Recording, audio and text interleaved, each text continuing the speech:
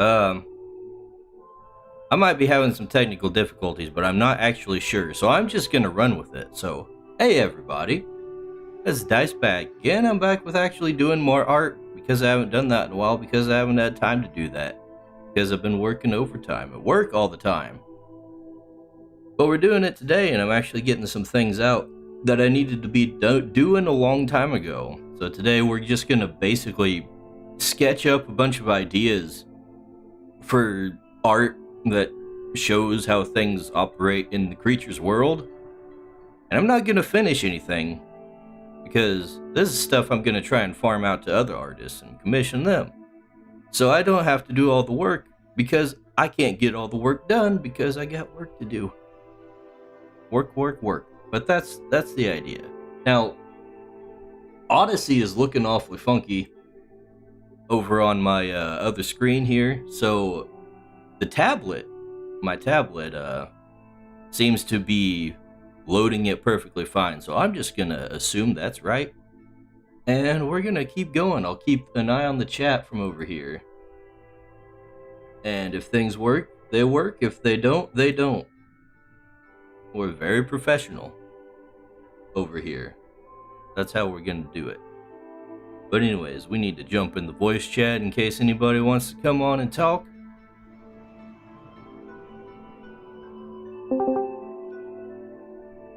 And we'll just leave that there and get right into it. So this is one that I need to rework because I don't really like I don't like the composition.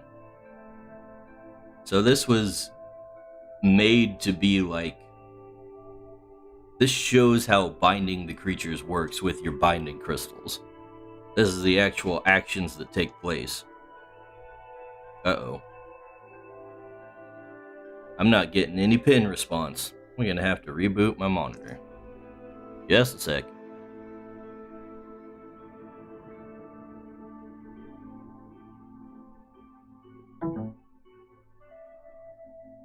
Hopefully this doesn't make anything too screwy.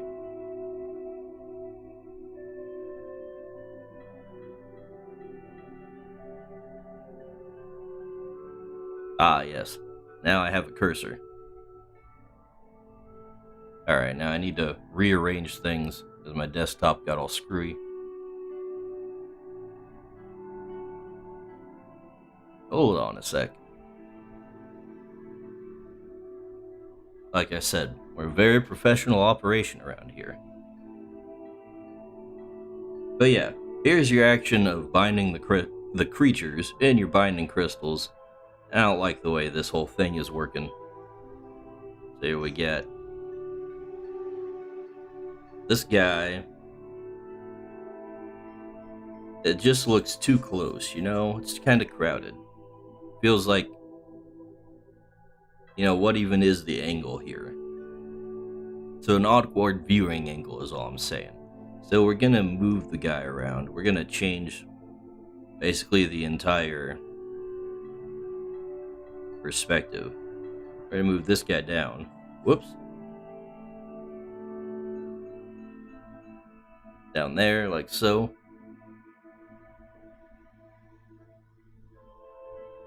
Maybe not that far. Then we're gonna have the Conjurer over here.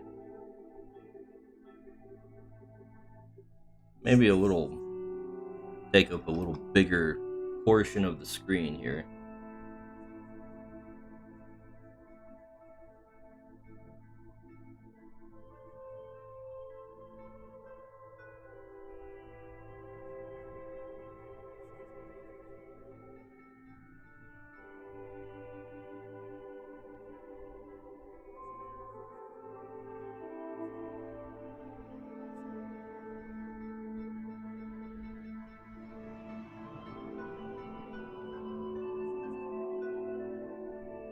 They're gonna be more like so.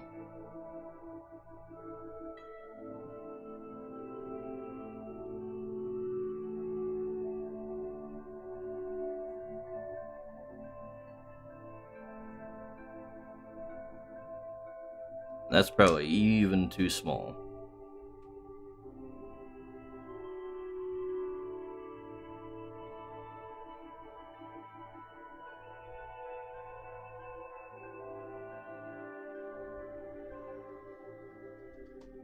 We gotta get a lot of foreshortening in there.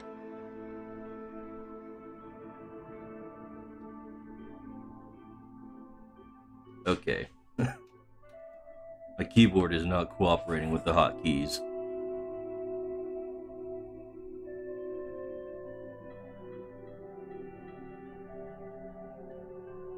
Wait a second, what is going on? Oh, Vtuber Studio has been turned into a different resolution. Get over here. There we go. Not cut off the edges.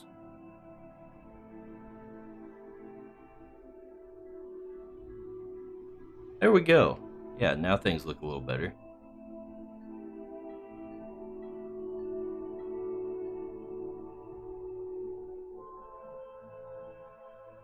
Actually, thinking about it.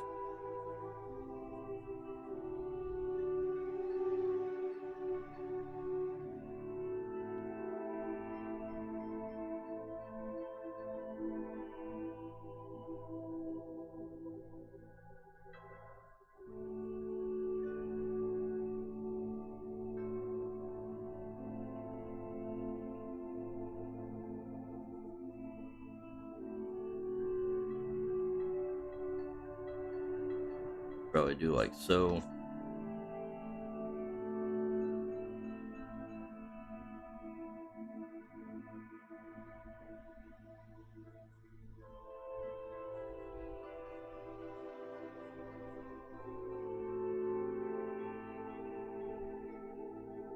Yeah. You know what? It might be better for him to be kind of leaning more backward.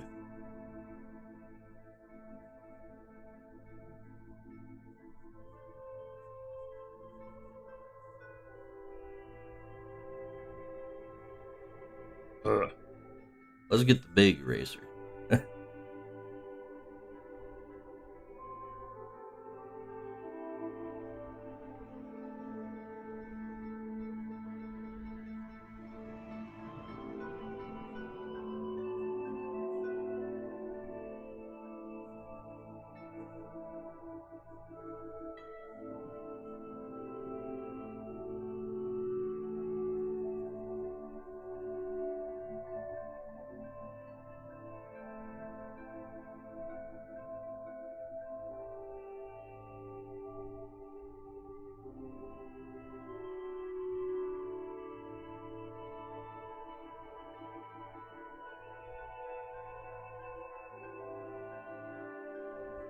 Maybe something like that.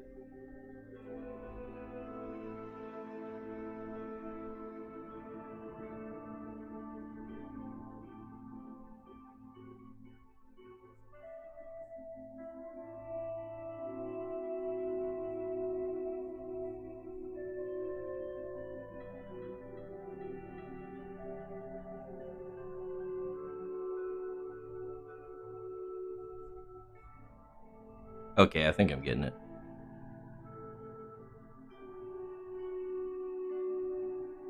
The creature pal looks lovely. Thank you. Doll baby battles? That's the part I drew ahead of time. Yeah, we're not gonna get too off in the weeds. These are just doodles at the moment. I'm mostly just worried about getting the composition down here.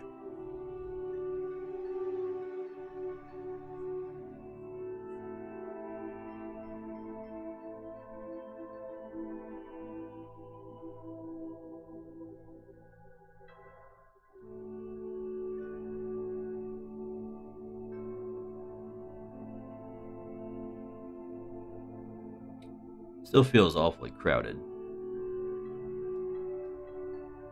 I want to make this guy even bigger.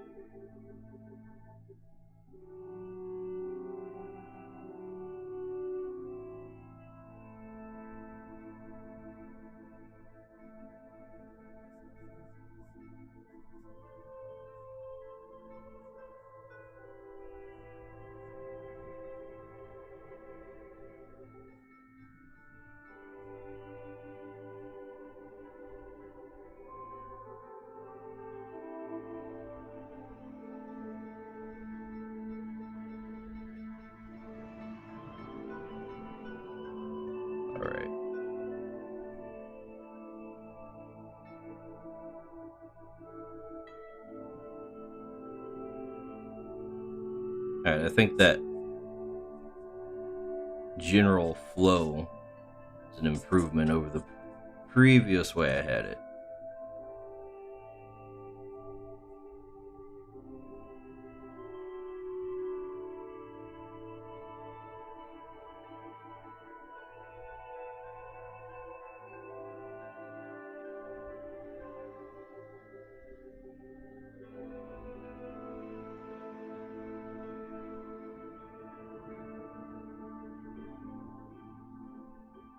Alright, so let's see. How much of the other stuff can I actually salvage?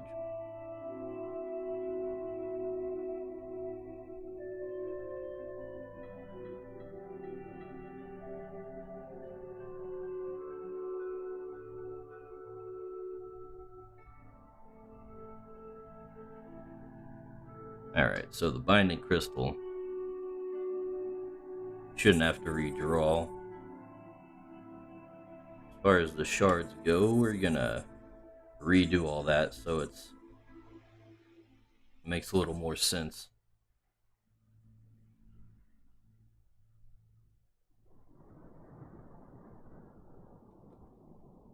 Let's see.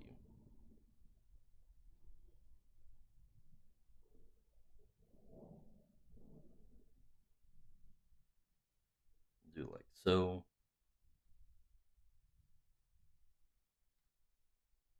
What we've got is that the shards are going to break away from the crystal and basically surround it and then encase the creature.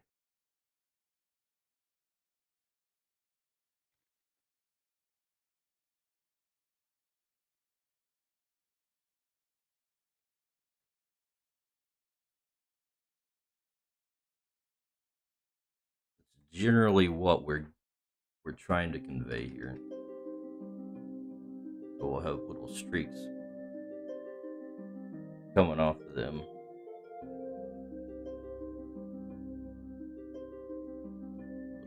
Don't want to erase the crystal itself.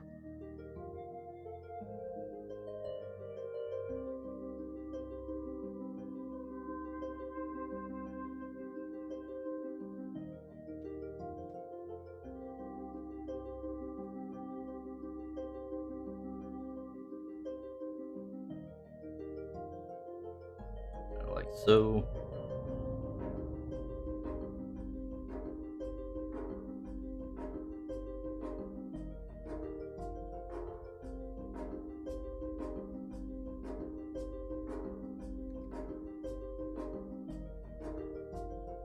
That kind of look like they're streaking out.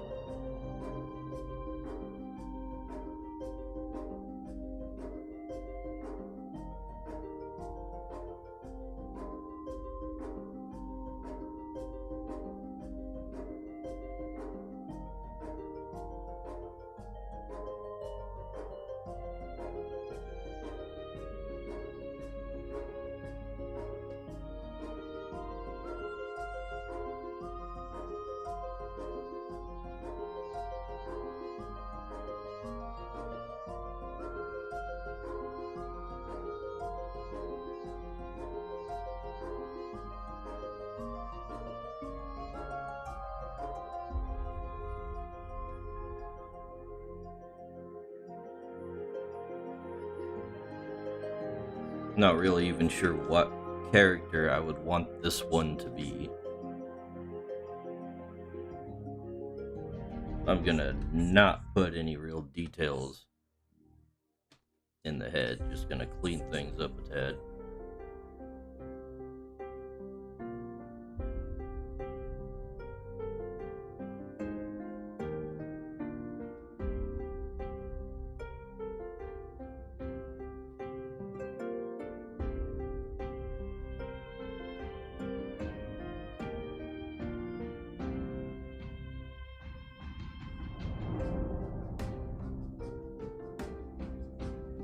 Uh,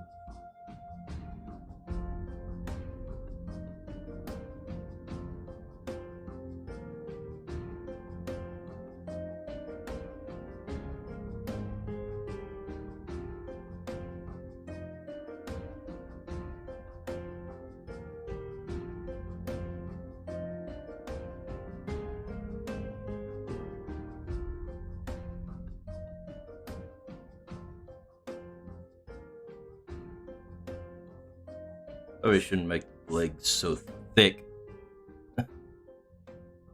One of the things I always have trouble when I'm trying to draw in like Pokemon-ish style. I'm too used to drawing thick legs.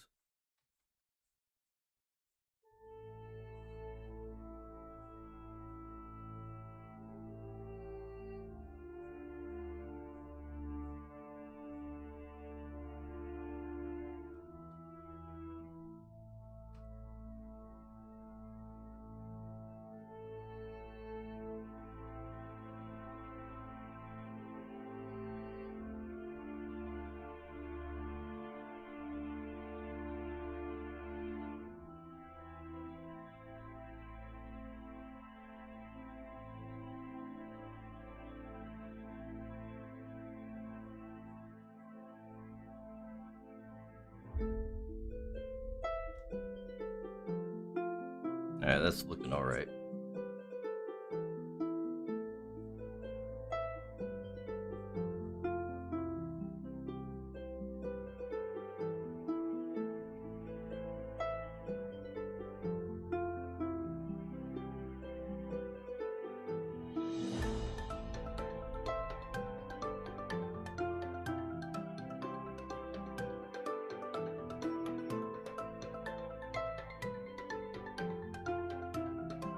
Probably could stand to make the head a bit bigger.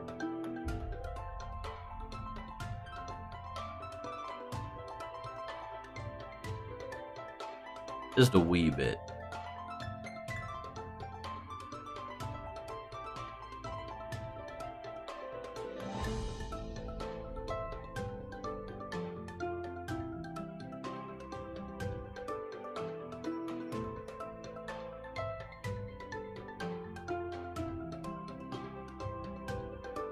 You know what? I said at the start that I was probably going to farm this stuff out to other artists.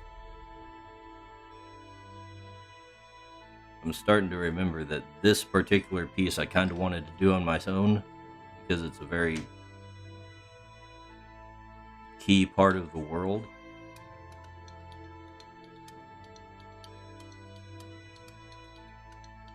I guess I'm not even doing what I set out to do here today, but this is probably about as good as it's going to get at the moment. I'll have to take another look at it some other time and move on to the next thing.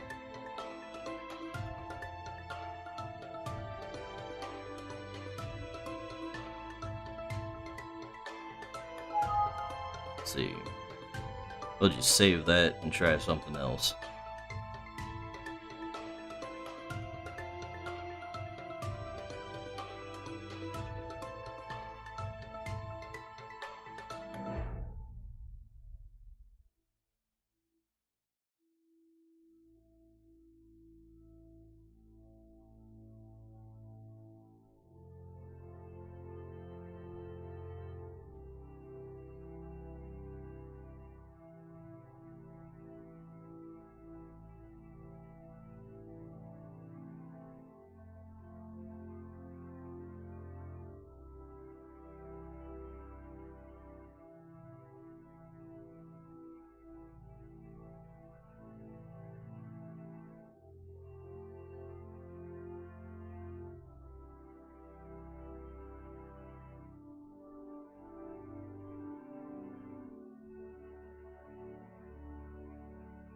Alright.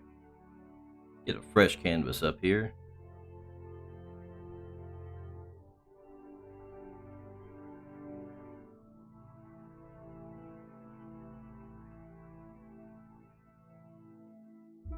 Okay, here's a fun one.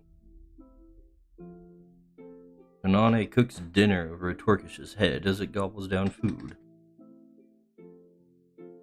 Let's get Torquish up. Get our references up on the screen.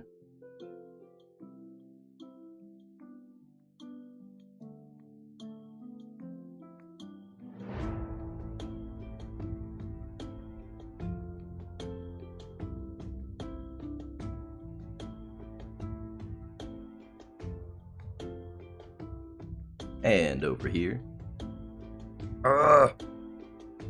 He's a big boy.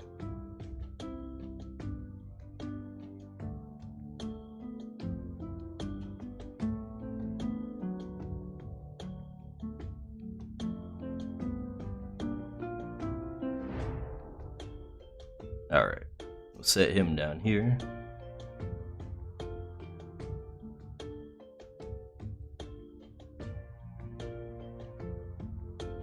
And then we'll get the character up.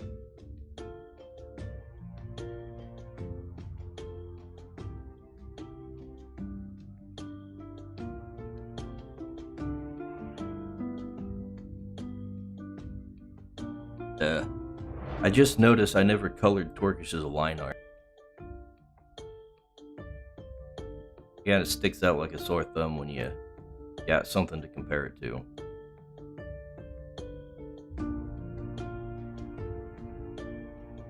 Alright, we'll just put her down here.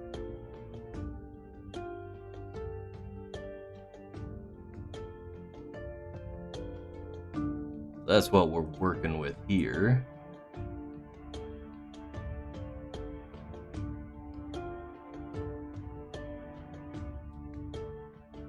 Alright, so we're gonna have a big old pot.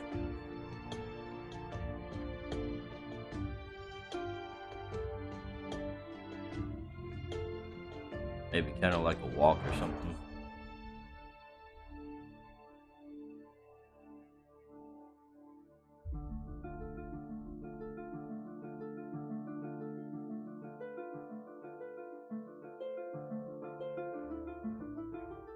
Okay. Be nice if my keyboard would actually function. Hey, I'm hitting the key for switching back to the brush, but why aren't you doing it?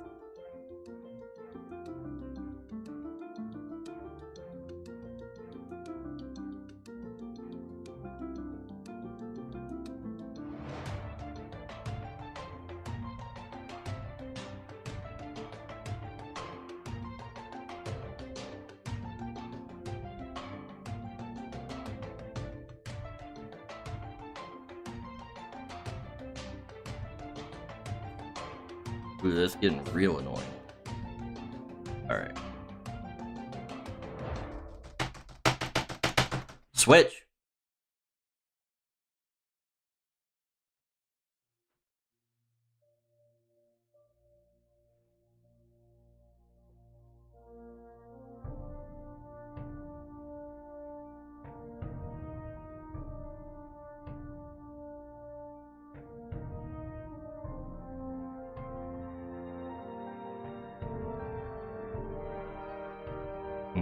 Maybe I need to look up what a pot looks like.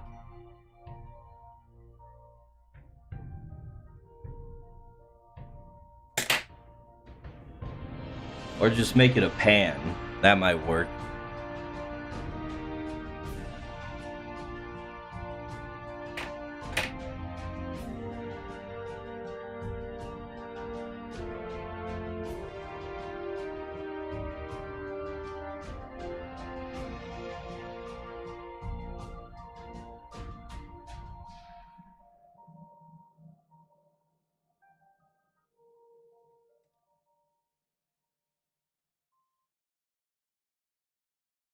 Ugh!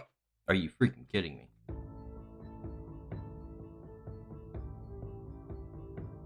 Nothing wants to work correctly today.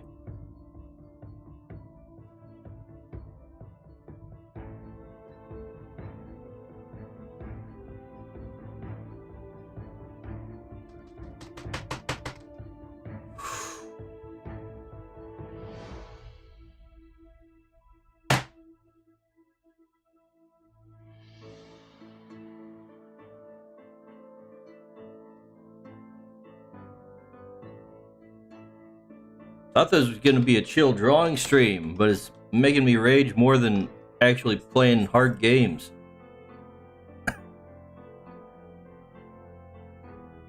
Drawing, the most frustrating game of all.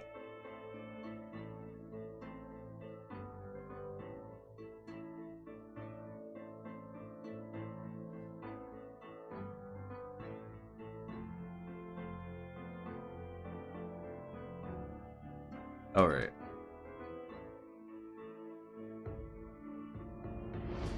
There'd probably be a handle coming off this direction.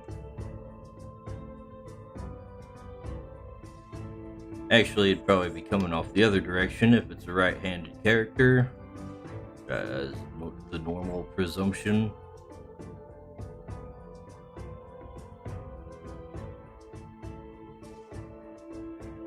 Alright.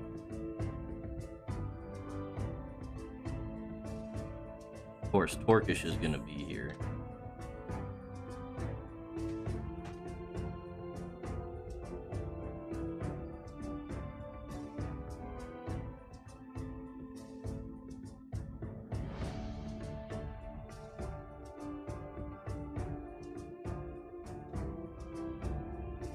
We'll make him here at a high angle, or a low angle actually.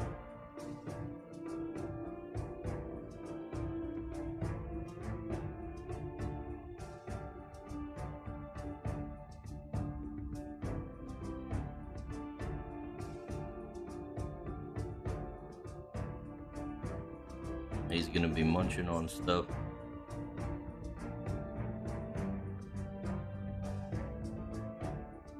Probably want to move the whole thing up, actually.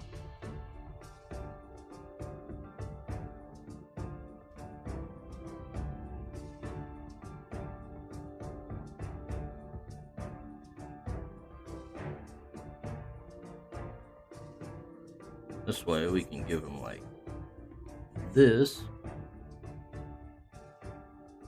where he's actually like grabbing onto the thing and we can see it.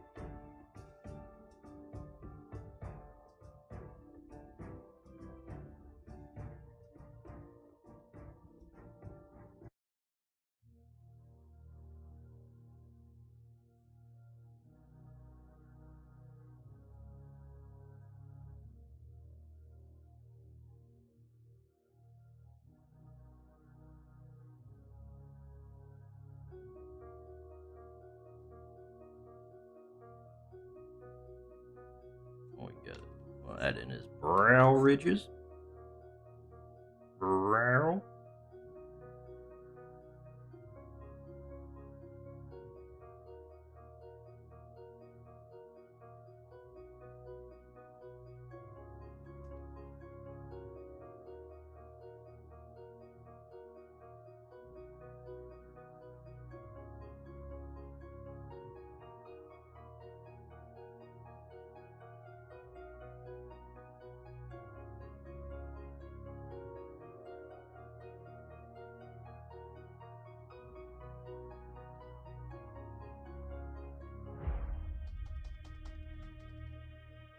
Let me switch. Come on.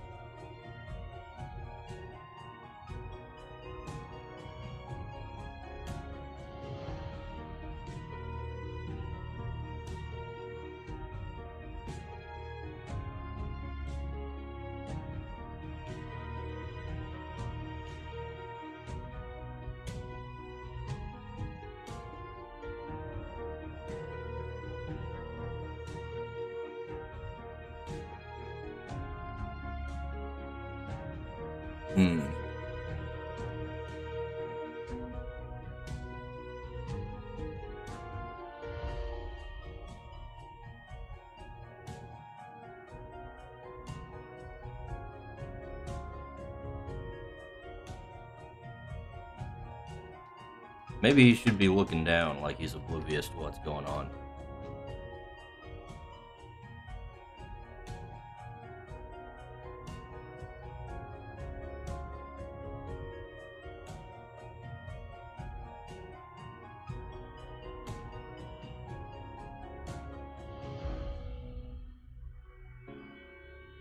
How's that?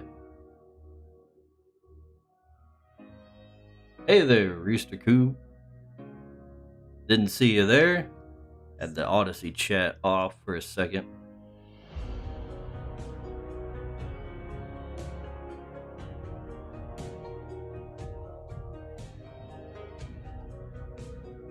Ah.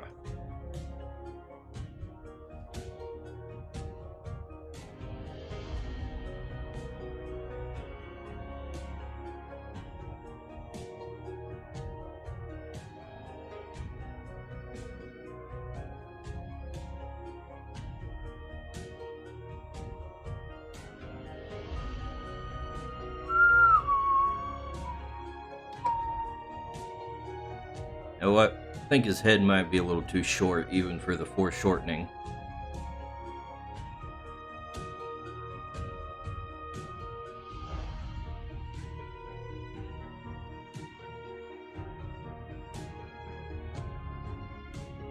He's also got a nose that I forgot to put on.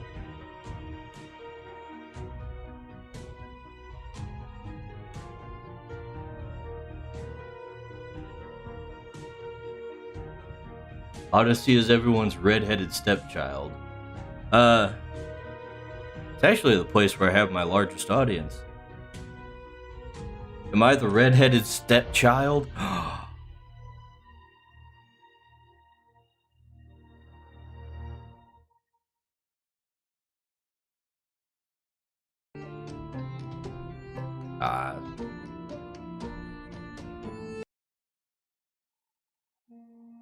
If you like the music, let's see.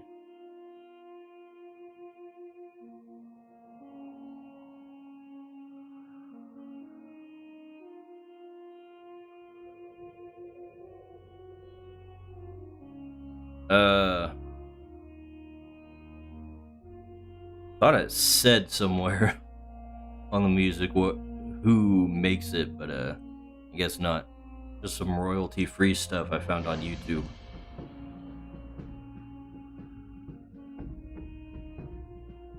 Alright.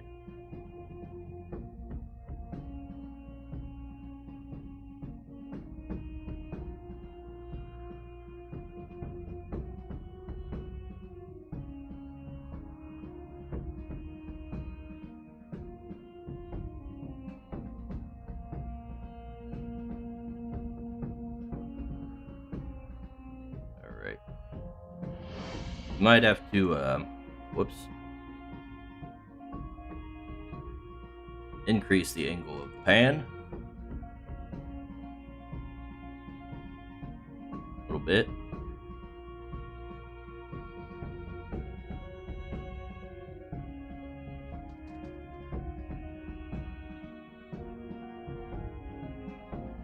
So it looks more in line with the angle that Torquish is in.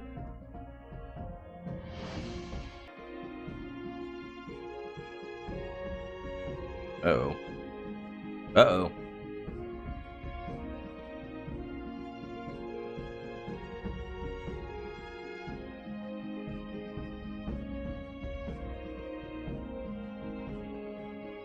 What happened? Where'd I go?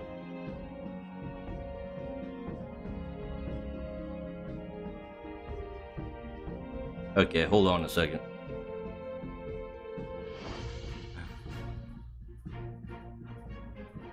Something crashed my physical form.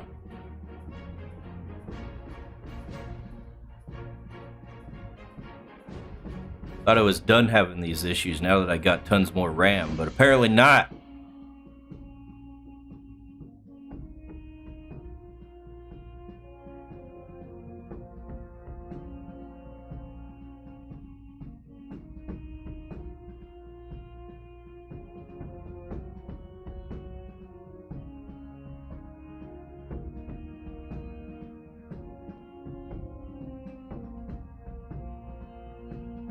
Okay, looks like I'm gonna have to restart VTube Studio to get back on.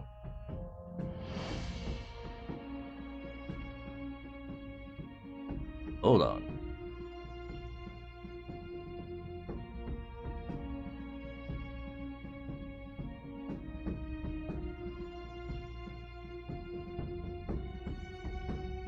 Ah!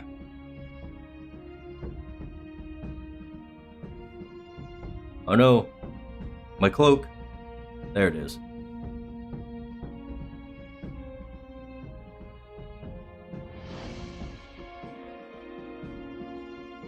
Okay. That was scary.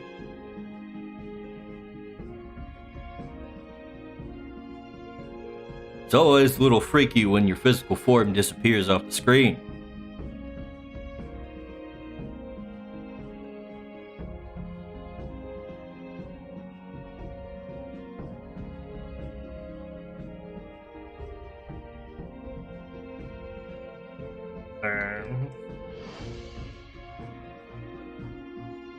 We'll get Konana's head in here. Let's see. He's going to be at a pretty high angle there.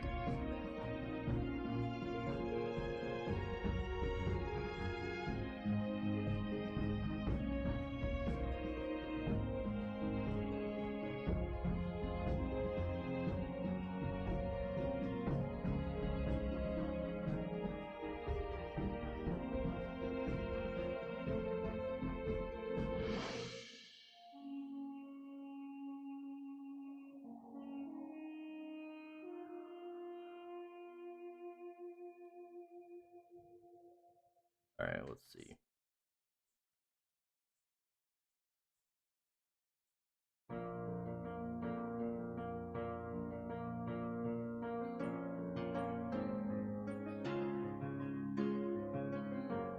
I get the ears pretty low on the face compared to the eyes.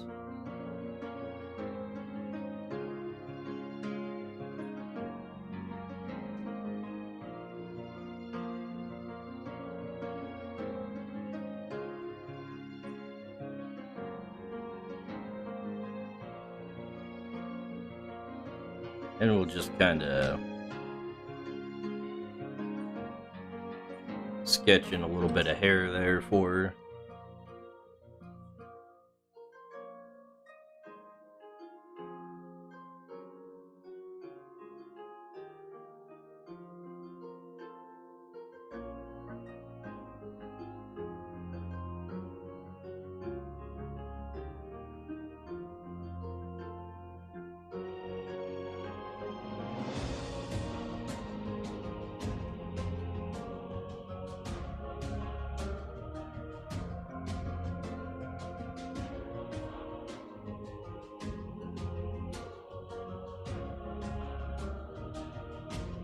Maybe that angle's a little too drastic. Just a bit.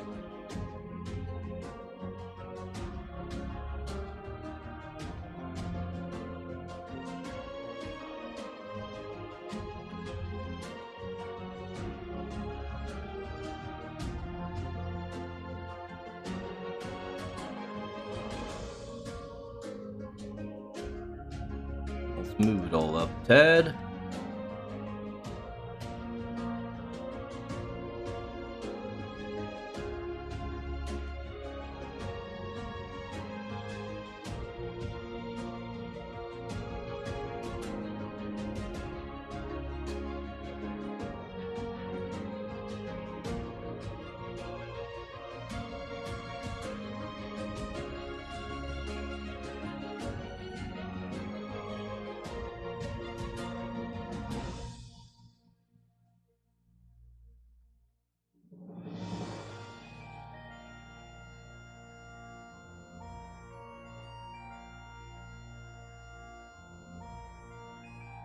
This arm should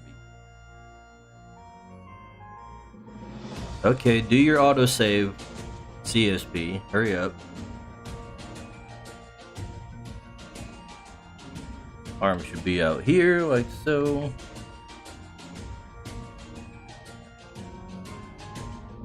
The whole hand is going to be like that.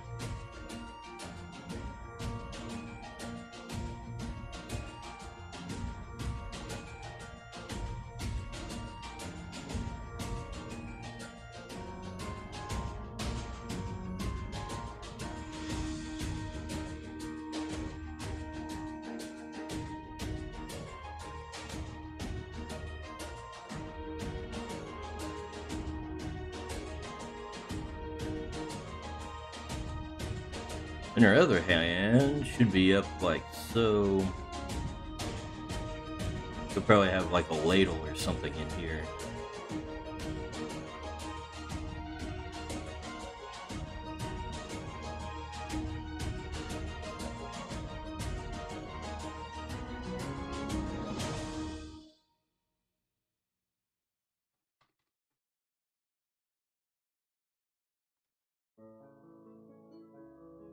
see, what do her eyes look like?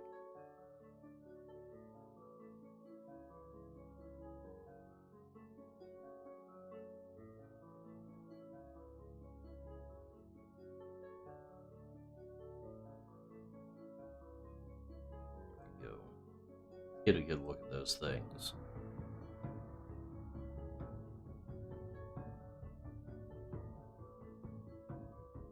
Okay, they come down on the outside, or on the inside.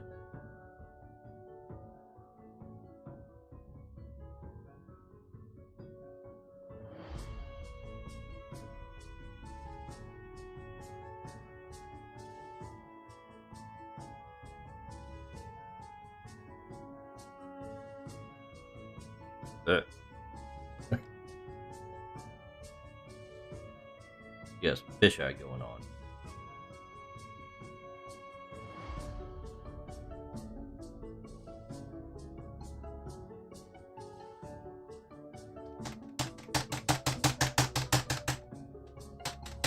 Come on! Ugh! Change! Let me change tools.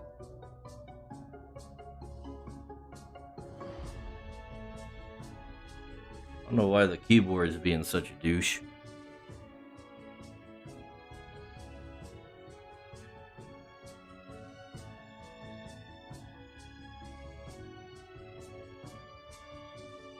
There we go.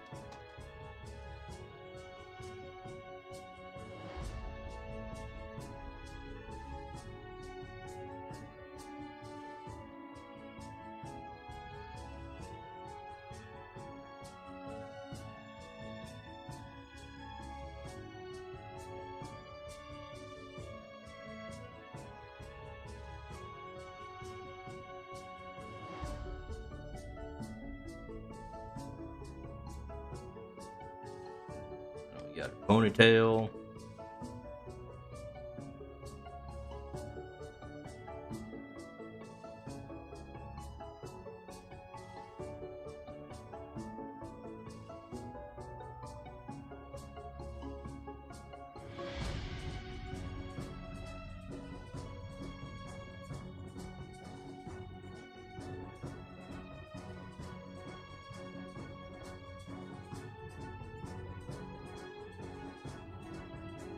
I'm gonna clean up Torkish a little bit more.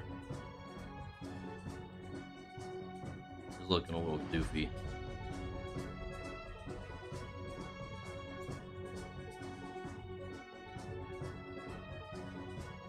And maybe we want to add in some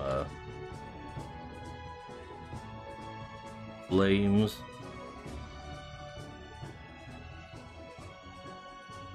Suggestions of ones at least.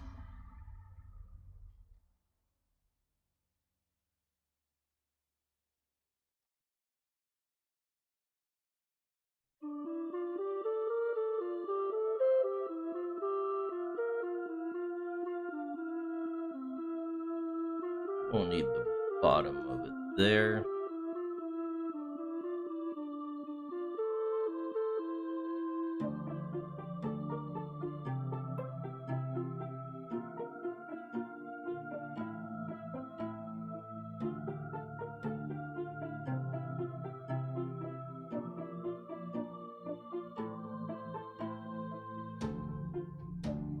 Okay, now we're gonna have to figure out where the rest of the body would actually be. Something like so.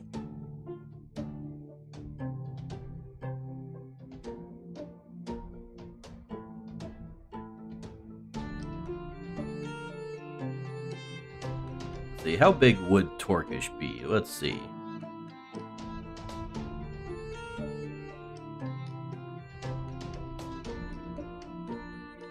Get a little comparison.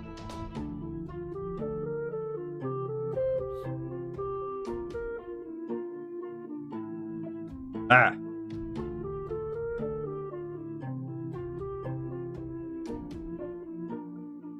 Okay, OBS.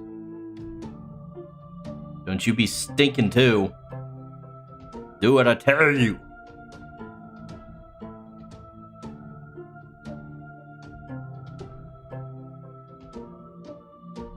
that's about right.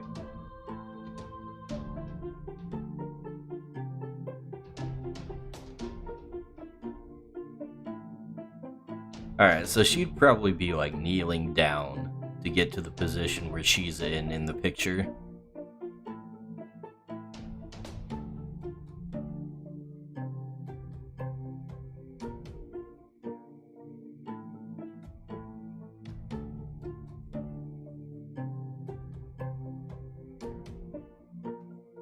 That's good. We can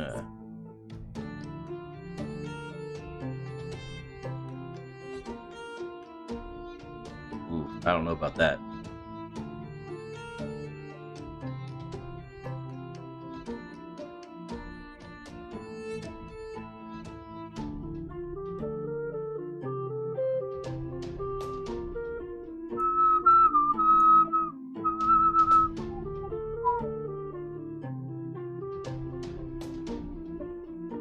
Okay, we're gonna have to do a lot more foreshortening on her.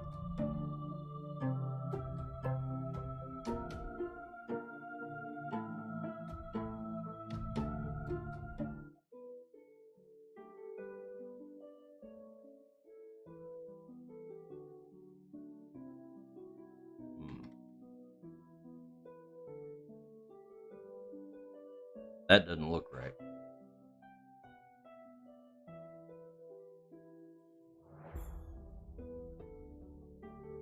I don't think we're gonna be able to do it like that.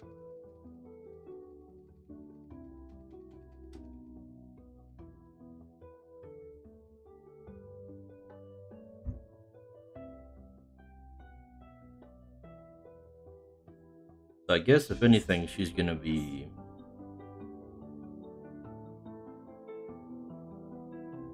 kind of kneeling with her legs together then.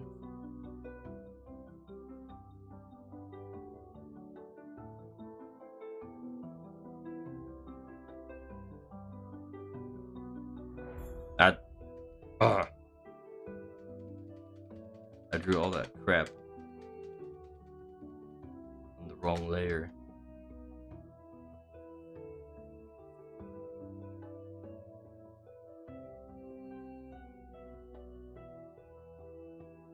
Story as old as time. Or at least as old as digital art.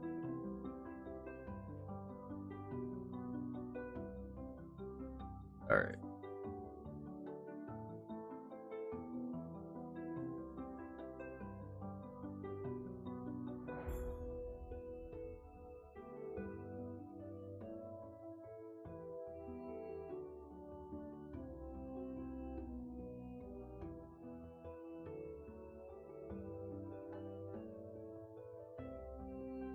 Put him somewhere else.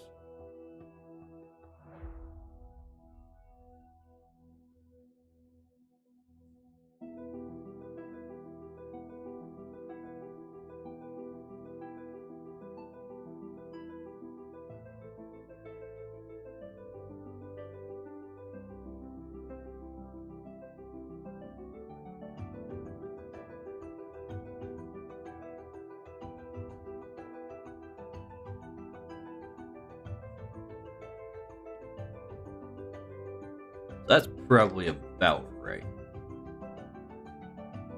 Let's bring Torkish back.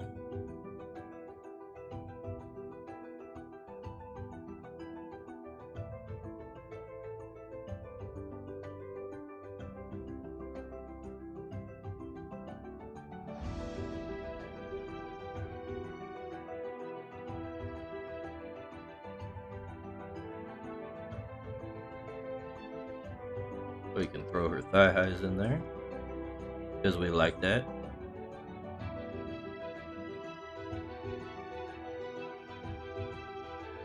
Actually, it would probably be a lot more drastic on the angle there.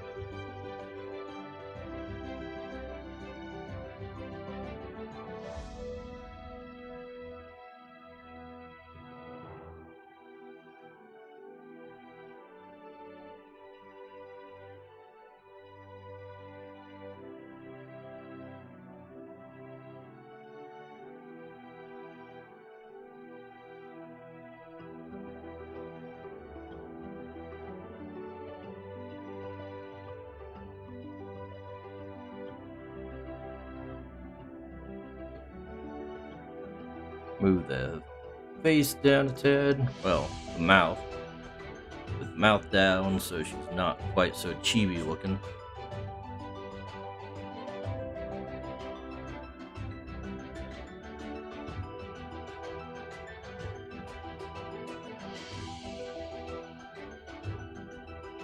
And of course, she's wearing her cloak, so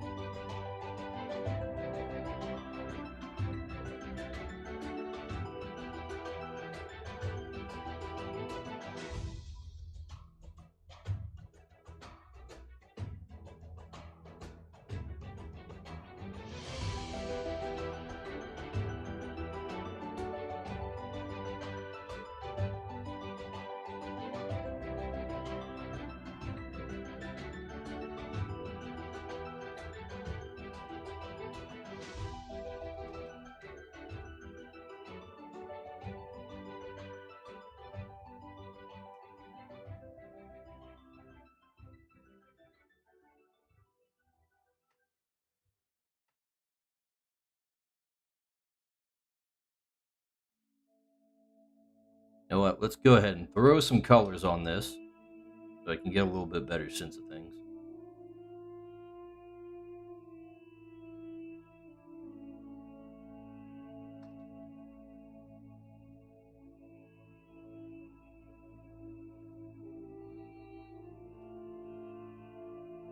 We'll move on to the next thing.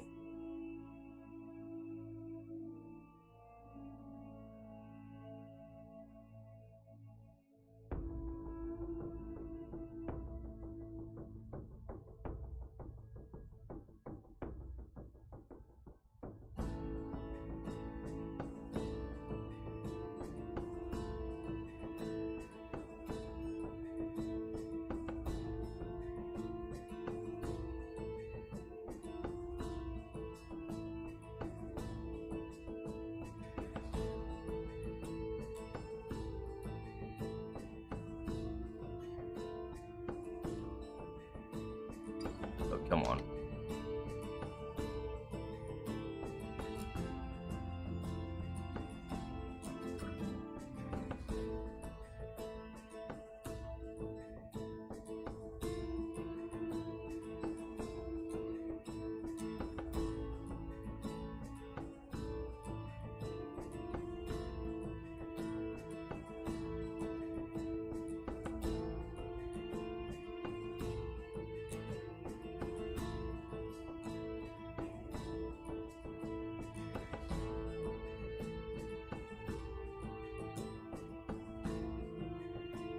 Whoops. We want to fill in that whole area.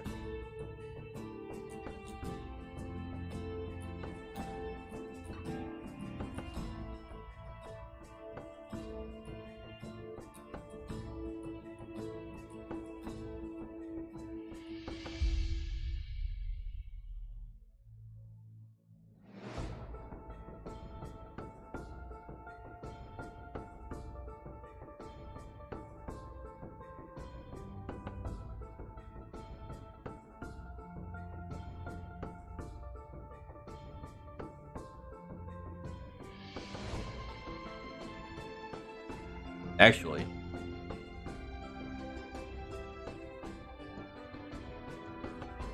you should probably have a skirt on.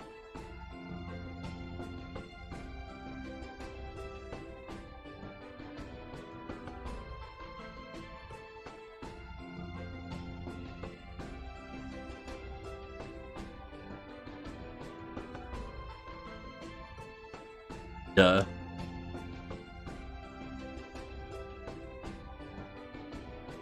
There we go.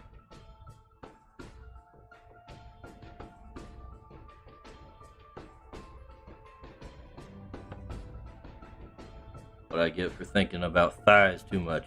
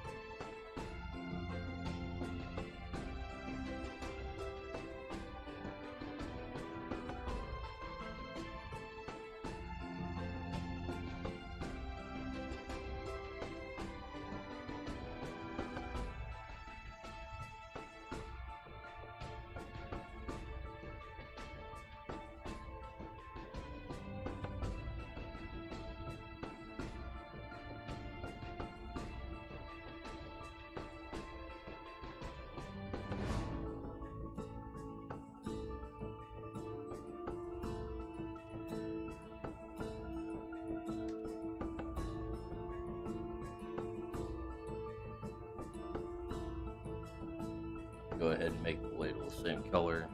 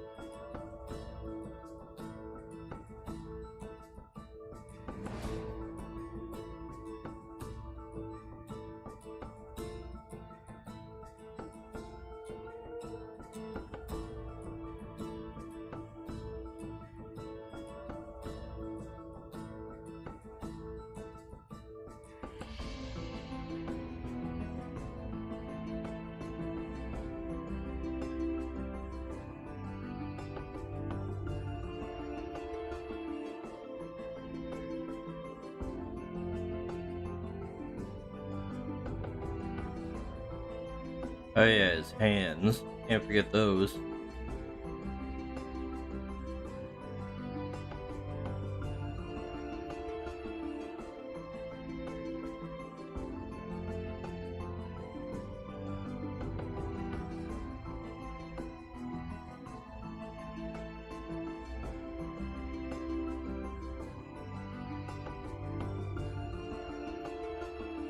I'll just put in some suggestion of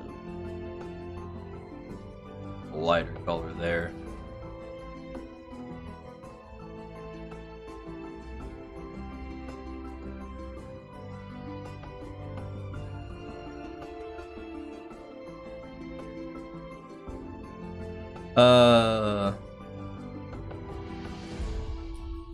What though? He should be eating a blazeberry because we have those in the world. Go ahead and put some little things in there.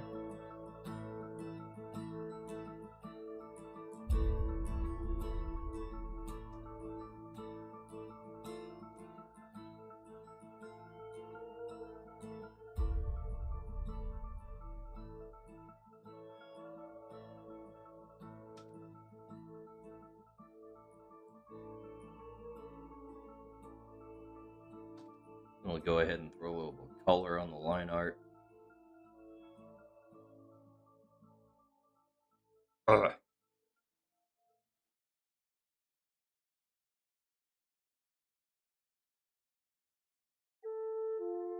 Make it a little softer looking. I'm tempted to finish this, but we ain't gonna do that. I set out to do what I'm trying to do. And I need to do it.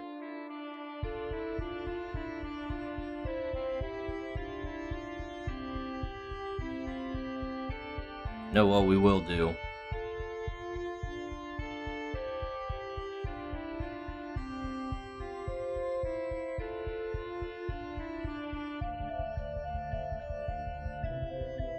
We'll do this. That's what we'll do.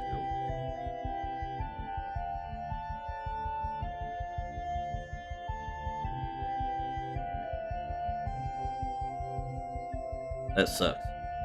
Why'd I pick that color?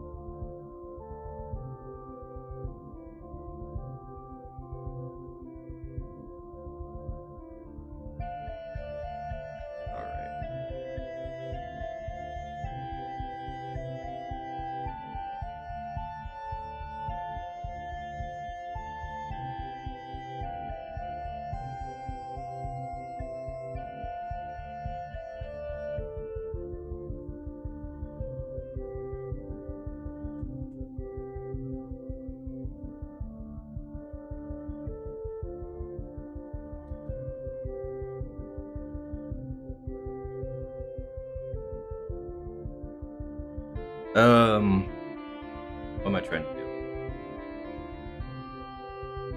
There we go. I know what I'm trying to do now.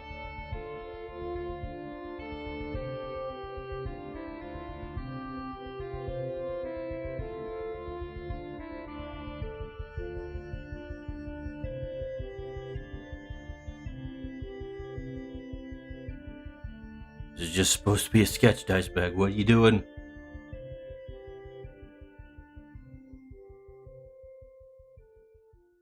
No, not that stupid thing.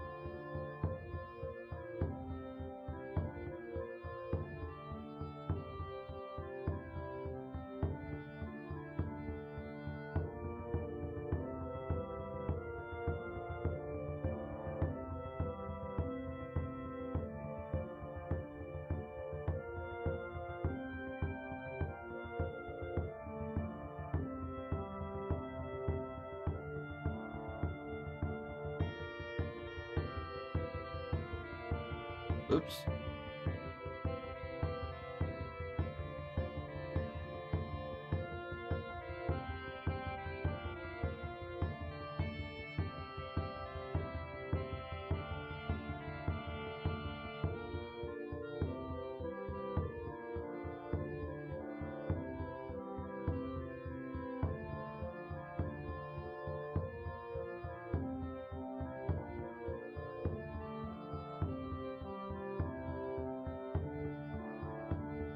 You know what?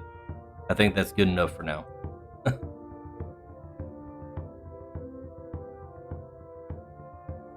Okay, actually, one thing.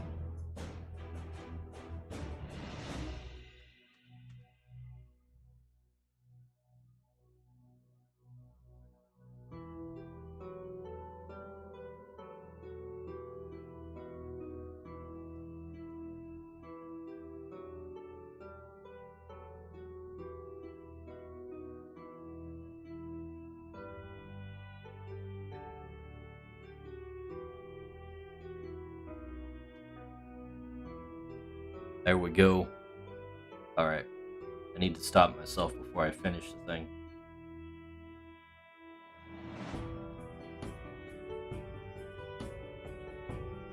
Save as. What are we saving this as? Nothing until I fix this one simple thing.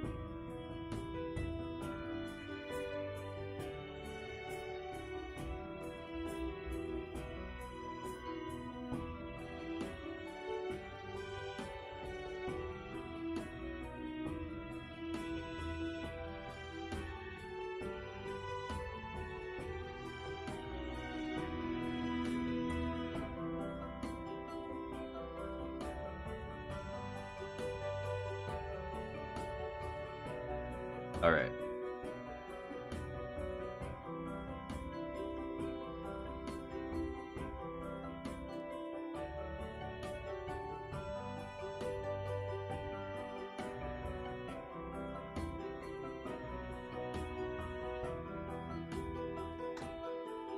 Let's just call this one cooking.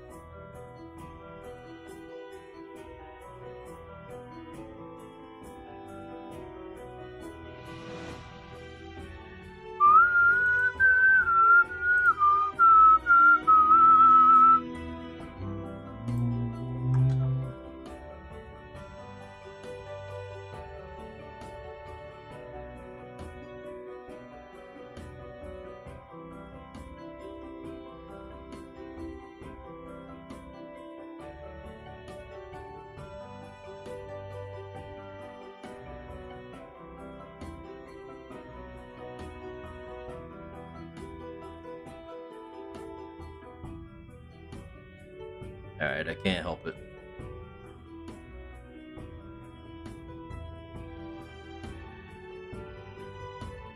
Bob Ross in me wants to do something else to this.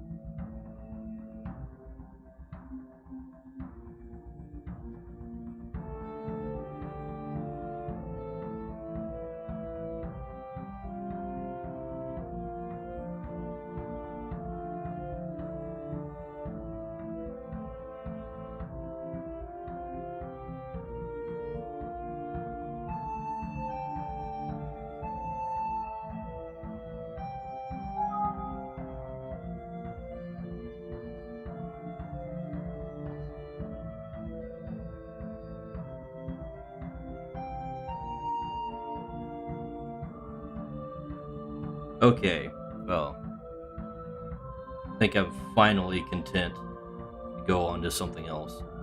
Let's see what we got.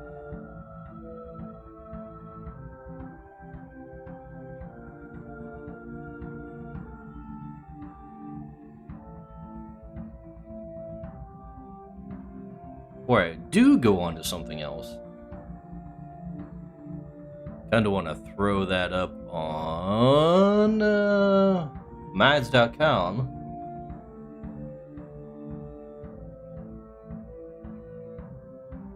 Show people what I'm doing over here.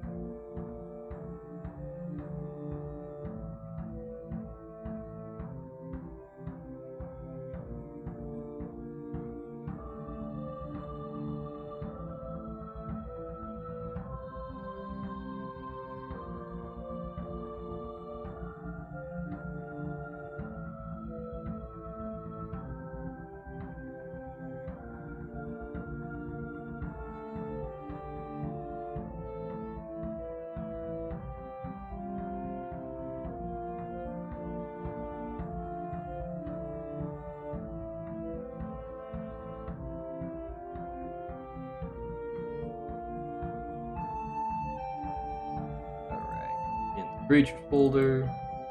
Not that one. Concept art. There we go.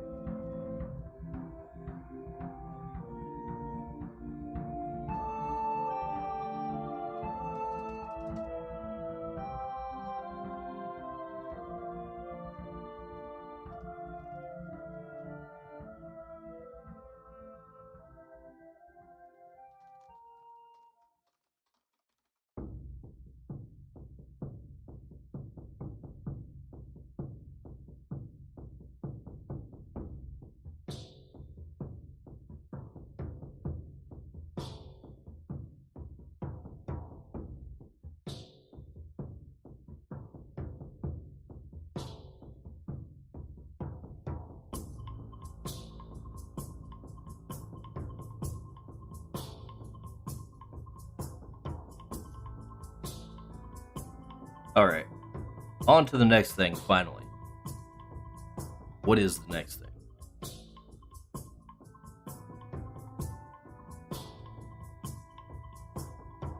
Let's see.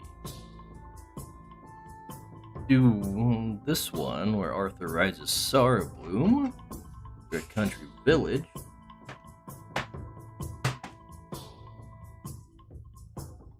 Should be a nice little one.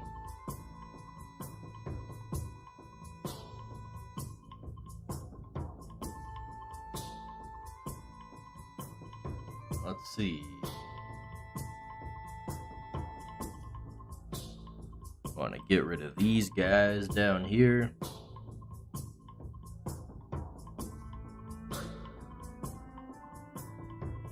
Away with you.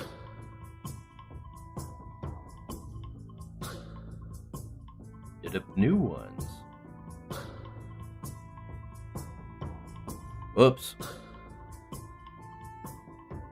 You didn't see that.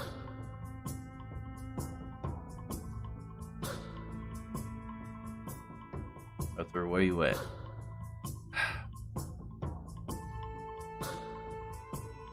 Why? Why is it selecting everything except the thing I'm clicking on?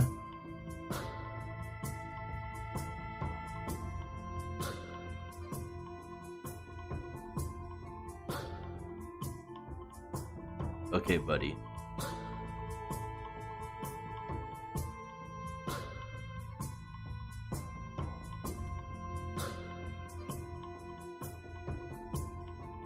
Put you right there.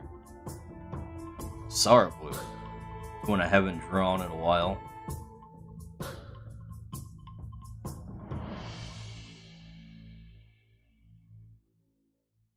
There it is. There it is.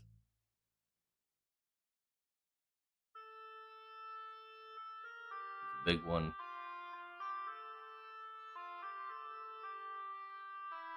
He's another one that I need to color the line art on. Actually.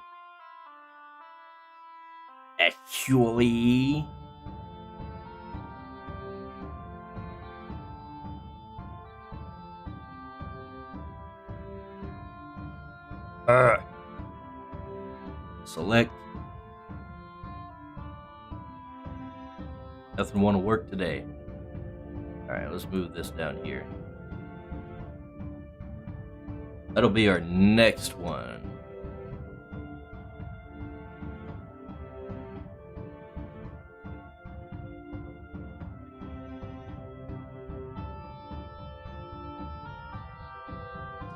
Now let's pull up some references.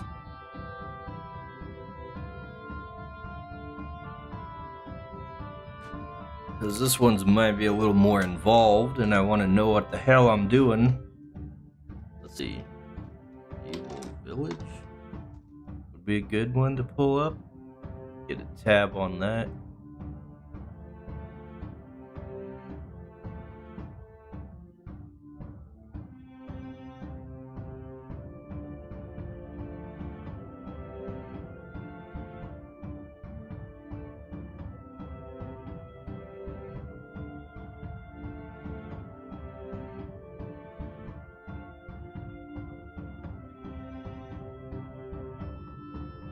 While I'm doing that, how's it going, Odyssey people? I see several people are watching. Nobody chatting, though. Feeling kind of lonely. If you want to lurk, that's okay, but I don't know, I'm just kind of boring myself. Let's see. What else do I need? Let's see.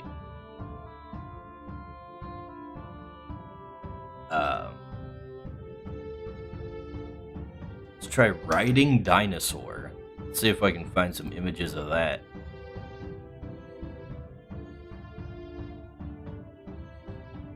Oh, there's a raptor riding a bike. What is this?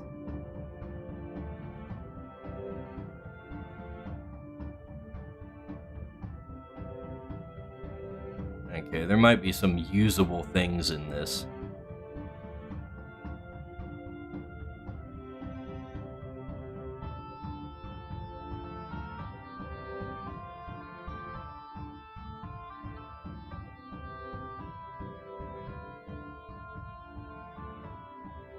Mostly seeing people riding T-Rexes. I ain't quite there yet.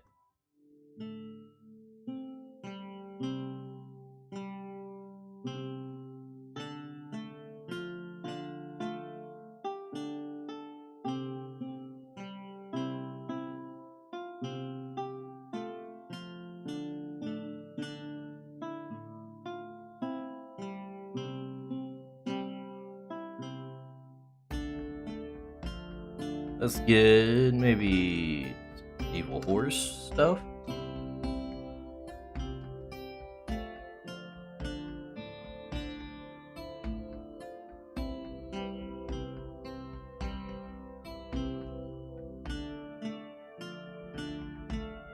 Or some knight,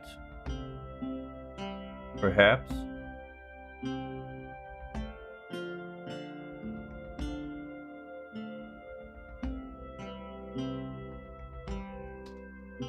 Medieval horse king, perhaps.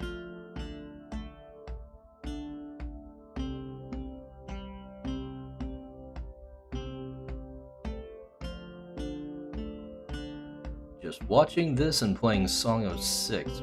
Mother-in-law just moved in, so I spent the day reorganizing the house. Interesting. I don't know what Song of Six is.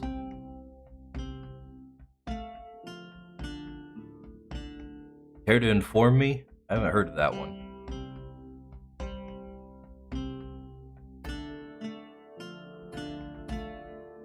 Let's see.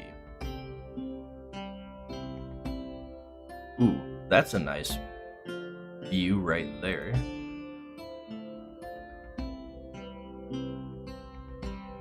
Nah, I can't just drag it in, dang it. Ah, that'll work.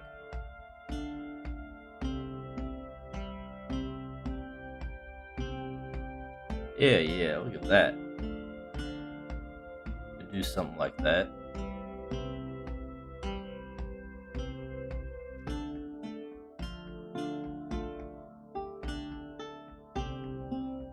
Instead of this horse, we'd have Sar Bloom there.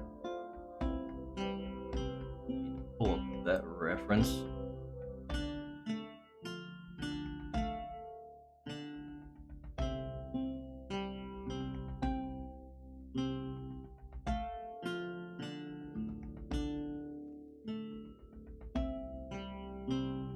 He's got more of a forward-facing face. Medieval city builder. Song of Six. Okay. I just started playing something called Dice Legacy, which is an interesting kind of take on 4X games, where all your workers are like represented by dice. It's very gamey.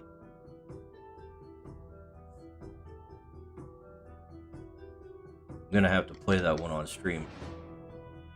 Actually saw the artist, one of the artists at least, who worked on it was on Minds.com. I haven't heard from them in a while, so apparently the game finished.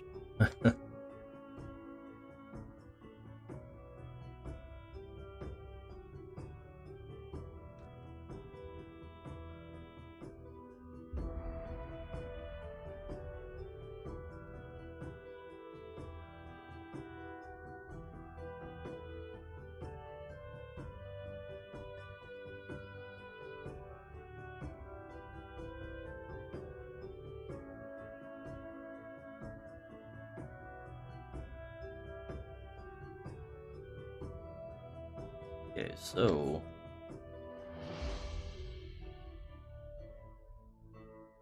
yeah, I do need to play that one on stream. It seems kind of fun.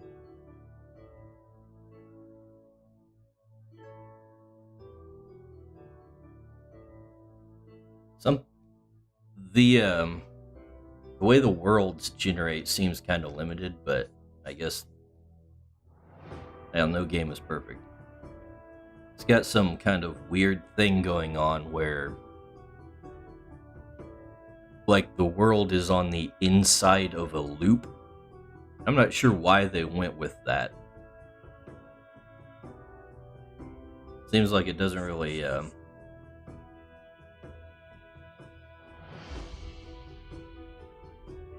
match up with the whole die focus of things, the dice and all that.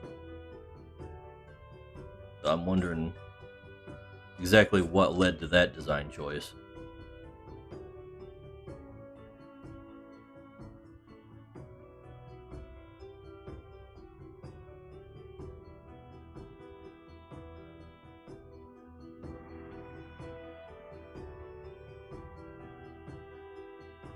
The map repeats if you scroll far enough. Yeah, it's like actually, like you can see it in 3D. You can see the whole ring that the world is built on. And when you scroll, it's very clear that it's like you're on the inside of a curve. I think it's meant to be a little more of a short-term type of game. It looks like they have quite a few things for you to unlock to make the game last longer and try new things.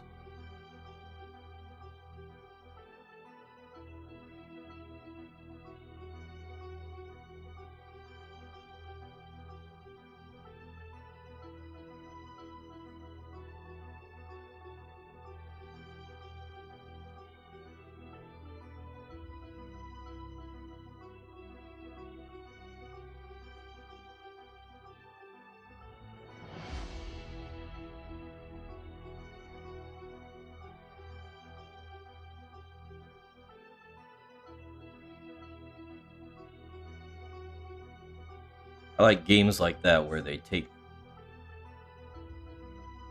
actually like throw in kind of tabletop-y elements into a video game. There's a lot of video games, they try not to be games in a way. They like hide the mechanics of the games. They don't really tell you all the rules. But the more tabletop-y you make the game, the more obvious the actual rules of the game become.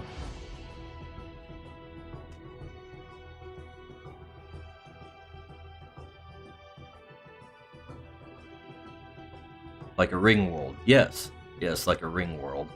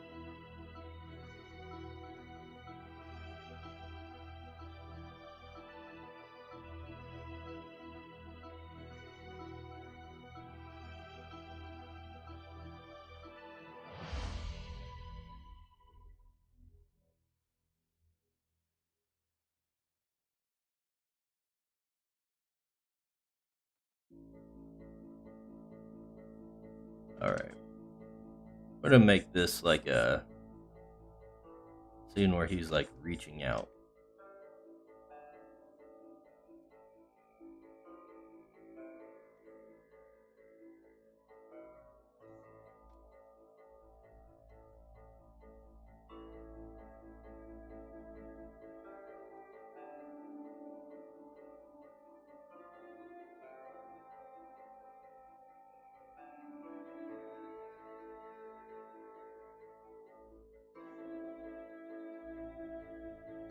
Then we'll have like, we'll probably have to, you know what? Probably just move the whole thing. Maybe not. Yeah, we're gonna have to resize this canvas. Edit.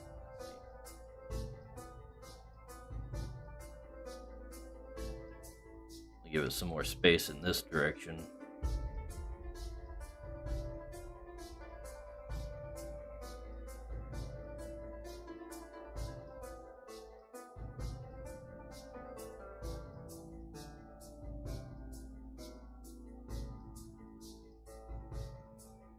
And we'll have like a little kid.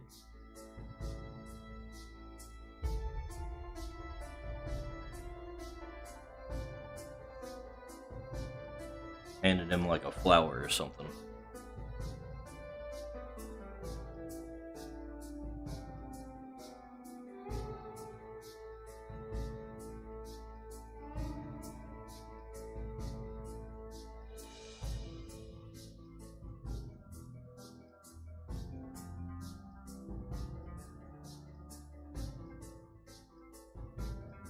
Maybe it should be the other way around.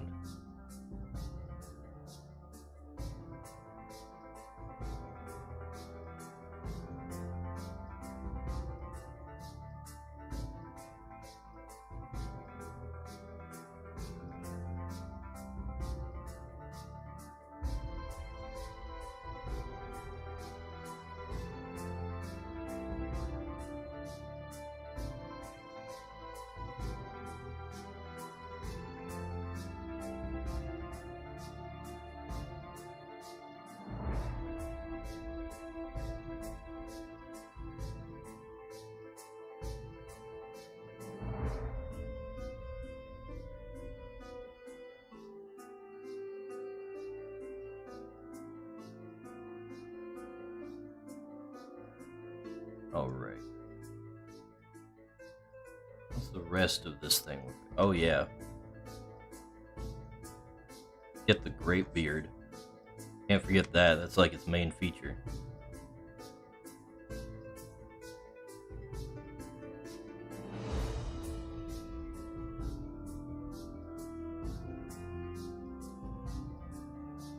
And also the flower petals. Basically forgot what my own designs look like.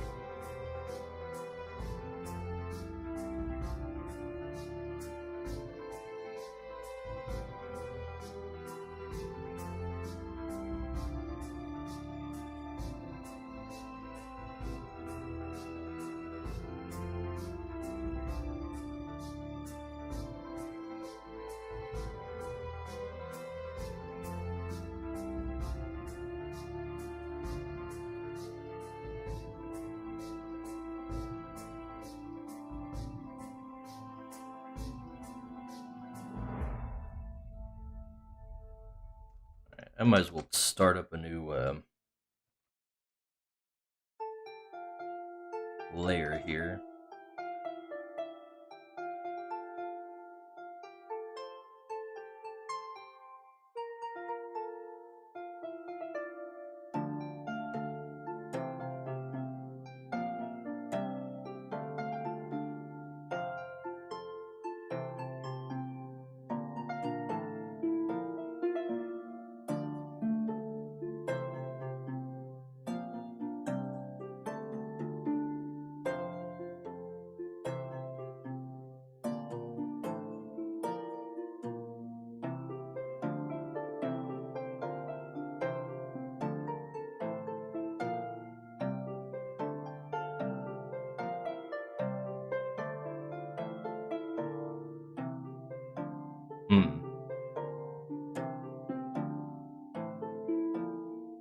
Might want to elongate the lizard here. I'm going to take this little part of him. Whoops. Gotta get the right layer first. Move it up a tad.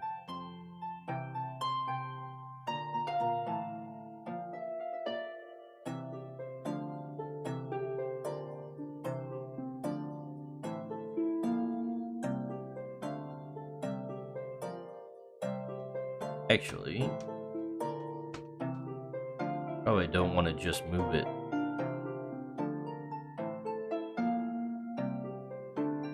It's supposed to be fairly vertical, actually. So,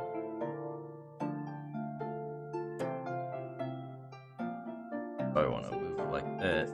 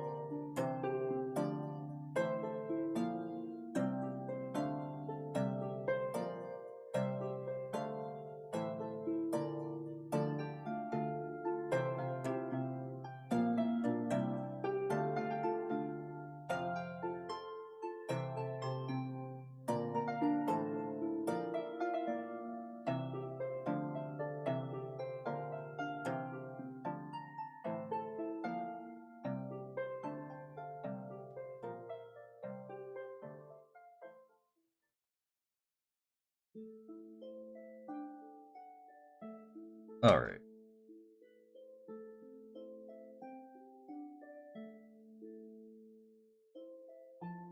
Grow some hair on this, make sure it's clear that it's a little girl.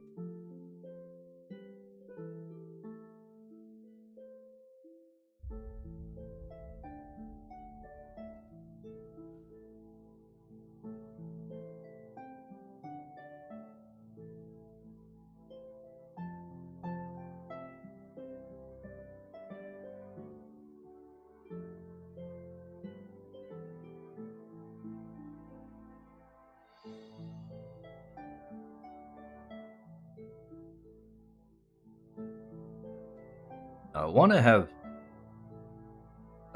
Lucas in here too. Let's get Lucas up.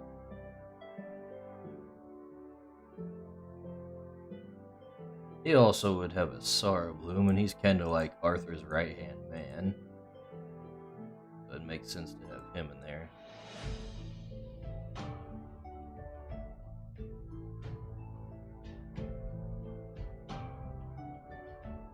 There he is.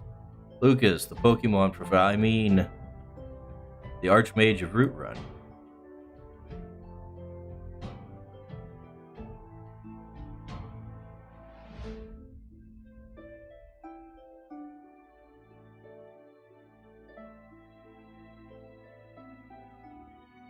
Yeah.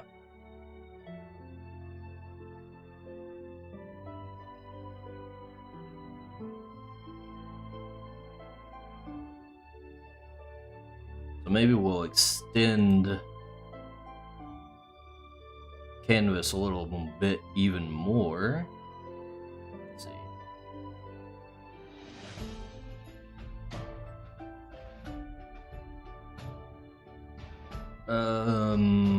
Where was that?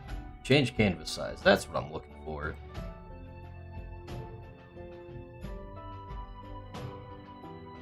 Bring it up this way.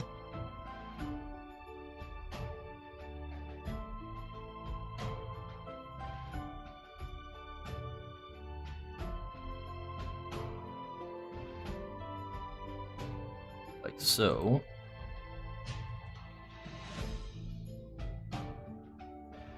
And you know what? This is just a sketch, so why don't we basically just copy and paste what I already made.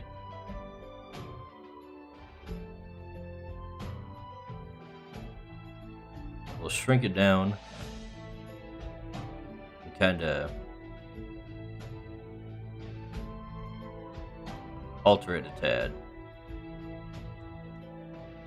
And it's basically the same thing, except, you know, none of this.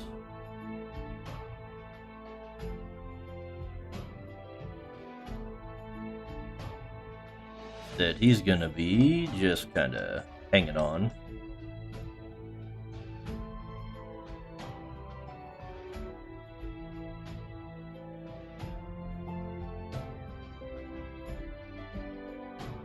Probably don't even need. We'll need a little bit. But we'll erase most of the tail there.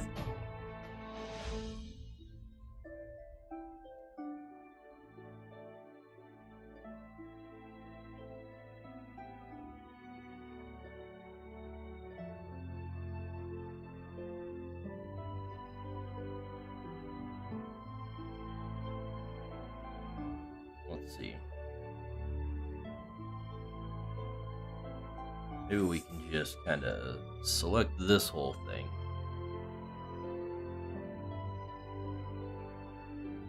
And flip it a little bit.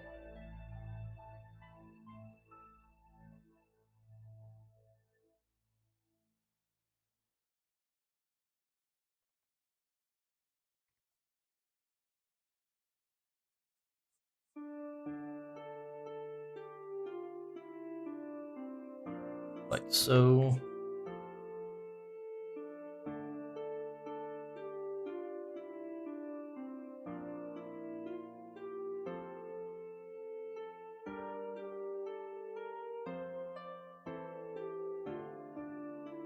Wait, that one's looking a little bit in the other direction. Like he's trying to see what's going on.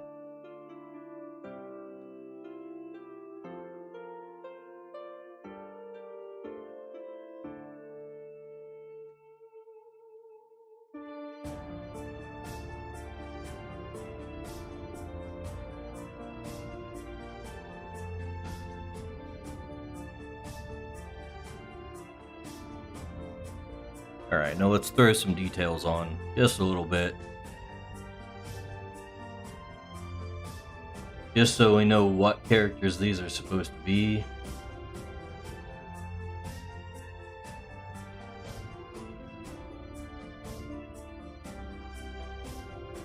Maybe we can do another sketch.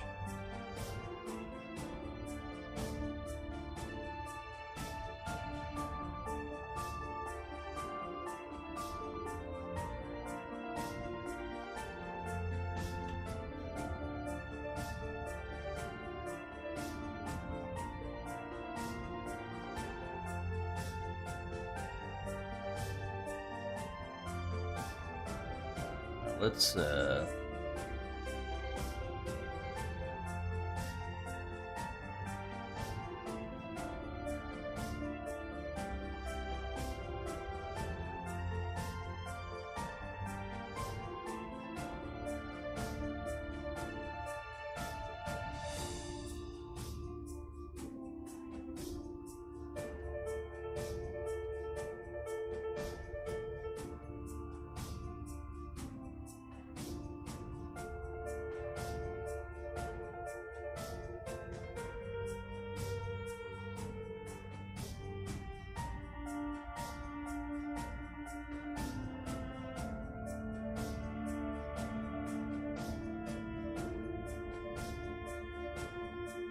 get his cloak on.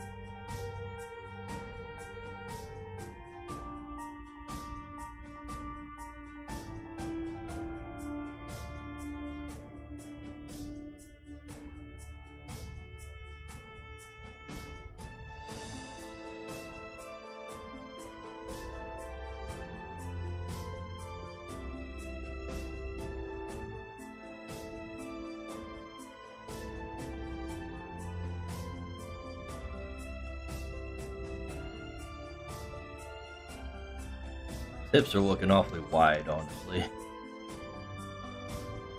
Let's see. That would just be the foreshortening.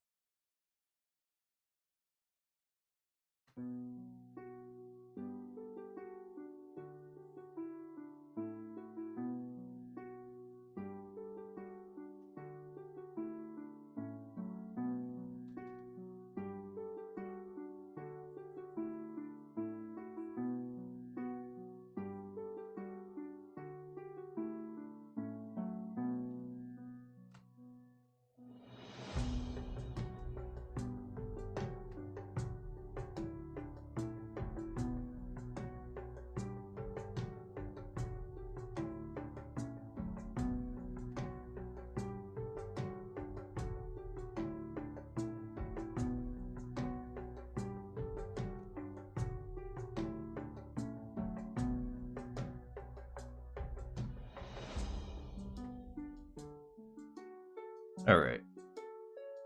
Got him. It's Lucas's turn. We're gonna need an even smaller brush here.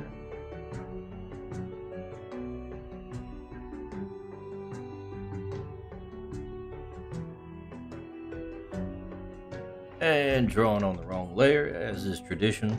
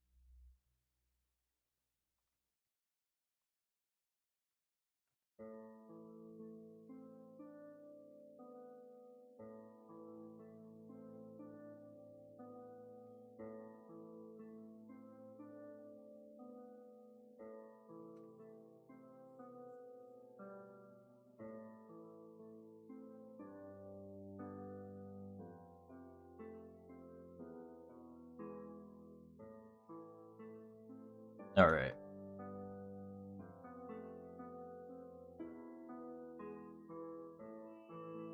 If that more or less gets the point across that I'm trying to make.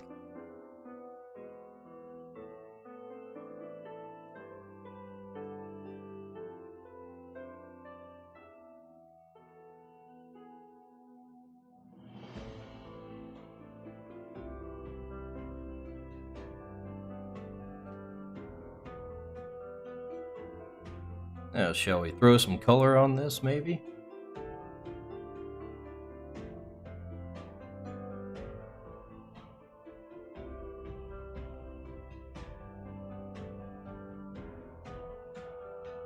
Hmm.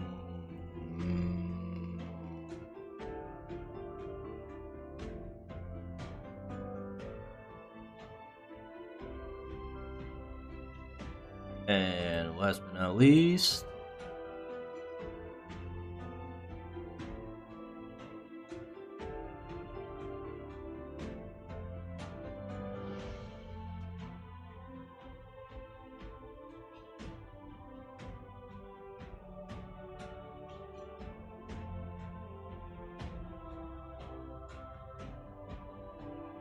Thank God for the fill tool.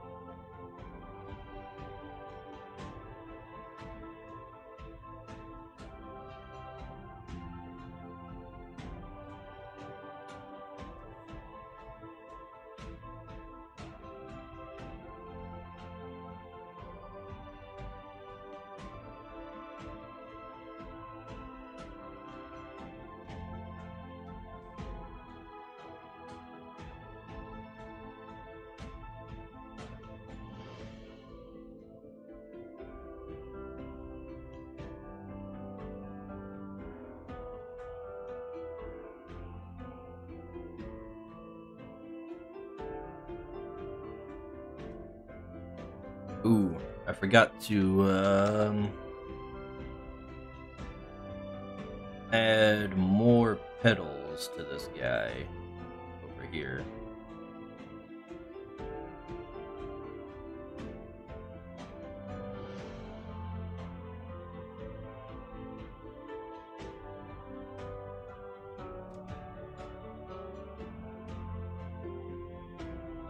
There we go.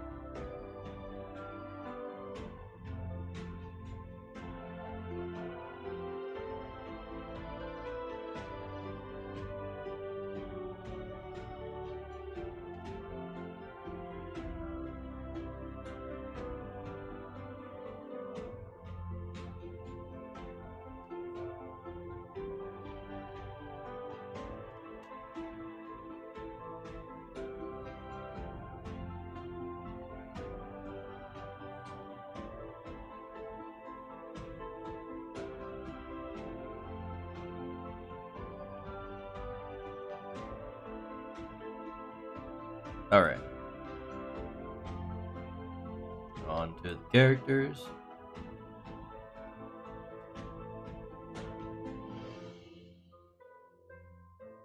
Oh.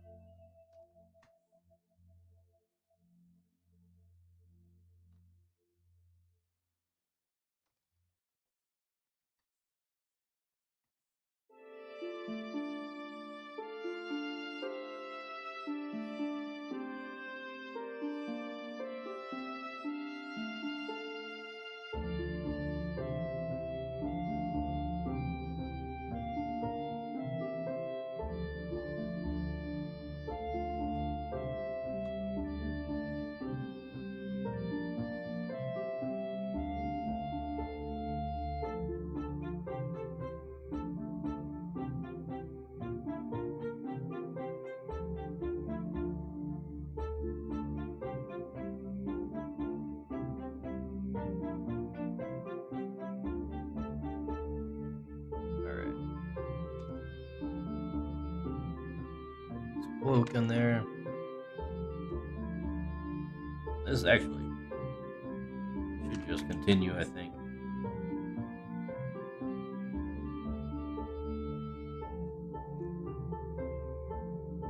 Also,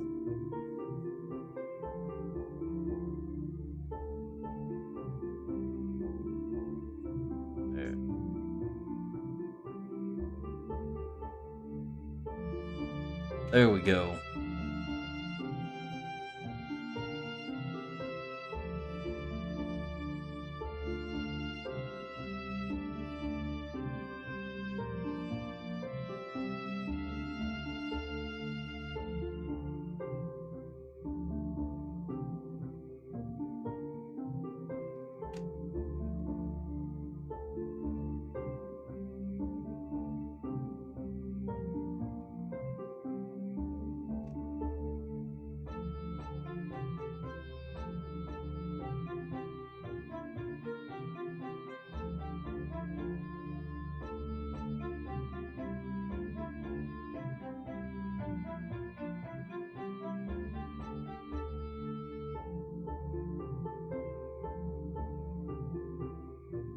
girl some color here.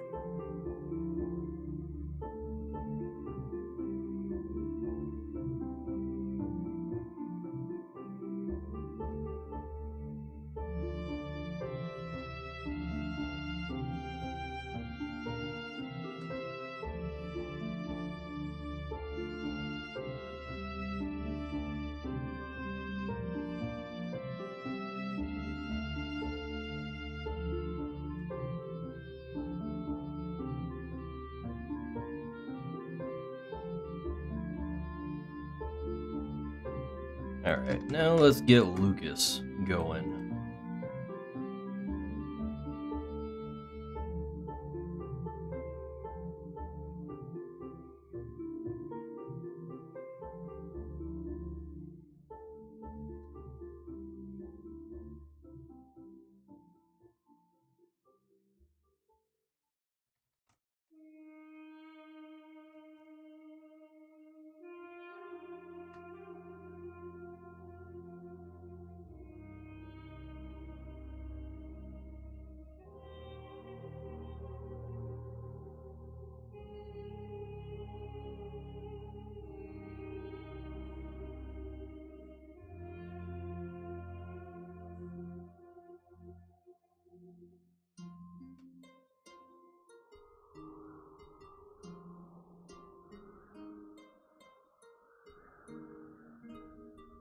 See.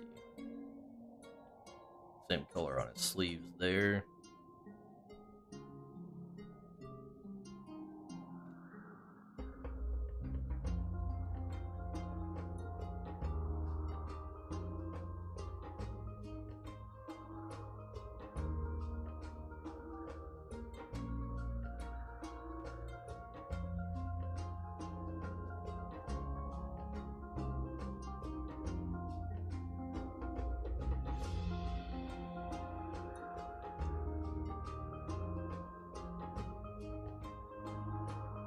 Whoops.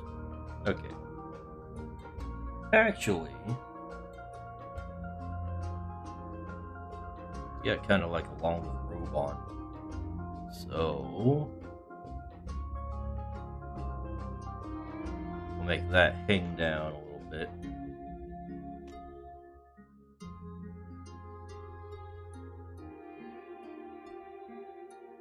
Color that like so, that like so.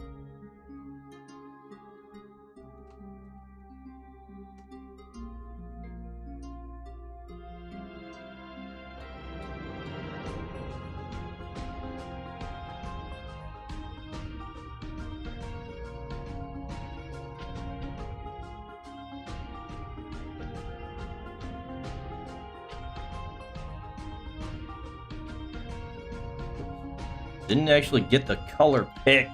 Urgh. Went all the way over to that other tab for nothing.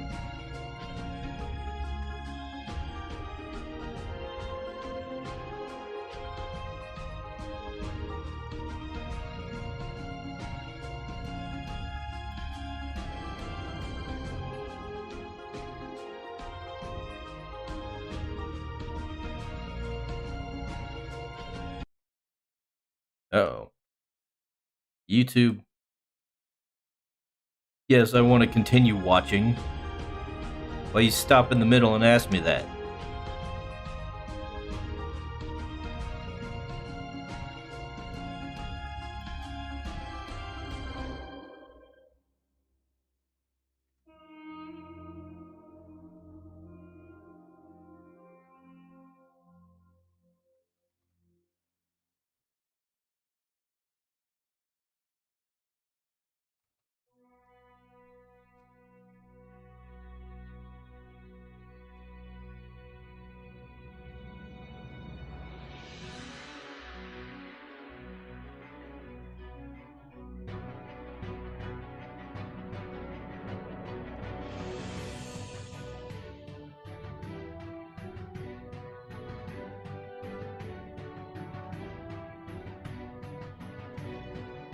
No, I think I probably need to redo some of the artwork on my older creatures, especially Sarah Bloom here. The way I drew his head, it's just not the way I like it. I like the heads that I've drawn on the ones I'm doing now much better. They look a little more expressive and like there's something going on. Need to remember to do that. And color is line art. That's something to do in the distant future, probably. Okay. Now we want to go to the medieval village references. Throw a little bit in the background here. So just little mud huts. Not mud huts, but old school looking buildings.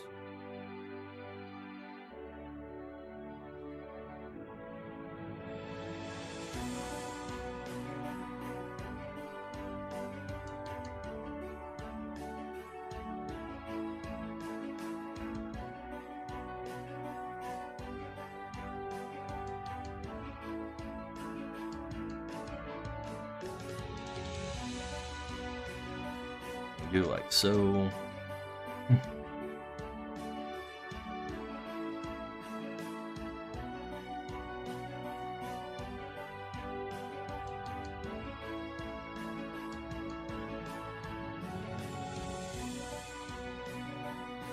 Don't need to be super detailed or anything, just to get the point across.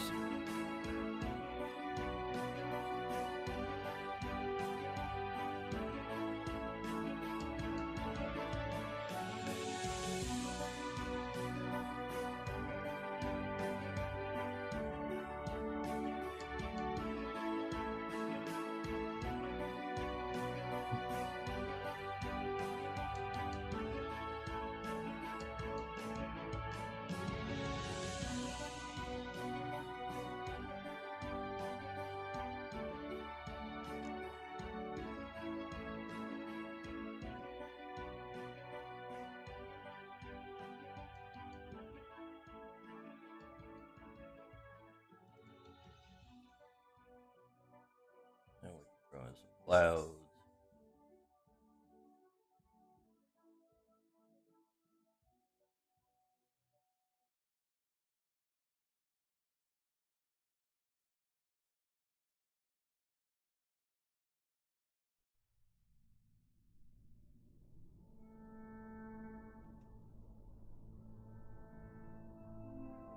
Not bad.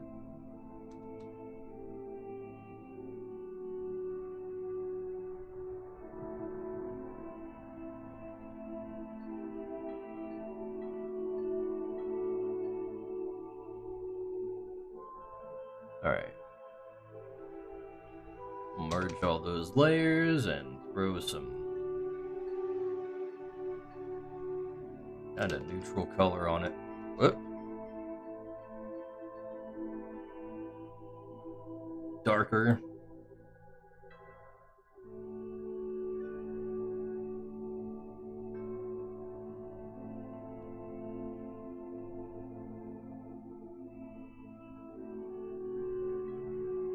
There we go. And then let's go ahead and put some highlights on there.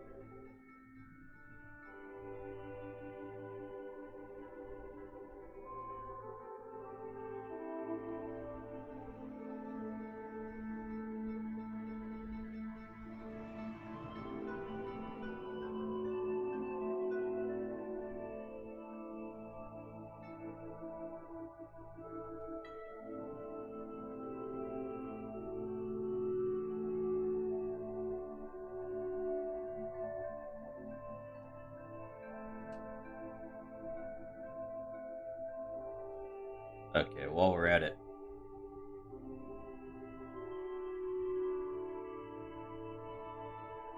Well, stop at highlights.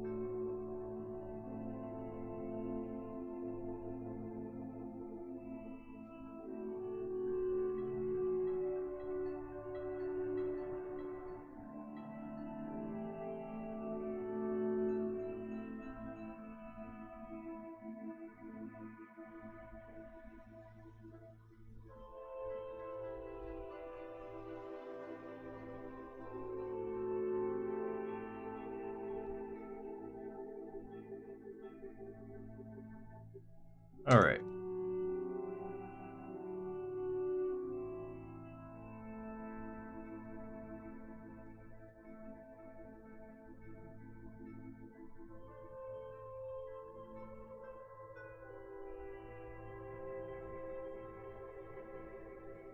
Change this coloring to green on the line art here.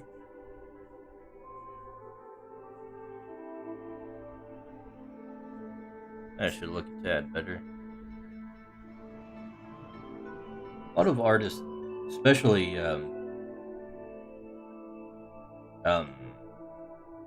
less experienced ones, undervalue coloring line art. I've found. I sure did when I was new to it. Just like, who needs it?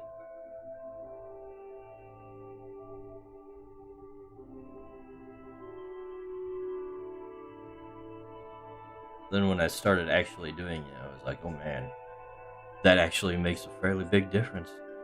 Surprise, surprise.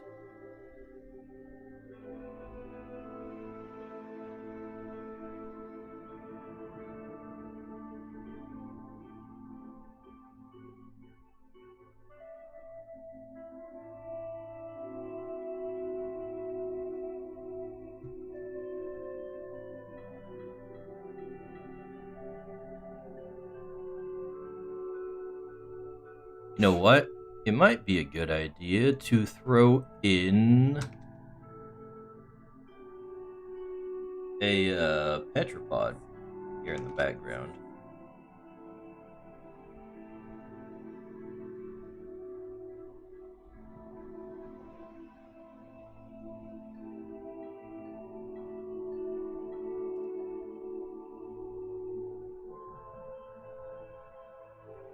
Ugh.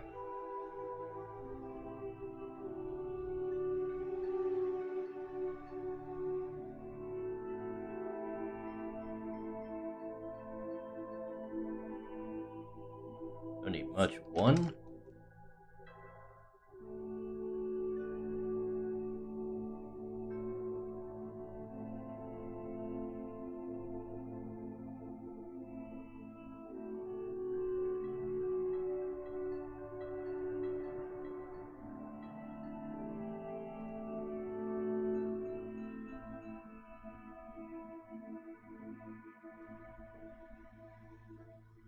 Most of it's going to be obscured, so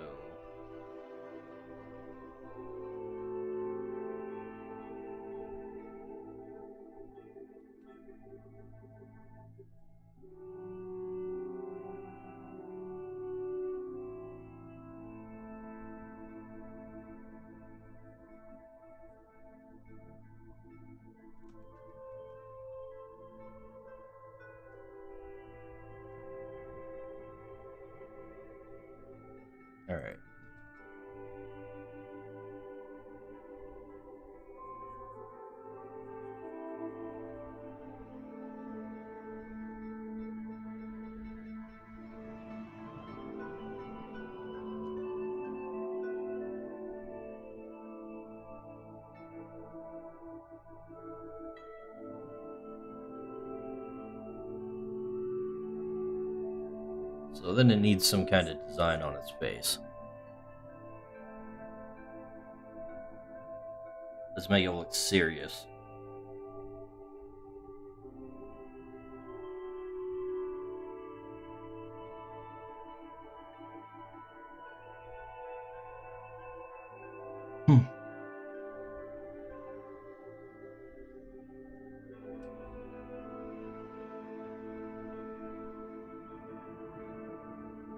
It'll have stripes up and down its body.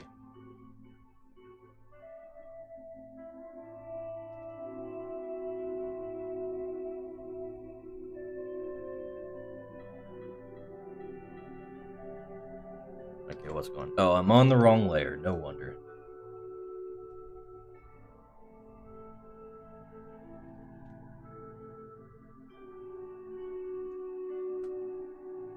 There we go.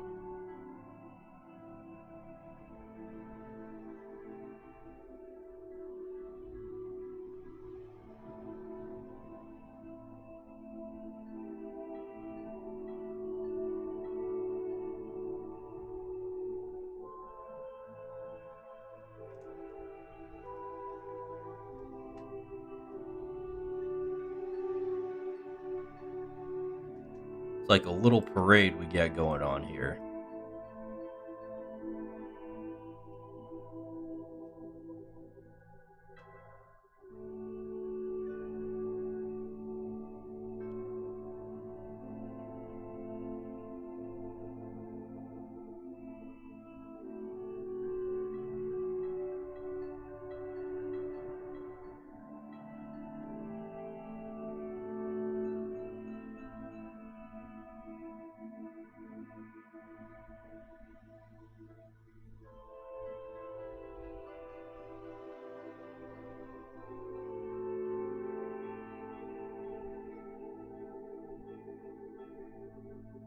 Alright, I think I'm ready to call this one finished for what it is.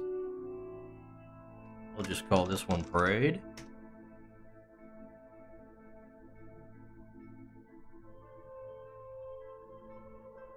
And we'll save it as is.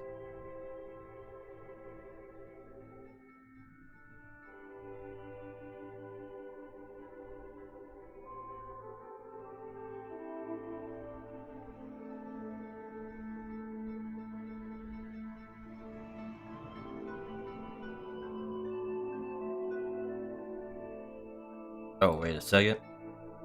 One little thing. Forgot to color the line art on the top here green.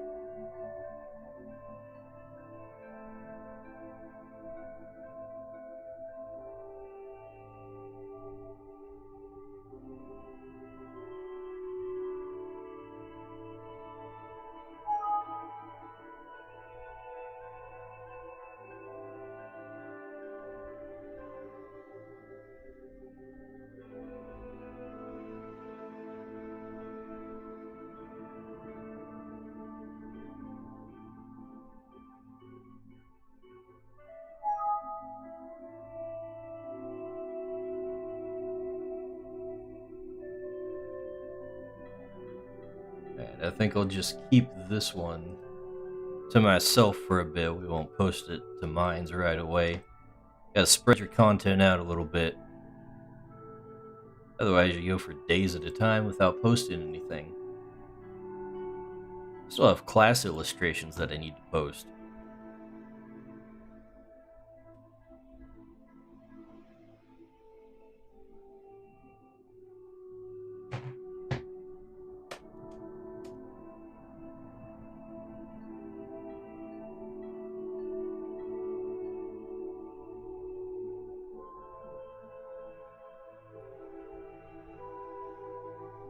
Alright. New canvas.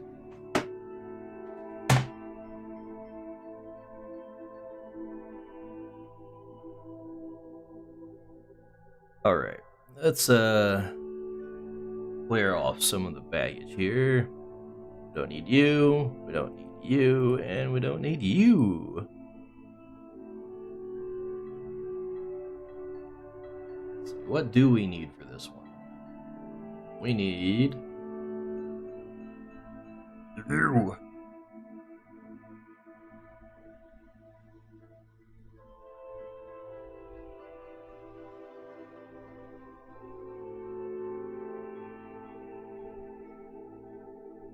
Alright, this is a big old boy.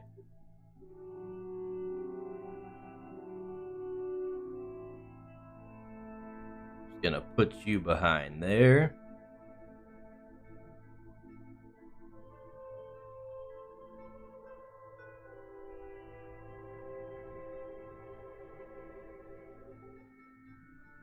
And...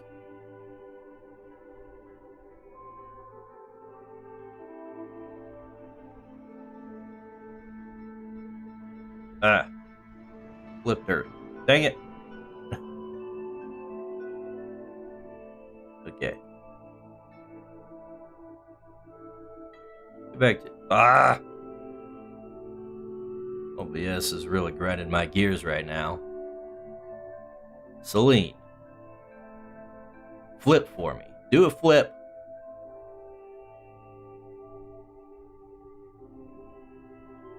Alright.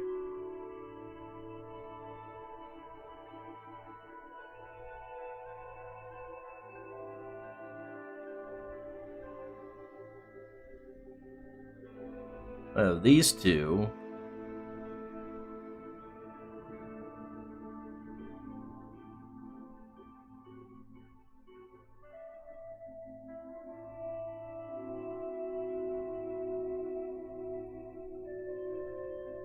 Let's see. Imagine me carrying some crates. Obviously, Slogoop up here is gonna be carrying the bigger ones and more of them. One of the things I really want to do with the artwork is to kind of give a sense of what the world is like and how creatures are used outside of, just being battle monsters.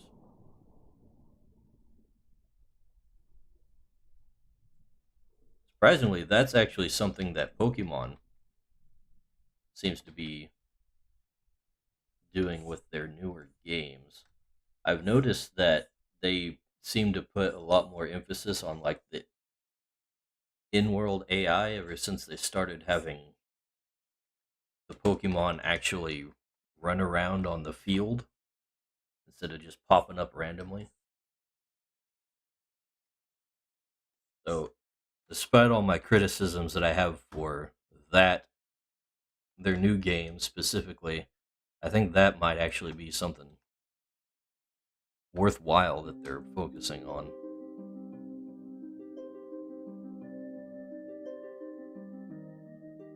Let's see.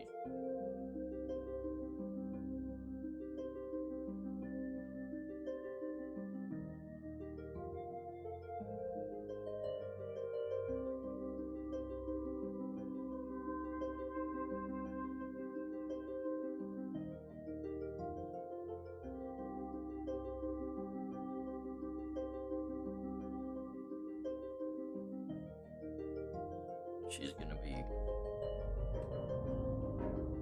leaning like so. She's giving some counterweight to the thing that she's carrying.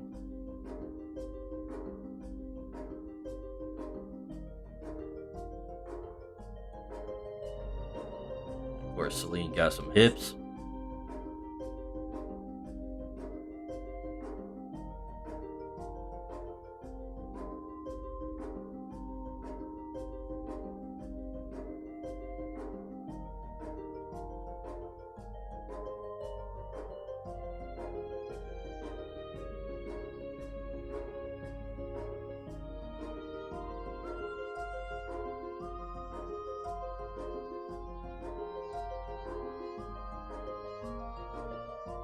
Alright, kind of like so.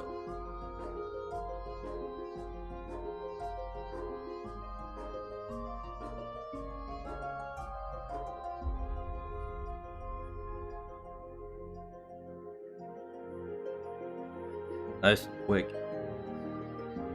Now we want to have a kind of a low angle from this. We're going to make the box kind of like so. So you can see the underside.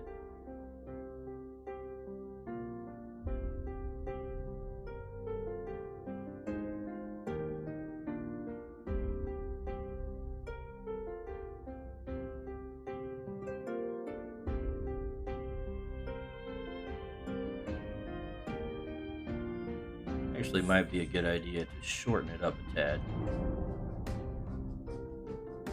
Whoops. What the hell did I do? There we go.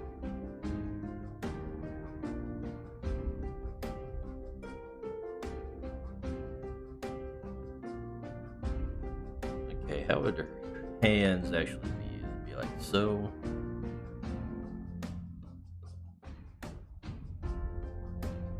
Kind of like that.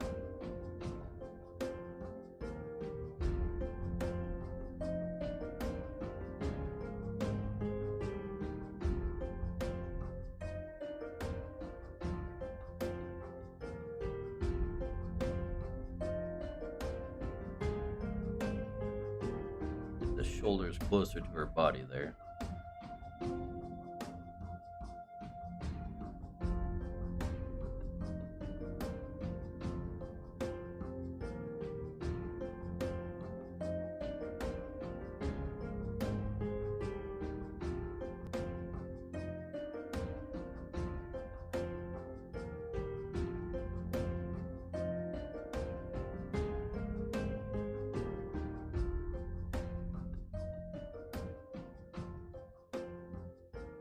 Alright, now what does her outfit look like?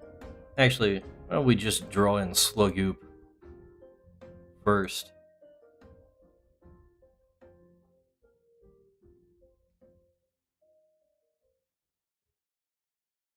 Position her head a little better there. Could probably stand to kind of give her a much bigger tilt there, like so. That way it's almost like a fisheye effect. Slugoop here, gonna be easy because he's a blob.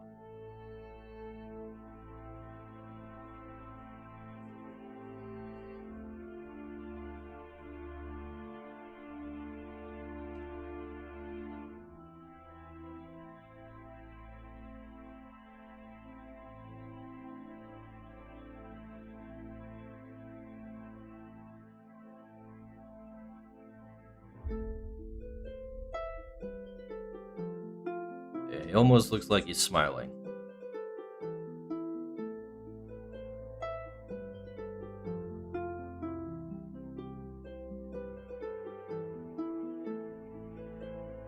He's gonna have 2 bale crates here.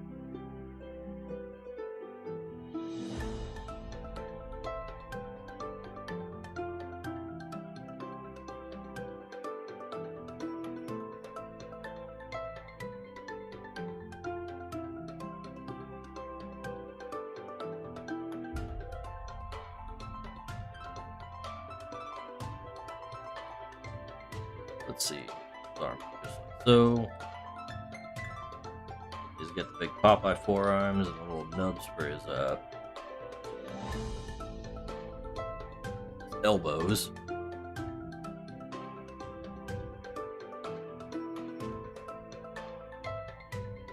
I'll put a finger up there so he can see.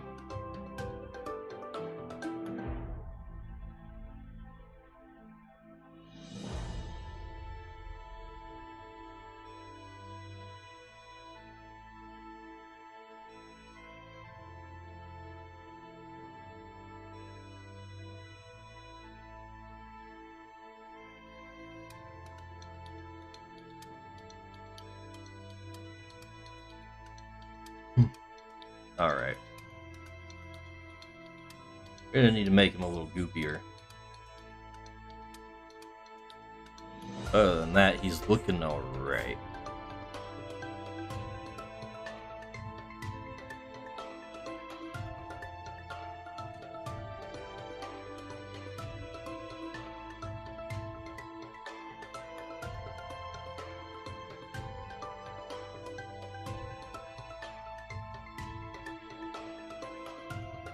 position his pupils a little higher, so it looks like he's looking up at her. His goopy pupils.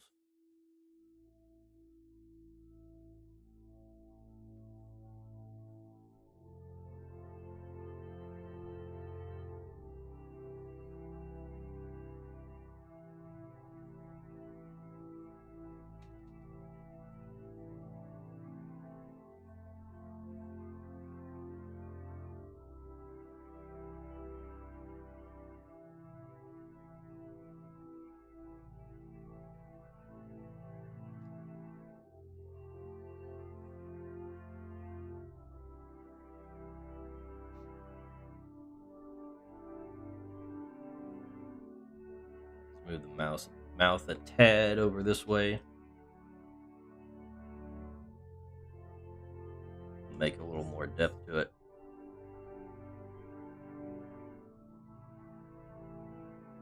Really, this box is probably too deep in terms of perspective.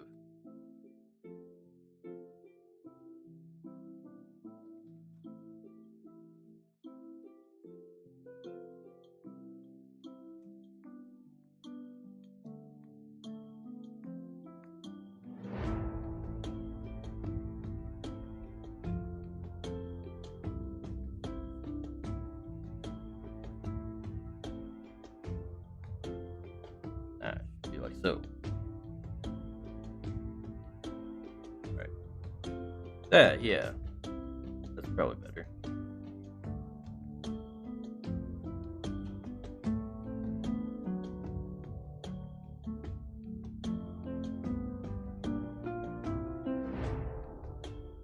Alright. Let's work on Celine over here. Make her look like the actual character.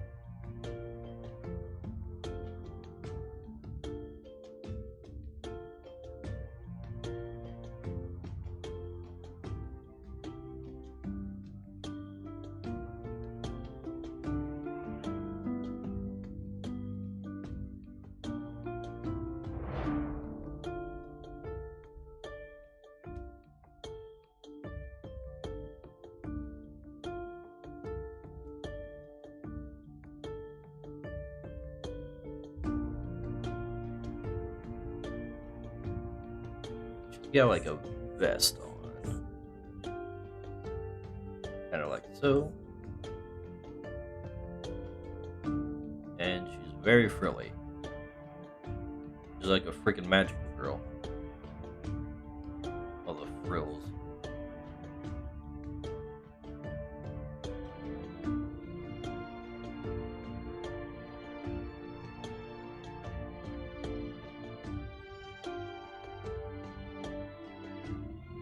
Want to make that sleeve poofier. Poofs and frills.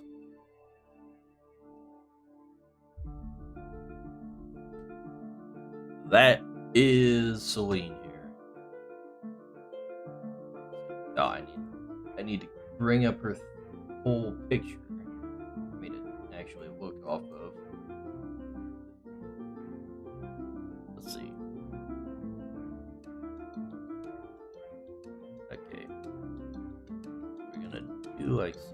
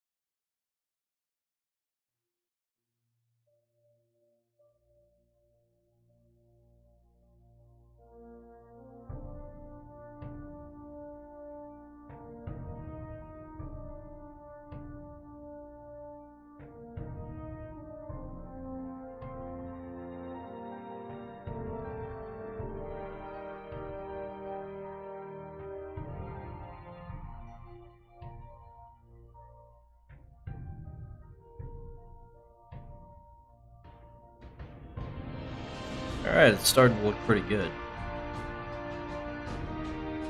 If I do say so myself. Let's see. Probably want to start a new layer for the hair and face here.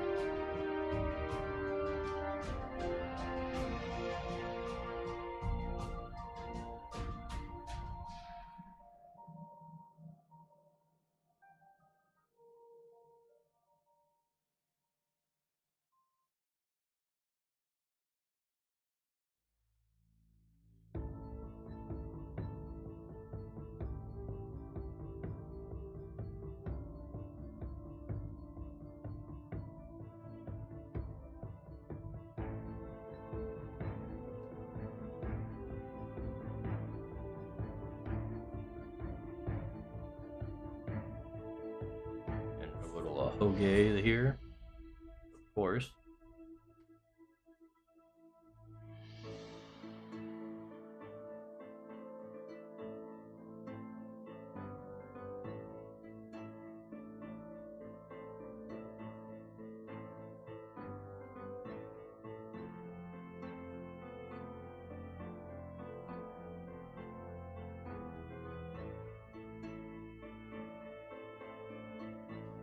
Alright, now I can get rid of the excess face stuff.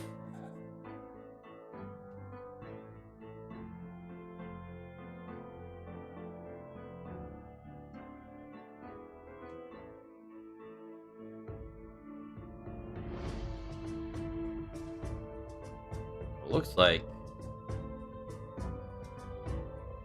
Okay. Do your thing, CSP. Hello. Hey Dad, what's poppin'? Oh, I'm just drawing. Yeah, How's it going, son? Oh, did some Dungeons and Dragons yesterday and blew up myself. That's fun. Oh, really? Yes. It was actually very fun. I like playing psychics. You like playing what? Psychics. Oh, psychics. Okay. Yeah, playtesting one of Matt Colville's brew things. I don't know who that is. He was one of the writers for Evolve. You know, The asymmetrical yeah, game? Okay. yeah, he was the lead writer for that. Okay. And he's when it comes to Dungeons and Dragons content, he's pretty good with like making stuff that's balanced and fun. Ah, I see.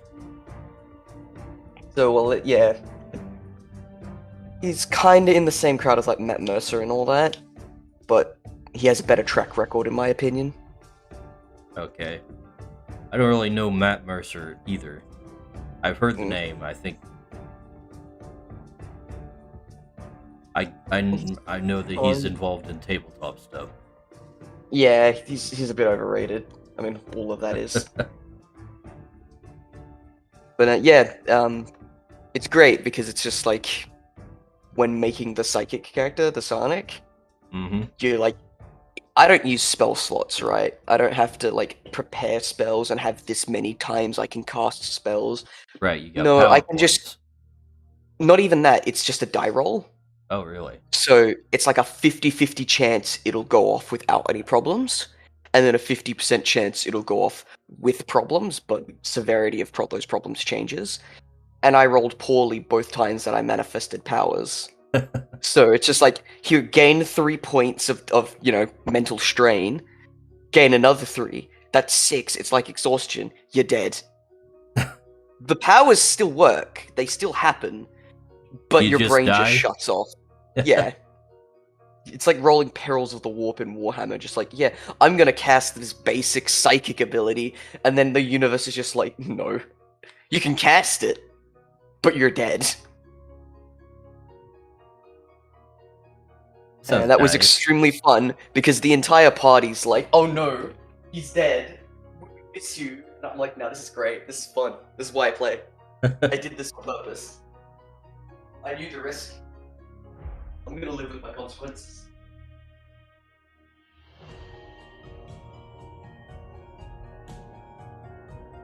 Let's see. Other than that, I've been having technical issues and having to fuck around with my computer quite a lot, and still not fully prepped as I was before. Gotta love technology. Yeah, I don't know what it is, but when something goes wrong, it's always the last solution for me. And it's Well, always one. That's because And you the solved answer it. is always. But the thing is, like, I'll go through every solution that's like presented by, like, you know, articles and videos on the internet and things like that, or like, you know, the manual, As always, and none of it will work. And then it's some random guy on, like, some random Indian guy on YouTube, his option, and he's the only person. It's only this one channel, this one guy. Right? It's not just like a genre of people who know the answers. No, it's just this one random dude with like 6 subscribers, right? Has the answer, and it immediately works. And it's just like, what the fuck? What's going on?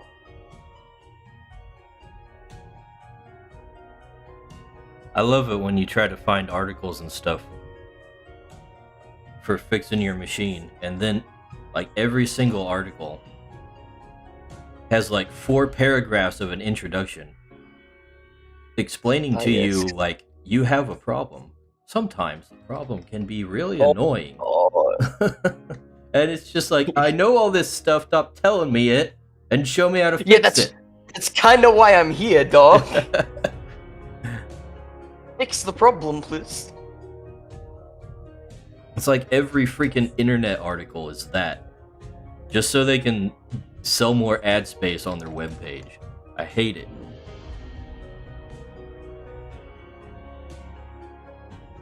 You're interesting.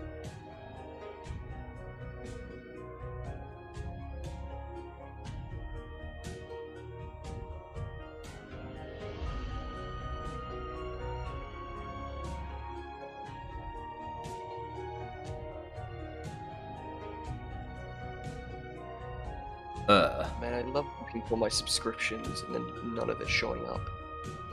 Thanks, YouTube.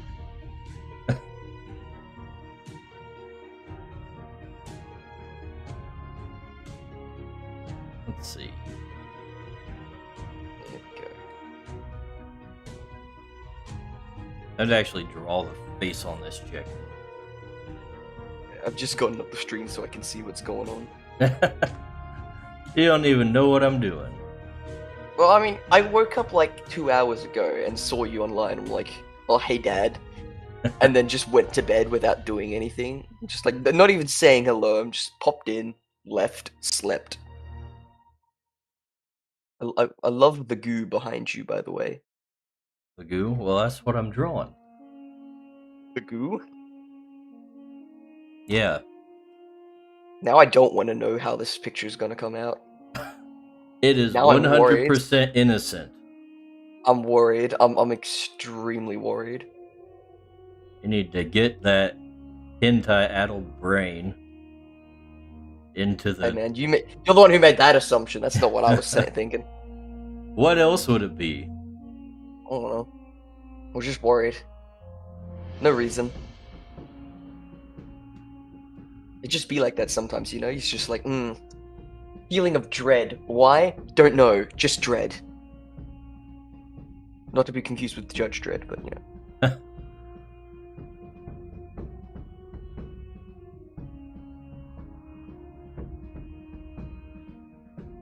I hope you're not feeling Judge Dredd. No, I'm not that old. Didn't think you're into muscles.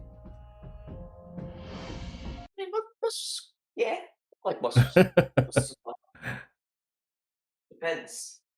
It's contextual, you know? It's not Monday yet. Not Monday. Is that when you're into muscles? Yeah. Don't you know the best tag on Mondays? Let me guess. Muscle Girl Mondays. Absolutely. Muscle Molly Mondays, it'd be.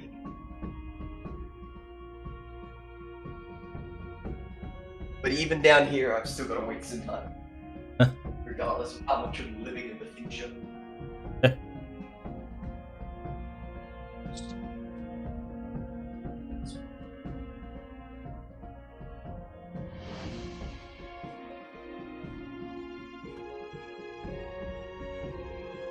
So not only did I have technical issues originally, because it was like, the problem was my Bluetooth drivers weren't updated, and I was trying to figure out how to update them, and I just fucked with everything.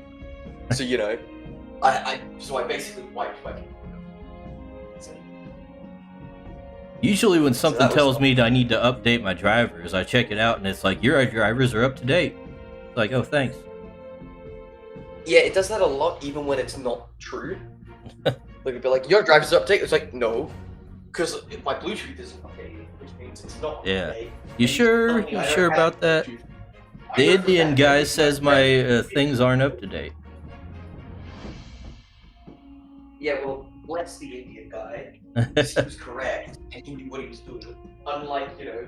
Indian guys on YouTube are always right. Yeah.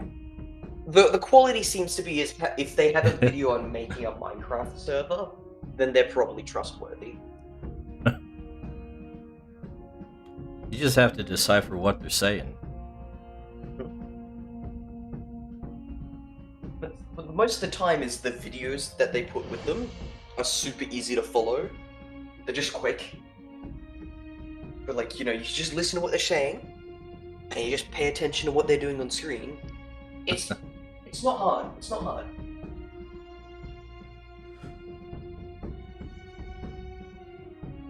But yeah, so I just wiped everything basically.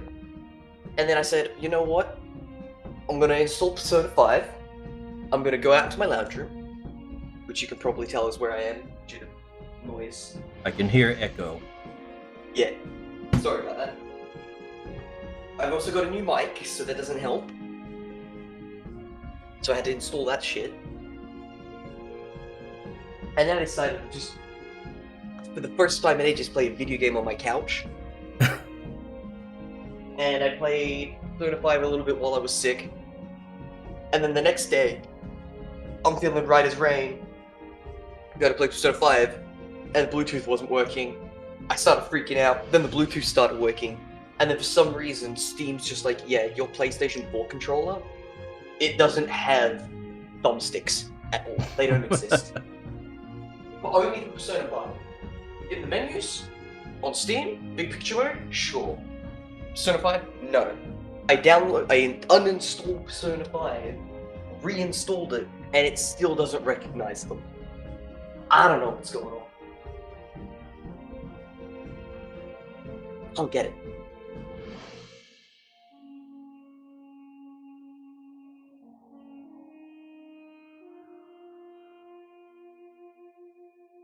So yeah, that was my weekend. I just started my weekend. Yay, good for you. You enjoy your weekend, Dad. I'll try. I got like one day. Thanksgiving weekend should be pretty good though. Oh, yeah. The way we don't do that down here. Oh yeah, right. I know quite a few places that I didn't expect to do it do. Like some people in the UK do as well. Really? Yeah, it's not common, but some people do. This is a very American holiday. I think Canada has a version of it though. Yeah, but from what I know, the Canadians just spend it the entire time whining about how they were so bad people. Not really a Thanksgiving, more of a Repentia Day. Because of course the Canadians would do that to a holiday. Dang Canadians.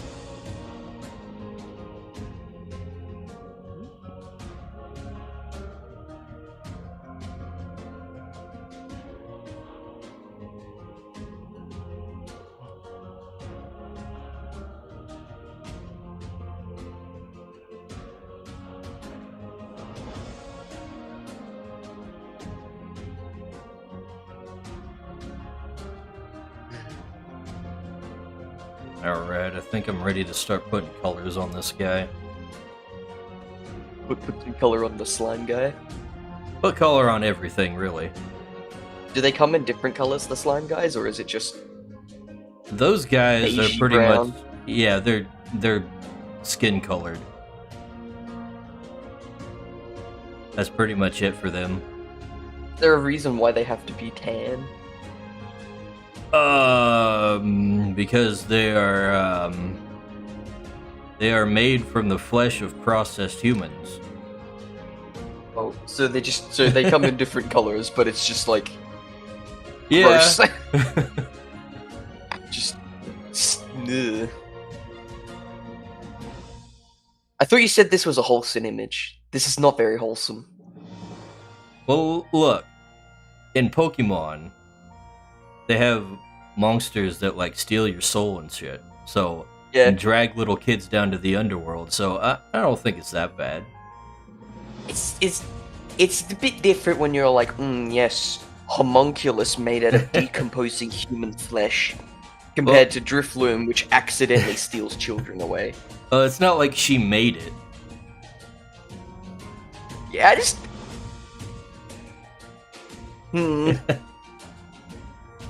I hope those are not human eyes and they're just like random eye, like rocks with pen on them. I mean, Don't ruin this. Don't ruin this for me. there may not Don't be say a a word. human's eyes. God damn it.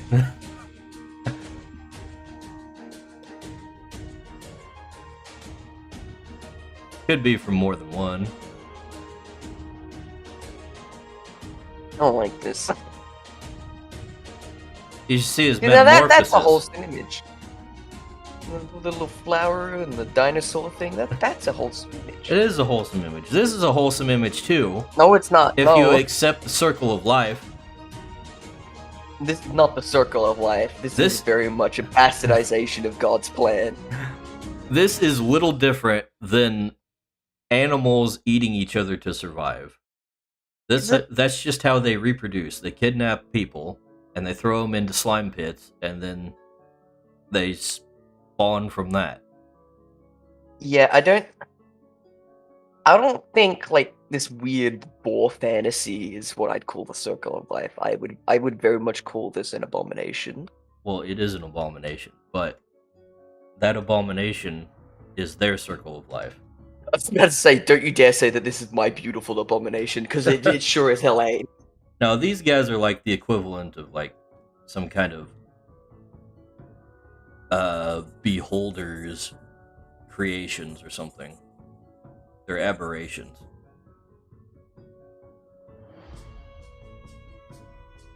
But since it's a Pokemon kind of game, we make it cute and let you collect them.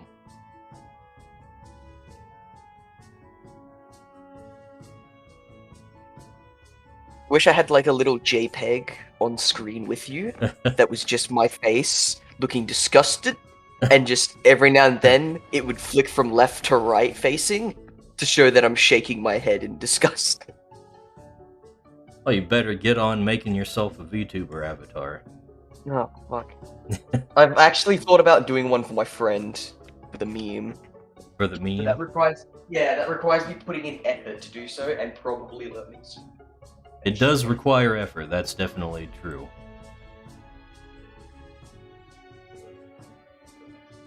Although once you have one rigged, Doesn't it? what? The rigging software is probably not cheap, is it? Probably not. I don't remember what it costs off the top of my head. But Live 2D has a feature where you can basically just import a completely new image and reuse the same rigging as long as it's basically the same size. That's kind of nifty, but I imagine that would have all sorts of issues due to it being, not designed for that image. It depends on how far away it is. Because I think my current model, I rigged that way based off of, the previous one. Oh, free trial? 42 days of free trial, that's not bad, actually. Okay. don't know why I'm being so picky about filling everything in. This is just supposed to be a sketch. I like how I'm like, this is probably going to be tough, and then realized I went to like university to do some of this shit. It's in like Adobe After Effects. It's like, oh, I know what this is. Well, hell, I dropped out of college, and I do it. Yeah, I mean, technically, so the way we have it here, right? We've got like the equivalent of trade colleges, Ah, and then normal college, which is what we call university. You know, because that's its actual name. And then we've got colleges, which are basically grade school through to early university in some cases, and they're usually Catholic. So a Catholic college goes like to the first year of university studies sometimes. okay. But here, so I went to the equivalent of basically a trade college. Okay, we just call those trade schools, I think. Yeah, mine was government funded, Oh, right? But normal universities aren't.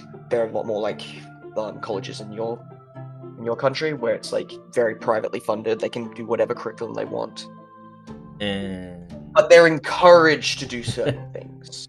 they're heavily encouraged usually. Yeah, but they don't have to follow that. So, like for example, they're encouraged to have like history class. How they do those history classes is a different thing. They might, instead of just doing a basic history course or a modern history course or something like that, they might throw in something like it's specifically like Indigenous Australian history, for example.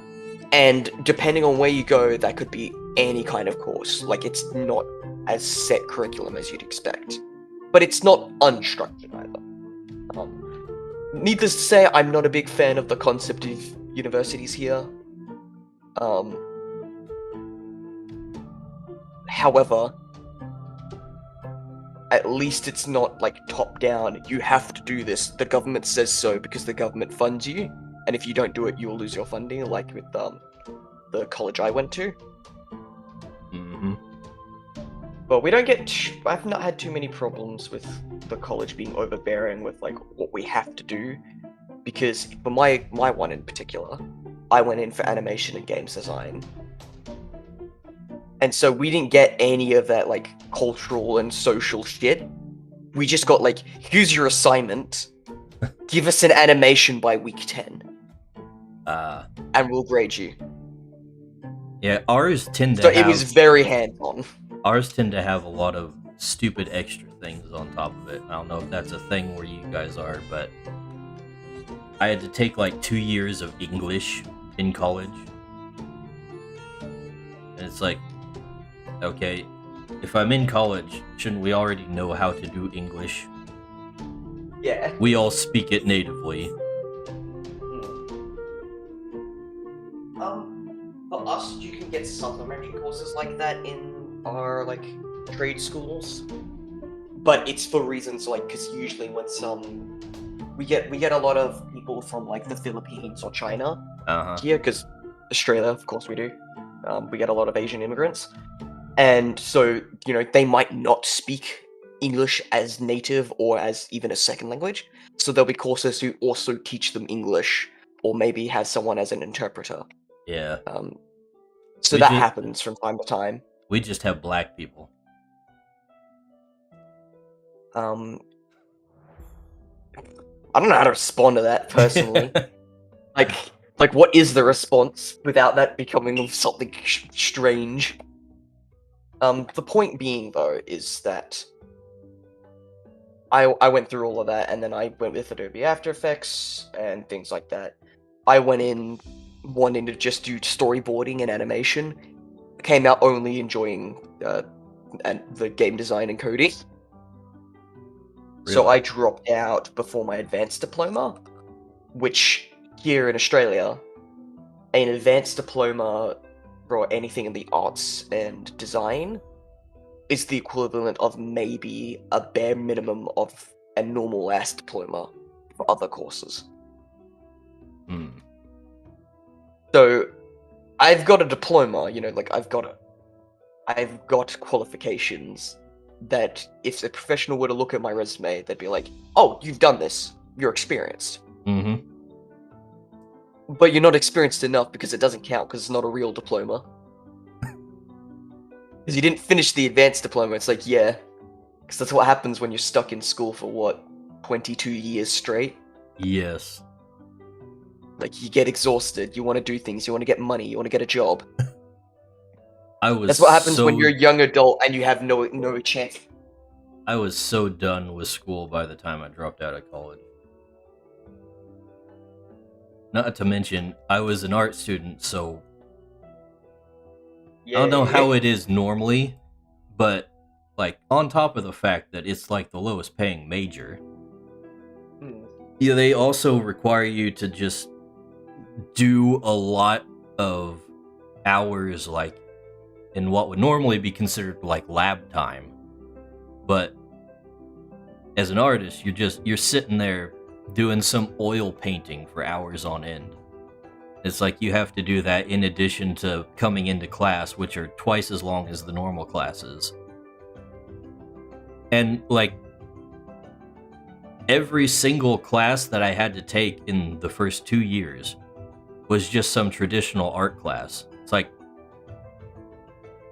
there's like one where they kind of taught us a little bit of Adobe Illustrator.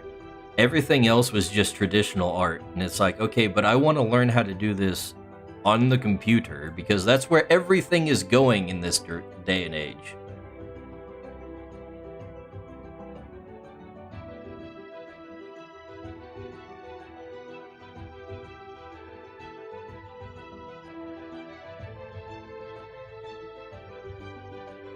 Yeah, with us, when in our animation course, we learnt 2 different programs.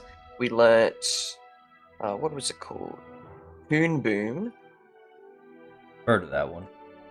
It's like a tweening animation. I like it quite a lot. I found it quite intuitive. Mm-hmm. And it suited my drawing styles quite a lot too, with like the pens they had natively. And then we also learnt everyone's favorite Adobe Flash. And then I remember walking into class, and then the teacher's like, "Yo, it's Adobe Flash time, boys and girls," and everyone's like, "Yo, Pog, the classic." And then we're like, "Wait, it's been discontinued for 3 weeks. We've got this program that we can't actually use for anything." Wonderful. And he's like, "Yeah, our curriculum's old." We can tell. It's like when I tried to learn programming in high school, we had BASIC, and the teacher there knew how to do BASIC and everything. Then I tried to get into C++, and it was the same teacher, and he basically started out by saying like, "So I've never done C++ before, so we're gonna figure this out as we go." Yeah, we had that for my game design teacher, because we did game design with C# through Unity as our engine. Mhm. Which, that's fair. It's the quickest way to teach game design is use a pre-established engine, especially a very friendly one. Yeah. And then one of my classmates, a pal of mine, was like, "Yo, I'm gonna try and make an old school RTS, you know, something like the original Warcraft." And the teachers there like, "We've never done that before. I guess we're gonna figure that out together, aren't we, champ?" Yeah. The poor instructors here, like, most of the time people make platformers and first-person shooters. I've had a couple of people make third-person RPGs, and you're here like StarCraft. That's honestly really annoying because it's not just that case. That's like every single thing that tries to teach you how to do any kind of game engine. It's like, here you go, here's how you make a platformer. It's like, thanks, buddy.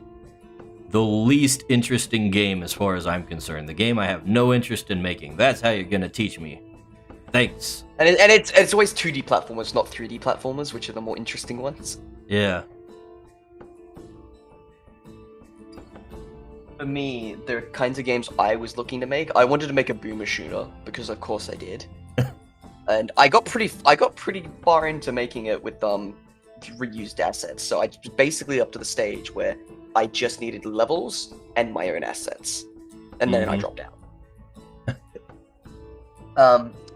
And I wanted to make a combo, like a DMC style combo fighting game, where you just hordes of enemies and you just rack up points by being super cool. That's the other thing I wanted. And then I wanted to make a visual novel, because I'm like, that'll be easy. I have learnt that unless you're using RenP, which isn't extremely fun to use, and it's extremely lacking on its what you can do with it, because it's an engine built on Python just for specific types of visual novels. Yeah, visual novels aren't that easy to make. The concepts are easy, and like you could make all the assets and stuff like that and have it done. But if you want to make a visual novel that isn't just, here's PNGs talking on screen, and you just press next, next, maybe click one of two options. You know, if you want to put actual game mechanics in it. Game mechanics and a... Not that easy. Yeah, I don't see too many game mechanics in a visual novel. The only visual novel seems that to be I a can dying think of that thing. does that. The only thing I can think of that done that to my memory is the Monster Prom games, and I really enjoy them. Like, I really enjoy the mechanics they use in them, and like, because they give you like stats like an RPG, and they go up and down, and it's pretty interesting. And I kind of want more mechanics than that. I want like actual like puzzles and interactive bits, kind of like old school point and click adventure games, where you'd be like going through one room, doing very classic style puzzle games, and then you'd go into the point and click stuff, and you'd be like mixing potions and waiting to see the different effects. Like Return to Zork or whatever it's called. Monkey Island and shit like that. Monkey Island, yeah, that's the one. That's one. I saw they made a new Monkey Island. Nemesis, Zork Nemesis, that's the game I was thinking of. So, yeah, there's a new one, isn't there? Yeah, and it looks like a fusion of big tech and Tumblr art. I do not like the way it looks. My favorite! I wish they'd just stick with the style of Monkey Island 3. That was the good one.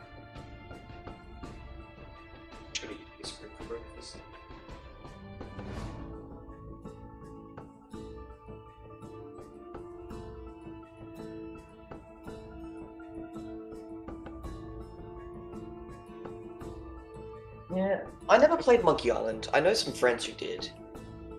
Oh, it's But pretty good. to... Yeah, I hear that. I played a little bit of Broken Sword 2, and I've enjoyed that. I do not know that one. Let me see if I can... Yeah, it's got a remaster. I think most of the stuff I'd played was just I forget what the company's called, but the one that makes you know what? Actually, I think I'm thinking of different companies. Let's see. I played Full Throttle when I was a little kid. I played a Space Ace. I played a King's Quest. Not a Space Ace, a Space Quest. Right? That's what it's called, right? Yeah, I'm aware of those ones. Actually, to be fair, I don't dislike the new Monkey Island art style, but it's very much something different. Like, it's what I'd expect from like one of those games like Sam and Max. Where on the no, it looks like the Rats animation by Germa. The Rats animation. Yes, it looks like the Rats movie. All I know is I don't like it. It's different. It's not like from my childhood. But the thing is, different doesn't mean bad. It's all about the execution. It doesn't mean bad, but in this case, it is bad. It reminds me of this. With the rats, we pray at night, we stop at night with the rats. I don't even know what I'm looking at. Is that a rat butt? Yeah, that's a big red that makes all the rules. And we got a skeleton arm with a lantern. Yeah. That's what it reminds me of. Is that the same It's the game? same thing. Yeah, it's the same. It's the same short film on YouTube. Okay, I can kind of see the resemblance. It's like a more cartoony version of it. It's like if these designs were put onto 3D models, I think they would have a bit more charm because of like, you know, the low poly count, and it would make it feel like an old, like early PS1 game that had a very distinct style.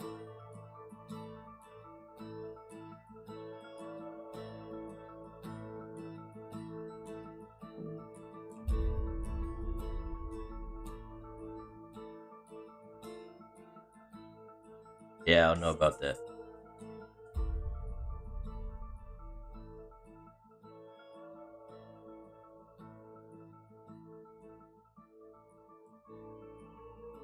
Oh, and I do say that the word of today is cursed. The word of today. Yeah, the word of the day. Like Pee Wee Herman. Yeah. But cursed.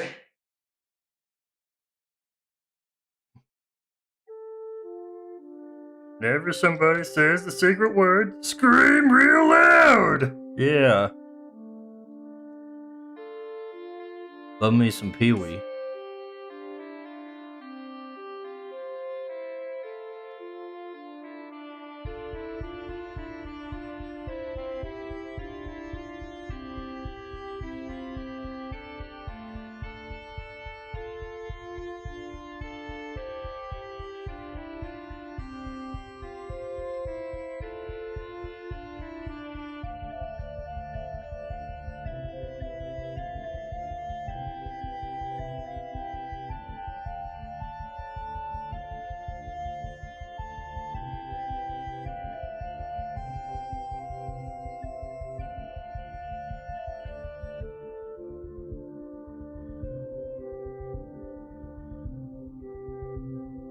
And I'm a freaking idiot. I might as well just draw this for real.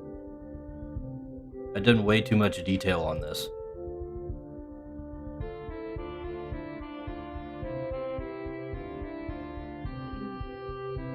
Yeah, let me get the fucking... Get out a big picture, I want to see.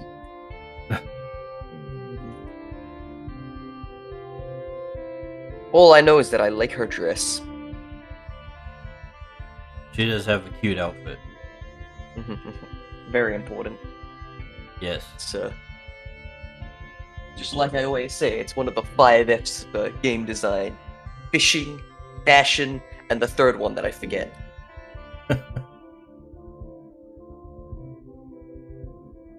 Waifus are important for marketing. Absolutely. It's the only reason why I still buy Yu-Gi-Oh packs from time to time. God knows that game sucks now.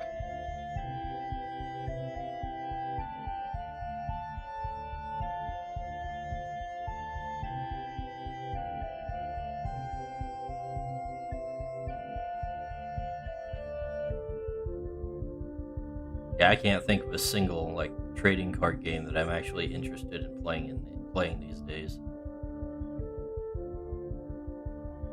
I finally actually played Flesh and Blood, and I really enjoyed it. Oh yeah. It's... Once you get the rules, I can imagine it being like the Blitz format, which is like you got 40 cards exactly in a deck, and you've got 20 HP. Like, I can imagine that being like, if you want quick games, you can do that in 20 minutes, like 15 to 20 minutes. Yeah. Like, intentionally, not like because of shitty deck meta. Uh-huh. I'm not terribly fond of that style of gameplay that they're going for, where it's basically... It's like playing War with just with like a regular deck of cards, you know? It's like a duel rather than a strategy game. I can understand that. I don't think you're wrong either.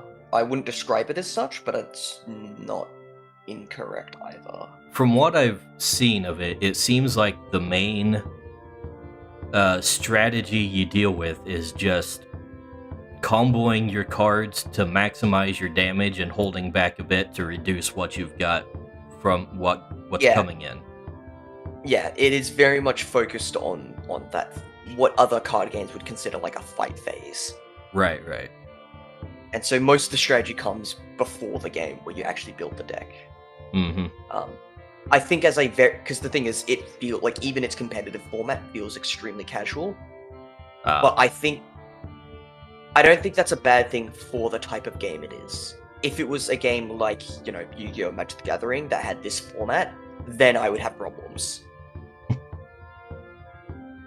But like, I think it appeals to me as well because in Yu-Gi-Oh! The types of decks I like to play were chain decks, stall decks, and burn decks. So, Okay. two of those are just how Flesh and Blood plays in general. Mm-hmm. And the other one's kind of like impossible to play in that format. Yeah, I find it more interesting for games where you like have to build up a board presence and stuff like that.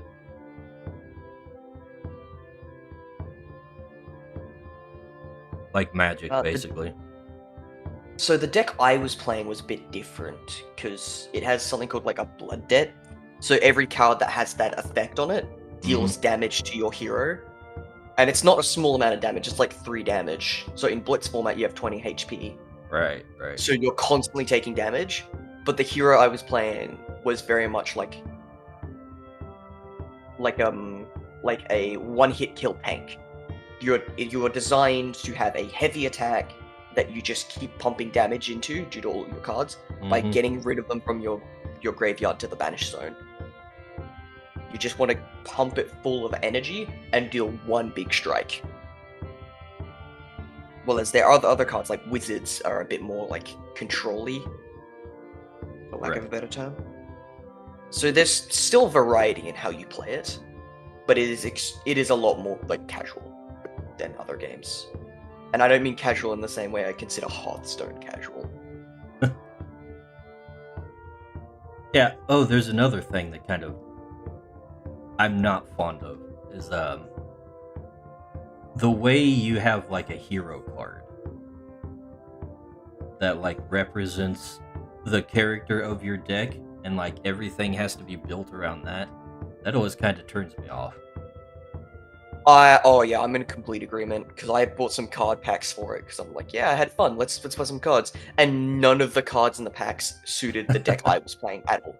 Yeah. And like, I couldn't even try, like only some of the basic cards did, because, there are some cards that any character can take.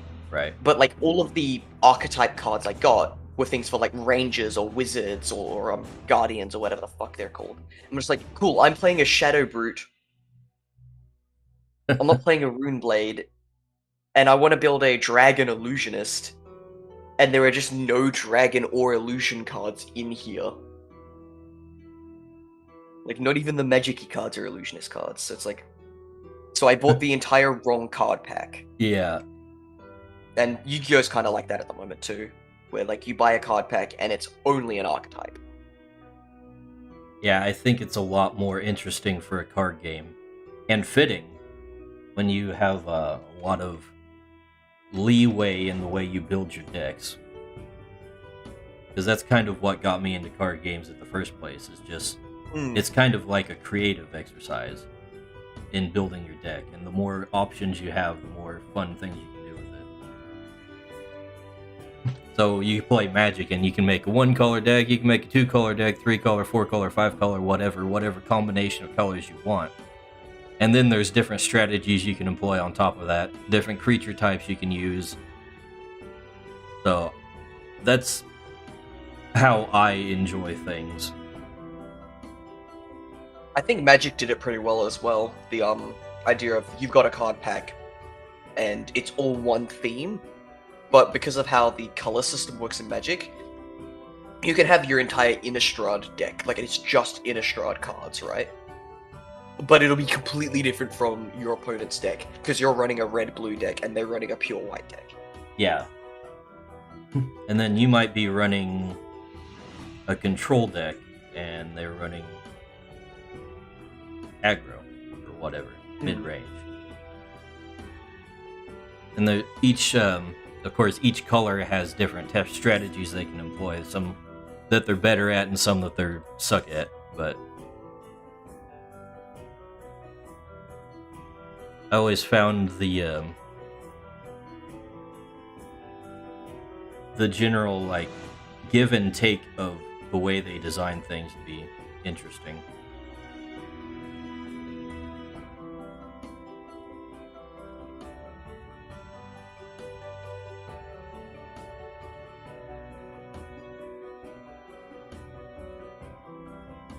Adam says, I wonder how modern concepts like guns would be represented in a card game.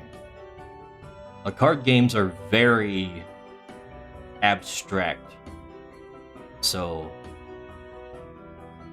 they'd probably just be represented like anything else, really. A weapon's a weapon, it's just boiled down to its numbers and its abilities. Ooh, interesting.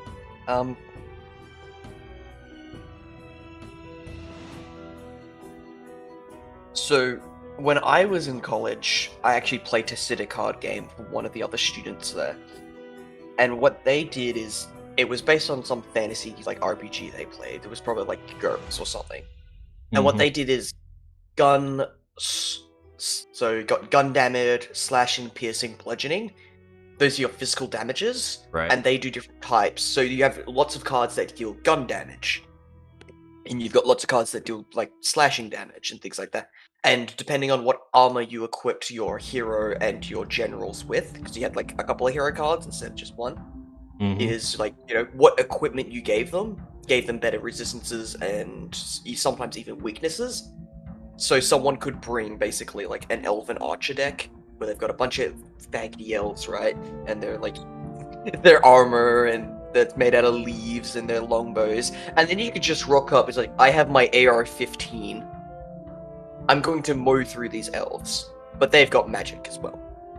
I don't. I've got frag grenades, and so it's focused on doing damage types with having resistances, and that's how you got rid of like hit points or victory points. Like Pokemon. Yeah, or it's a complex game of rock, paper, scissors. Yeah, a better example would probably be Persona, because it's like the actual damage types in Persona are physical, gun, nuke. I don't know anything about Persona. So you know how in Pokemon, right? Yes. You play competitive, and then you can actually use stuff like Growl, but in like the main single-player game, until the Elite Four, you don't have to use support moves too much. Yeah. In Shin Megami Tensei and Persona, there's a lot of fights early on that can one-shot you if you don't use support moves. Like, you're not just encouraged, you need to use support characters. Oh, Kohath comes into the chat now. Says his favorite damage type is gun. It's even better than bullet. Yeah, personally, I would put, like, gun damage or bullets in with the piercing damage. Were I to design such a game.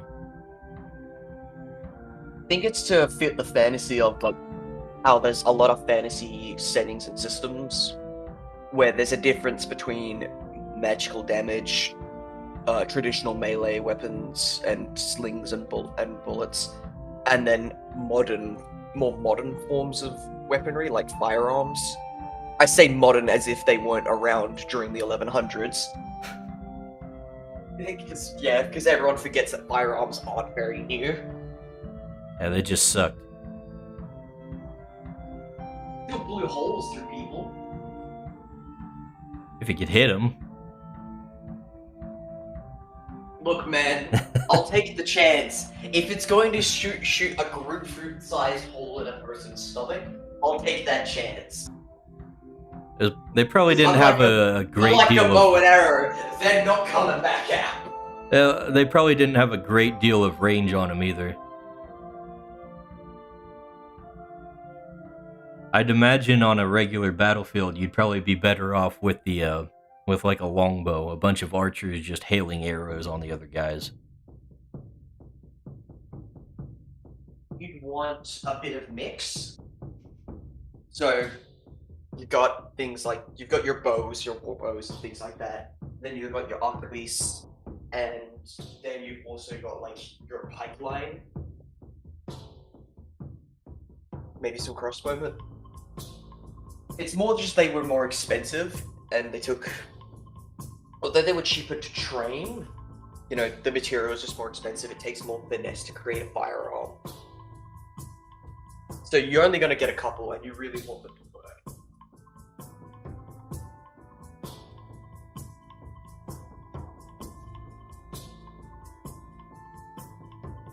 My cat come here. It's you. Come here. Says only holy damage puts holes in people. Everything else is bust. Shut up. Is that an inside joke? Adam on YouTube is the revolver was actually made to compete with the bow speed of the Apache. Yeah, that makes sense. Reloading was the biggest downside. Yeah, there's a reason why in RPGs that usually do include firearms. It's like firearms have a reload time, whereas bows don't. Part of the action of loading a bow is firing it. Mm-hmm. Shooting. Firing is incorrect. Shooting is the correct word.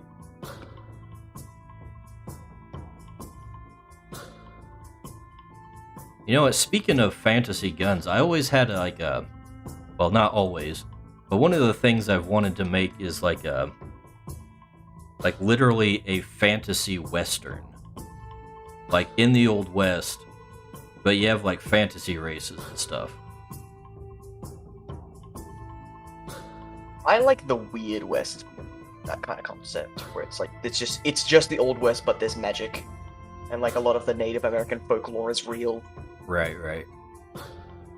That's more the aesthetic I like, but I've seen people do a lot of fantasy westerns. I mean, a lot of Eberron for Dungeons and Dragons, old school Eberron is kind of like that,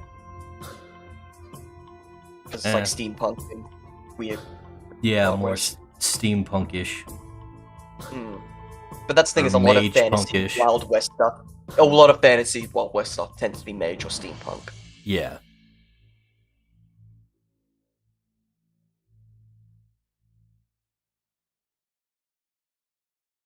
Yes, let's look at the world anvil. There should be a randomizer that says like a random article, so I can find something truly horrendous. What, on the Crytures wiki? Yes. I remember Arbo and Sturge. There's nothing horrendous on the Crytures wiki. Okay, I see the word sluggoop, and I don't believe you. What? I haven't looked at it yet, but I don't believe you. God damn, it's this guy. I hate you. You already know about Sluggoop. I didn't know that's what it was called. I am glad to know that it is vulnerable to psionics. Represent. Psionics is the best damage. Yeah, well, it's a martial creature. Listen, man, I like my big brain plays. I like psychers. What's this one? Flyle? Oh, it's that guy. I remember that one. What are you looking at? Lyle. Flil. I don't know how to pronounce it. Oh, Flil. Yeah. Flying Foal. Oh. Okay, I get it. Megastorm. Now that's a name. That's like an old school Yu-Gi-Oh card name. I like that. I'm gonna regret looking up Yorb and Florb, aren't I? And Zorb. You shouldn't. They're not no, that I weird. Like these. Hello, little beholder guys. That one's got a beard. Yeah, he's Frylock. Oh, hello. Chevalog.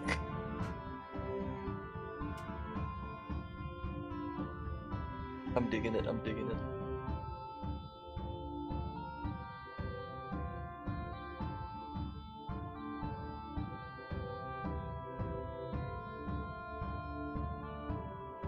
thought there was something else I wanted to sketch up, but it's not coming to me.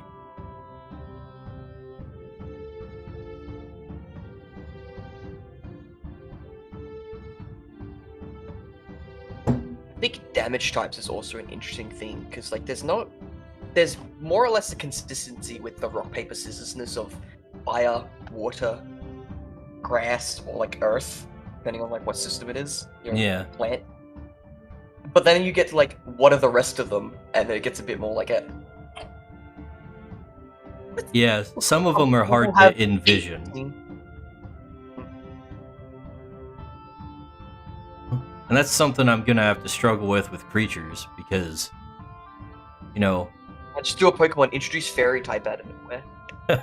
yeah, we have fairies and creatures, but you know, what does a Yeah, sword? What does a psionic sword do exactly? Oh, no, the best creatures class type, right? Hear me out. The best damage type. Glue. Glue?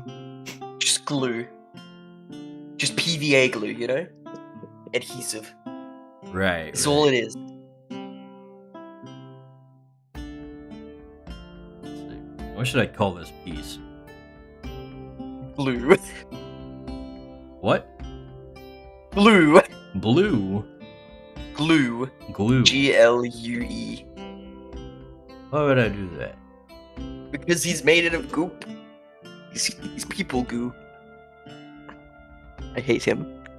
I mean, looks like they're just doing some errands, you know, like getting some potions or There we go. something from the shop. We'll just call it errands. Yeah.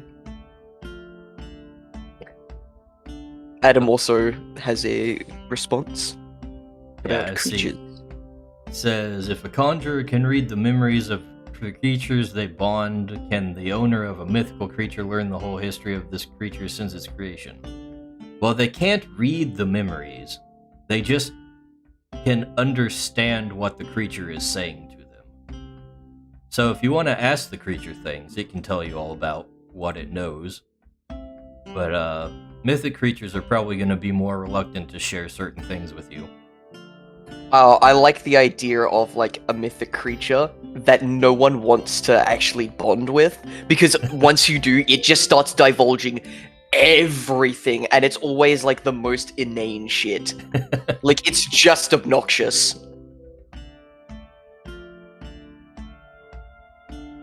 Just telling you about like how its day was every day of the week for 18 years Yeah. straight, and you're just feeling like, hey, stop talking, go away. Well, nobody would know And it about ne- that and it needs- until they actually. And it needs until they to actually look like the find most it. cute, appealing creature ever. Like, oh my god, I want one of those, and then you get one and you're like, this was a mistake.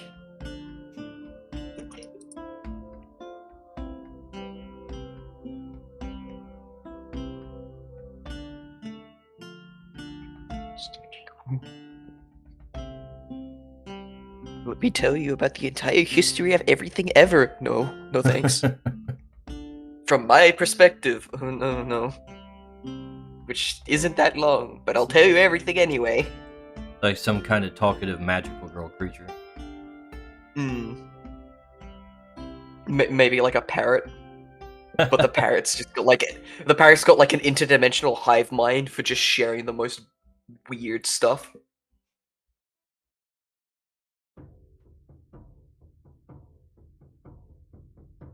Cursed item, or cursed creature like a cursed item. Yeah. Yeah, that's fine. There's a lot of things I could do with mythic creatures, and I'm glad I came up with the ideas that I did.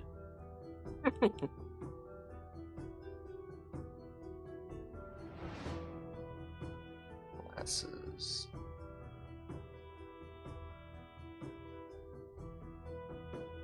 Let's see.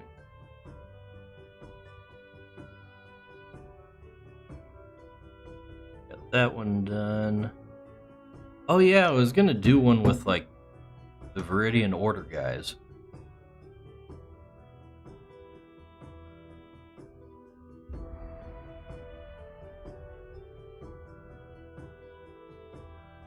Oh no. I forgot about our brawl. Is Kohath's art coming back to you? Yeah, I was very happy at having that removed from my mind. Look what you've done, And now Kohath. I live in fear once again.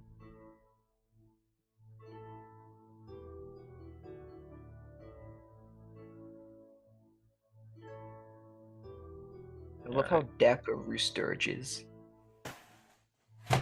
What did you do, Kohath? What didn't you do?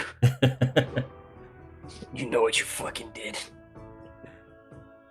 You do what you always do and make things lewd, you know. Make things worse for everyone.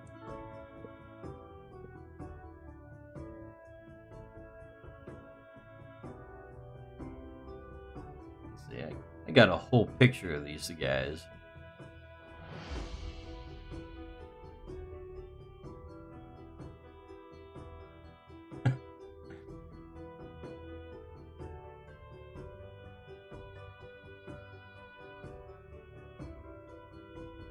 Me never, he says. Yeah, Kohath, you always.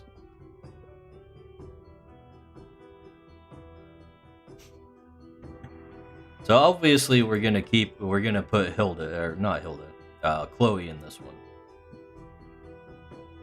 For cute Like anime France. girl points. But which of the other Yeah, guys exactly. do we want? Do you want the big boy or the other guy?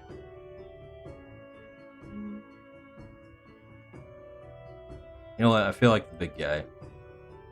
I kind of like how his beard is the same shape as like the hair bits as well. Yeah. I'm trying to stylize my characters in a way that you might see in like Pokemon. Yeah, It's kind of the weird middle one is because the most generic to me. yeah, definitely. He looks like a character you'd meet in a visual novel, and where you accidentally stumble across him. It's like, oh no, I'll never fall for this hunky boy. Sure, buddy. Kohath says the people love the large man. Okay. We're just gonna make a scene where they're like back to back with their creatures out. Like in the middle of a forest at night. Phrasing. Huh? Phrasing. What did I say? Don't worry about it.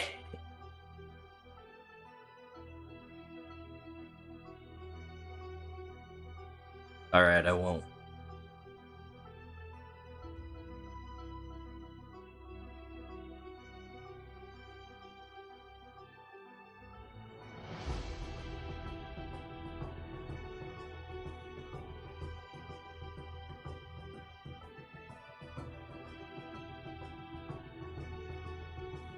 Okay.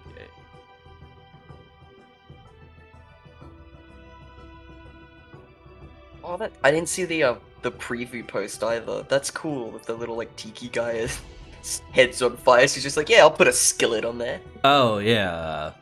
That's useful. Yeah, that's part of what I'm trying to do here is to make art that like shows how the creatures can be used for things other than fighting each other.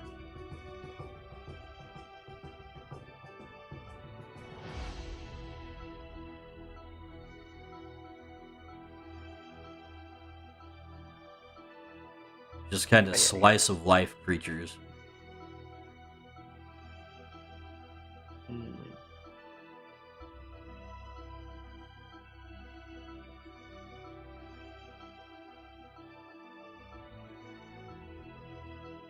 Adam says, how are you planning on balancing the interest of the characters with the creatures themselves? Well, that's where the affinity and enmity mechanics come in. That's kind of like the role-playing, gamified role-playing mechanics we have, where your creatures will each have a nature that kind of informs what they like. And then if you act in a way that they like, that complements their nature, then you'll be able to gain affinity, which is something that you'll need to. You'll need that to some extent to do metamorphosis and, evolve your guys. But if you do something that annoys them, then you get enmity, which can go away over time. But if you're too much of a douche to your creatures and keep doing things that annoy them, then you'll rack up 5 enmity, at which point they'll stop listening to you and try to resist your commands. And at that point, you're going to have to, if you want to use them at all, you're going to have to actually make some rolls to kind of force them through the magic bond.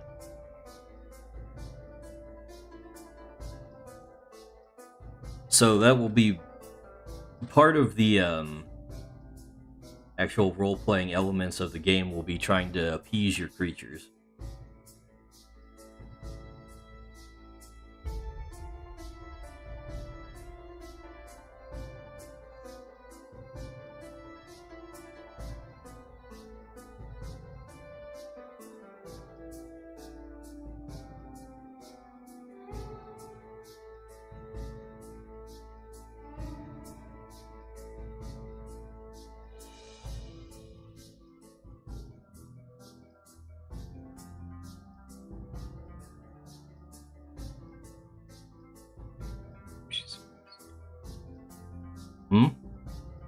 Yo, no, he brings up a good point. Does Torkish's fire use up oxygen, like if you summoned it in a sealed cave? Could that be dangerous?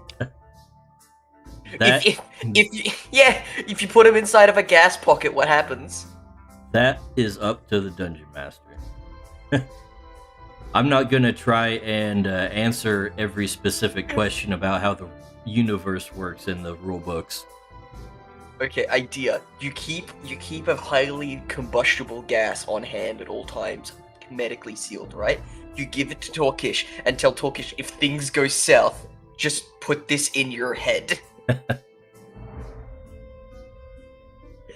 Just a walking suicide bomb. Yeah, I fully expect that people are going to come up with things to do that I never would think of. Yeah, So, it's an RPG. You can't not. I'm just embracing the idea that a lot of it's just going to be up to DM Fiat or Fiat. I'm laying out some basic rules on how I intend it to be used, but other than that, Get some dev notes in there. usually it'll be just written into the description.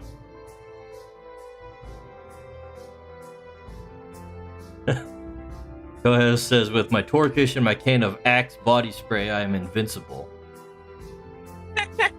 Nothing can beat the combo of Torkish and Axe body spray. You know, Torkish can just shoot fire on his own. You don't need to make a flamethrower. You're ruining the fun! Bad DM, you're ruining the fun.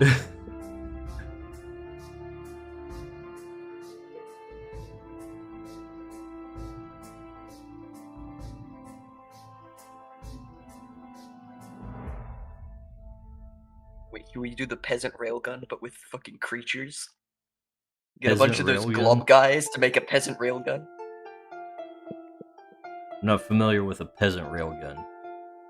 Oh, it's just basically you get like a whole few kilometers worth of peasants lined up. You give them a small object, and each of them have a set reaction in like the old school D&D. You just get the item that is being passed to them and pass it to the next guy.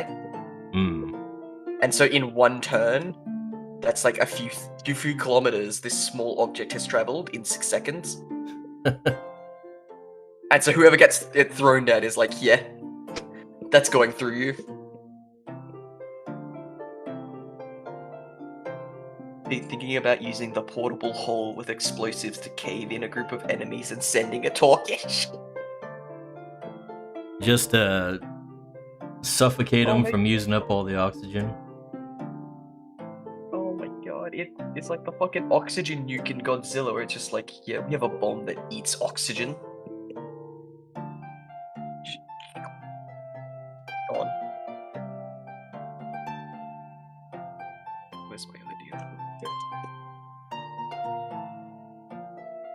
FTL strats.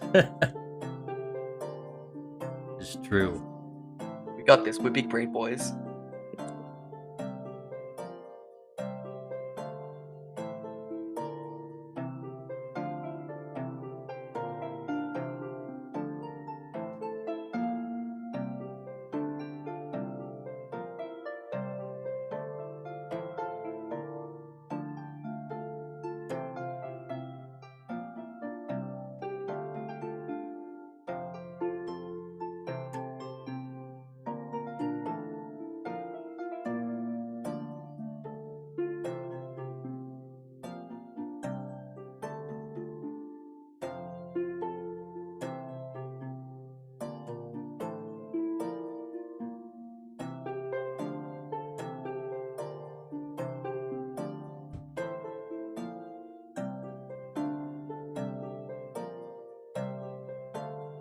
Can constructs be used to create perpetual motion?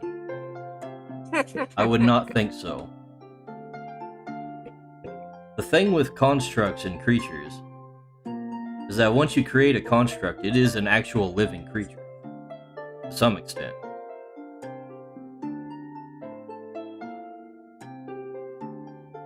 To some extent, I don't know. Hmm? Just reminds me of Warforged in Dungeons and Dragons, where it's like they're living creatures. They have souls, but like Right. they're also artificially created. It's just like I don't like this. This vague golem-y thing. What's my cat doing? Well, creatures in general, I would not say have souls. So you can't. So there's like no way to commit like atrocities against them then. And they're wild animals.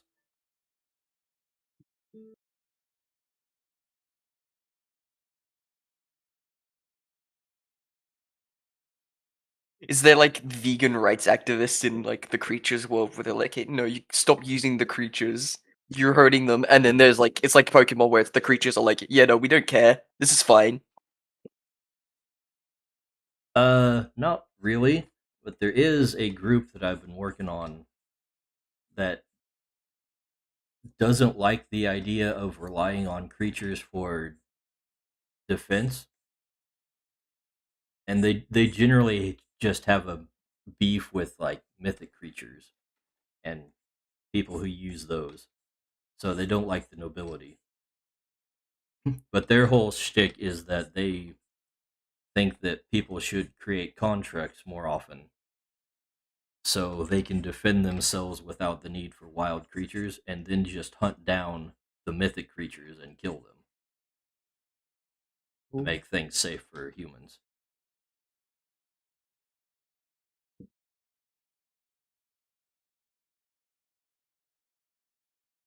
Are we sure this is a cute thing? This is like a cute family friendly game. It's kind of. Oh no. Spoop. Well, look, I specifically made it so you don't have to eat the creatures. Is there like another source of meat? Yes. There are Oh, basically like the equivalent of plants that grow meat. okay. Idea. There's this one annoying asshole who says it's it's improper, inhumane in order to do so. And so you must eat creatures instead. Well, that would be difficult because creatures are unstable, and as soon as they stop living, they basically break down into goo. Yeah, I never said that this was a smart man. It's like Peter, you know?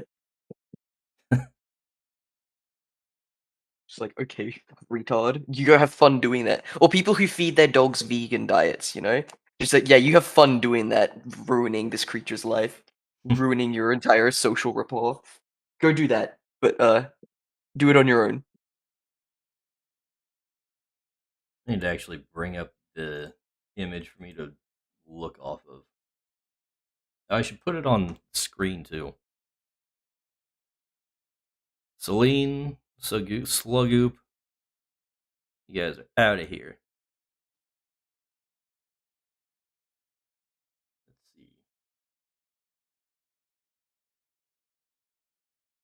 put the whole group on. Of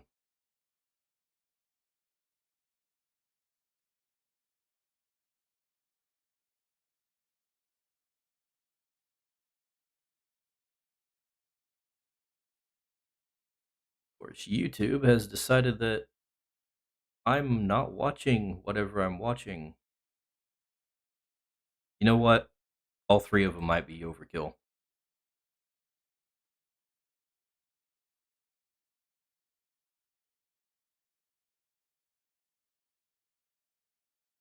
YouTube, yes. Continue watching. Stupid thing.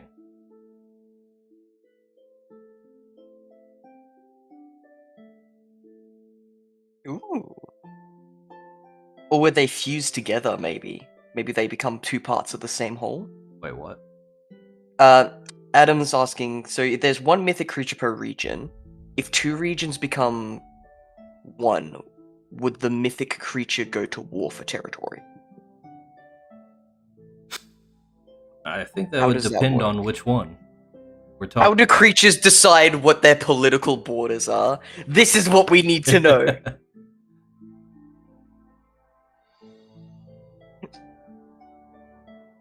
Fortunate son plays.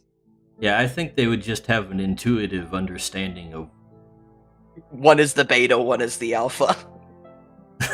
That's not what I Just was one of gonna them just say. like in on your knees, simp. I'd say they just know where the borders of like their territory is. Oh, you know what? That actually reminds me. When growing up, one of my favorite fantasy novel series was something called Deltora Quest, which got a shitty anime adaptation. But the actual books are pretty good for kids' fantasy books. And in the third arc of the books, third series, there's dragons, and each dragon has territories, and they do fight for territory a bit, but they have an innate knowledge of what is and isn't their territory, and where the dragons in the other territories are, as like a defense mechanism, so that they don't cross the borders too much on accident. And also, if one is younger, then they can be like, hey, I can actually go into their territory. It's not mine, but I can go into it and pretend it's mine until they grow up. Mm. So, like, they have this understanding innately of where their borders lie and what power they have against each other. Yeah, fantasy physics can be pretty interesting once you get used to the idea that nothing really has to conform to what's in real life.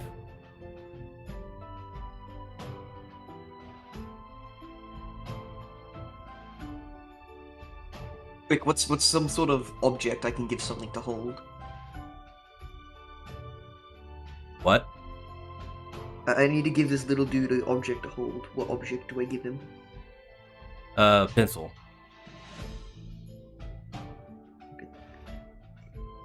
I haven't drawn a pencil in ages, fucking Christ.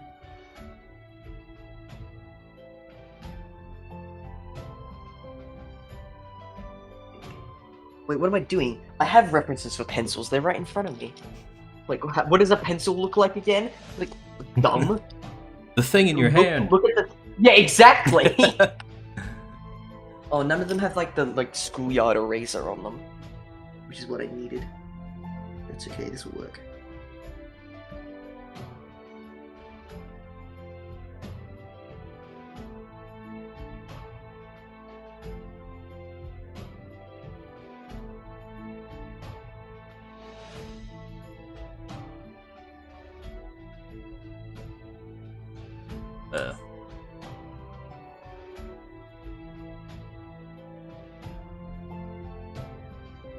So it do be November. Y'all ready to like get those Christmas avatars up? Christmas avatars. Man, I never do holiday stuff for social media. I'm too busy doing normal stuff. Imagine having a life working on your projects, you know, seeing friends and family. Yeah. What a fucking loser. Seeing friends. Absolute loser. Seeing friends as family. Friends and family. That's not productive.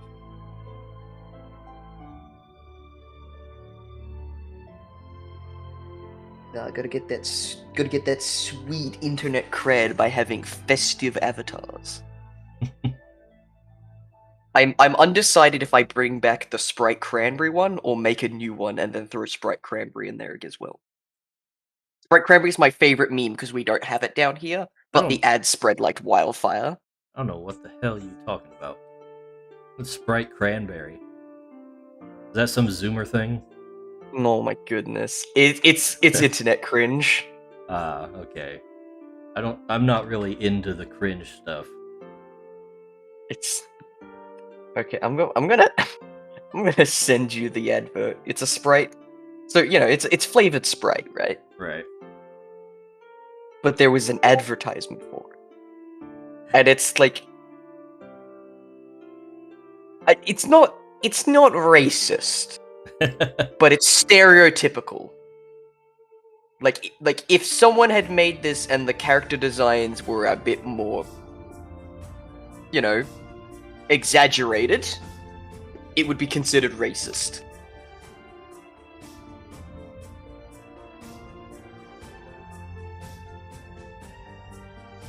Alright, let's see what you got. Thanksgiving erasure. Oh, that's true. You've got Thanksgiving. My bad. Sorry, I'm Australian, Adam, so I don't do that. Like, I'm lucky that I know what Halloween is. Yeah, Yes, but Adam's right. What about the Thanksgiving profile pic? Why would you even put on a Thanksgiving profile pic?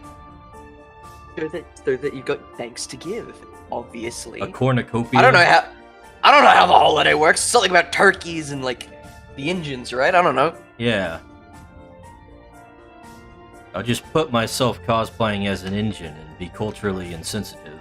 No, just the turkey hats. Turkey hats?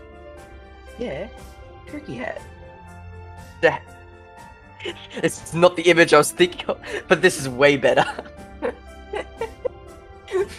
I love how I'm like getting a bunch of Halloween websites being like, here's some Thanksgiving turkey hats.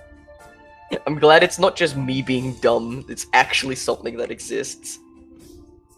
Yeah, I know what American Thanksgiving is, I just don't know when it is, really. Because, like, you know, I don't celebrate it. Because, look, man, my country, like, committed a really bad genocide against the native population. Like, we don't have a Thanksgiving. My country's history is a bit more, like, in the waters of what actually happened. Like, there's not even myth over it, it's just we don't know because it wasn't reported very well. We just know that it was bloody regardless. Because, yay, humans in warfare, am I right? Right. But yeah, I know what American Thanksgiving is, and I know that there's Canadian Thanksgiving, and they're in different parts of the year. Like, Canadian Thanksgiving is, like, first, isn't it? Earlier in the year? I think they've already done it, yeah. It was, like, not last month, but the month We don't before. really pay much attention to what goes on up there. Canadian. Canada is one of the less important nations in the world. What ticks me off about Canada is that almost always the Canadian economy and the Australian economy are very close. There was a time where the Canadian dollar and the Australian dollar were almost 1-to-1. That was a couple of years back. However, because it's right next to the US, they didn't get the bullshit taxes. So we had to pay extra money even though the currency conversion was on point, even for digital products. And I'm sitting here like, this is bullshit. I want to play my video games. What are you doing? Oh, Canadian Thanksgiving is the 10th of October. So yeah, it was last month. Imagine celebrating something besides Halloween in October. Yeah, that is kind of lame, Canada. Or Thursday every November, don't forget it. What? That's our sorry, Thanksgiving. I don't get what that means.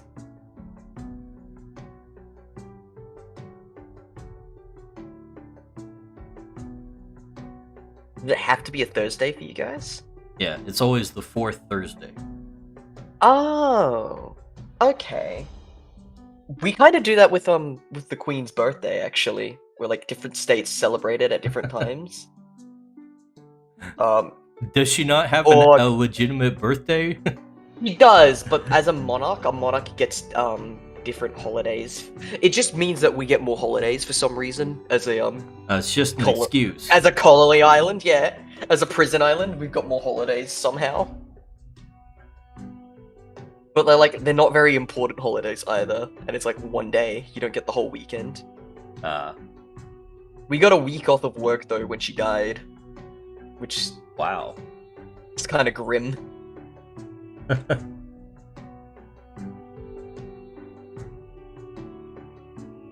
Monarchs should die more often. Okay, Hassan Piker. Yeah, but like Easter's like that, isn't it? It's like the first Sunday. Yeah. You got Good Friday and then the Sunday after that. Yeah, although no one in my family did, I know whenever I had Easter lunch with my grandmother, she wasn't religious either, but she upheld the tradition of not eating red meat on Easter. I've never. And so we'd always have seafood. Every day is a holiday when you're in prison. Yes. No, I know what the 4th of July is because you won't shut up about it. It's the loudest holiday. Oh yeah, and also I've got some American friends and neighbors. So one 4th of July, I'm just sitting here drinking a cup of tea, playing some video like Minecraft or some shit, and then I hear this loud crack from like a couple of streets down, and I fucking freaked out. And they're like, "Oh, it's the Yanks." I looked at the date like, yeah, fair enough. Because like we have Australia Day, and it's nowhere near as big of a deal as the 4th of July. But it's our kind of version. Right. And like we've got like, you know, fireworks and stuff like that, but you won't set fireworks in your own backyard. You'll go out to like a park and see like a big fireworks display. Or you might maybe like spend the evening having dinner and ice cream with your family. Well, usually Or you might just get blackout drunk. Setting fireworks in your own backyard is usually kind of a redneck thing. Yeah, but it's very much a 4th of July thing, let's be honest. Yeah, well, It's a part of rednecks love 4th of Northwest July. I've got some neighbors like that. Are you one of them? No, I don't set fireworks in my yard. Yeah. Just- Oh, you're not a true American, aren't you? Absolute failure. My town has its own fireworks display, and it's like literally you can see it from my backyard. So I'm very American. Thank you very much. Ours are kind of like that. I love how this always becomes Dale's lore dump on Australia whenever I join the chat. It doesn't help because compared to a lot of friends, I'm a lot more like, I'm not as Australian as a lot of my friends. And a lot of my friends are like part British or actual like immigrants from Britain. So I'm here like, yes, I am the most Australian of us, but culturally, I'm the most internet conglomerate that's possible. I'm just goblin. You're just a goblin. Basically. Well, let's give this guy some boots. I almost forgot that what's this guy's name? Geldart has a I helmet. don't like that name. Gellort.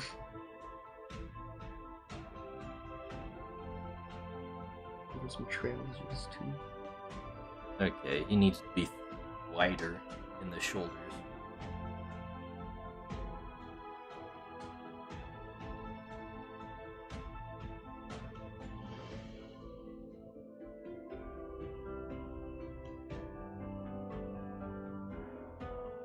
Every day is a holiday when you're in prison. See, that's not true though, because you have to work in prison. And on our holidays, usually we don't have to work.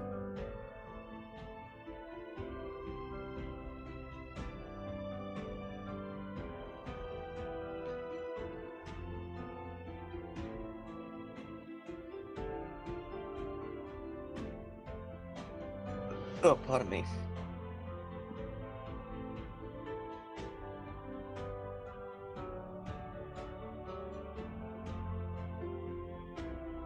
God, I love the Sprite cranberry ad. You don't understand. It's got like better Grubhub vibes, if you know what that one is. I am familiar with the Grubhub thing. Yeah.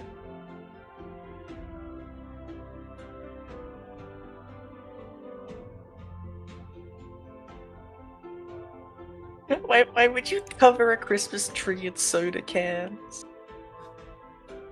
Oh, that's another interesting little Australianism. So we call soda. So you know how there's like in the United States, there's the pop soda debacle, Oh yeah. where like different states call it different shit. Here we don't do that. We have a dumber name. Oh. Okay. So we call soda soft drink. And so people here don't know what soft drink means. They just think it's soda. And they don't realize that water is a soft drink. Because it's non-alcoholic. We do that too. If you go to like a fast food place, they'll have soft drinks on the menu. Yeah. Yeah, but for us it's only soda. That's how it is too here. But the word soft drink actually means just non-alcoholic drink. Well, I've never heard it used that way. And if we have alcohol mixed with our soda, it's still a soft drink culturally here. Really? Okay. Because that's just what we call soda. So the thing I'm getting out of this is you guys call non-alcoholic drinks soft drinks. But if you mix alcohol in it, it's still a soft drink, even though that's not what that word means, yeah. Great, isn't it? I don't think you guys know what you're doing over there. I don't think we do either half the time, but at least we've got the English language right when it comes to spelling. Oh, please. Listen. How do you spell defense? Defense? Yes. With a C. Boo! It comes from a French word. I don't care. French sucks. Yeah, well, most of the language is French. That's the worst reason to use a certain spelling because the French do it. Okay, so what's the French better reason? spellings are literally the worst. Because you decide. So what's the better reason, right? You win a war of independence against the English, so you get to fuck up their language. Yeah, I mean, It's why else would... it's the linguistic equivalent of saying I've conquered you, so I'm going to rape all of your women. Yeah, but we're not gonna appease the French. French are even for worse. the record. I'm not disagreeing, but it is their language we stole first. We didn't steal it; it was ours to begin with. Well, I mean, William the Conqueror was a Norman. He wasn't actually French. So, What are you talking about? yeah, the first king of England. He was a Norman. I don't know what your line of reasoning is. So like modern French is like Parisian French. And Normandy wasn't Parisian. They had their own different language and dialect. And eventually they just adopted like Parisian French stuff. Language is weird, is the TLDR. Hello, cat. yeah, I'm not sure when any of that became relevant. The discussion. I feel like how languages are formed is kind of important to how we fuck up languages later down the line. All I'm saying is, I have no respect for the French. No, neither do I. Then why are you using their spellings as a way to legitimize your poor spellings in English? Yes, it uses Latin glyphs, and a lot of its origins are Germanic, but more than half the language is like French. It's got like bits. It's got like. See, that's the weird thing Is French a romance language then? It is, but it's unlike every other romance language for the most part. It is, but it isn't. Yeah, that's the thing is, French is like the archetypical romance language, even though, you know, romance languages are like, you know, Latin-derived languages, and whatever Latin came from. I usually think of Spanish because French is nothing like border Latin. with that. Yeah, well, it's like Spanish and Italian, right? You can tell that they're romance languages. You can tell where they came from Latin. Yeah. But French, you can't. Yeah, I always thought French was more of a Germanic language, actually. I feel like how languages are formed is kind of important to how we fuck up languages later down the line. I always thought French was more of a Germanic language, actually. Yeah. See, I always thought French was more of a Germanic language, actually. I don't think it has much with Germanic languages either. I think the French are just weird and they don't know how to do things properly. French are pretentious. They probably screwed up the language they had to begin with just because they could. That's the thing is, I think they did. And we can all agree the French are dumb because they decided, let's have a metric calendar where every year, every new couple of years, the months and the days change names. Change names? Yeah. Because, they have to get larger, so you need to have a new way to count them.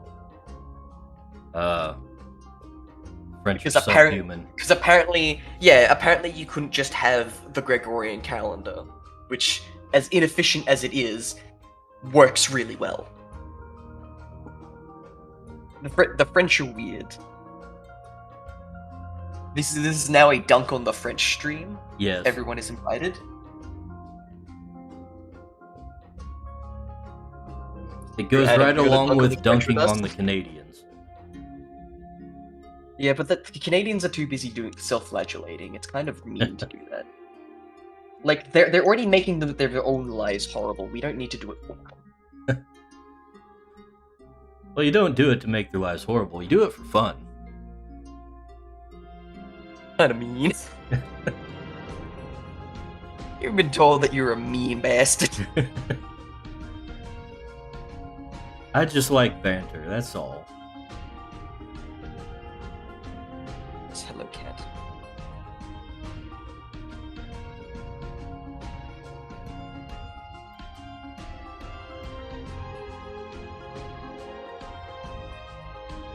Going back to our old-ass topic about going to college. See, when I was in high school and college, I would have really liked to have studied language and linguistics, because it's something that interests me a lot. The problem is, so I have this pet peeve with English as a subject. Because how much English do you actually learn in English as a subject in school? My high school English teacher actually gave us vocabulary tests and stuff. So I learned a surprising amount of I have a pretty. I learned how to write vocabulary. BuzzFeed articles. BuzzFeed articles. All of my high school. So for the record, high school in Australia isn't 4 years. It's our secondary education. We don't have a middle school. Okay. So our middle school is halved into both high school and our primary education. So grades 1 through 6, used to be 1 through 7, but it's 1 through 6 now, is grade school, and 7 through 12 is high school. Okay. And so from grades 7 through 12 for me, all of my English, I figured out how to write the worst way to write an essay. Oh, Because we of course learned they that. teach you the worst. They teach you the way you're not supposed to write essays, of course. I got told I should have known how to write a resume, because it should have been a part of the curriculum, but no one taught me. Thanks.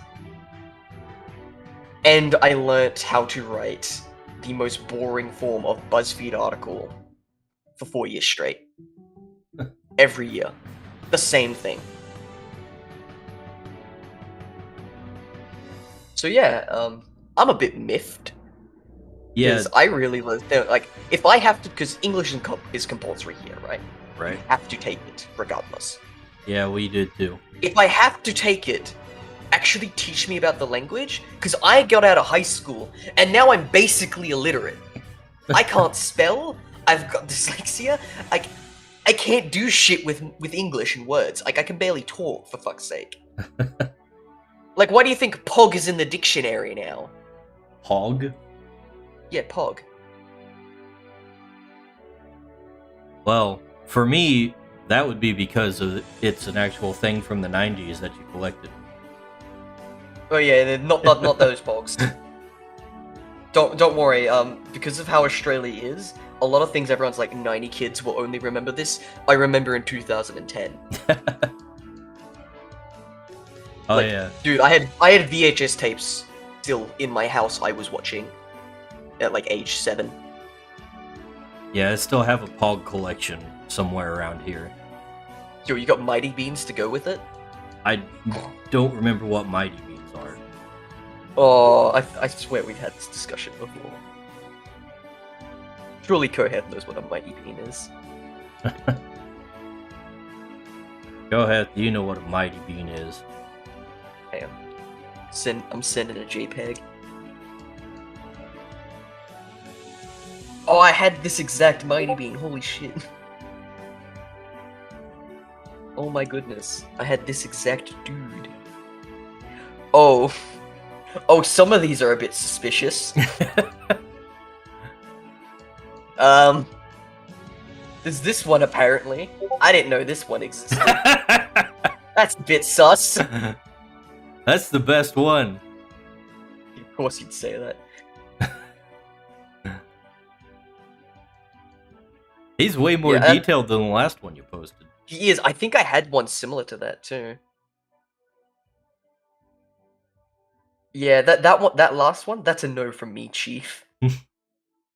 Yo, this one. Yo, check out the rack on this bean. What was this? Who invented these? These toys are weird. Was that a white trash pop star? Yeah.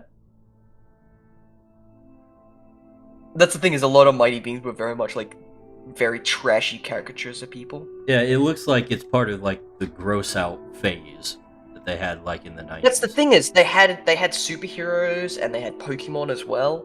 They had Star Wars. Pokemon. Apparently they still exist and they make Fortnite ones now. Wow. Yeah. Wow, indeed. All right, let's look up the Mighty Bean lore. Wikipedia. You think there's a whole story behind Mighty Beans? It's got to be, right? Oh, apparently they're an Australian toy. Oh, Huh. no wonder. I thought they would have been. No, I thought they would have been Canadian. The thing is, I hear British people talk about Mighty Beans. Play 'em, race 'em, collect 'em. That's a shit slogan. Hello, cat. They went out of series for a little while in 2012 and were relaunched in 2018. Was the relaunch the one with the racially insensitive dude? That's the question. Because it's clearly a different art style. I like the old art style more, honestly. What race is that exactly, do you think? I You think that's African? think it's supposed to be. Suppose I'm it going could be to some assume kind of it's islander? supposed to be from like an African island. Either way, I that's a no from me, dog. Mama Susan, that's a no from me, Chief. I do not endorse. It's a cartoon. It's supposed to be goofy. Yeah, but that's pushing it. Oh no, Wolf Steele's found out that I've been posting PNGs again.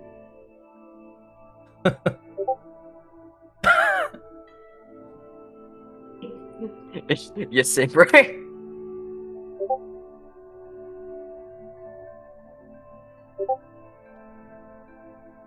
I gotta love where every time you've got like a live stream, the Google comments for YouTube just don't line up with the stream, like from some other video.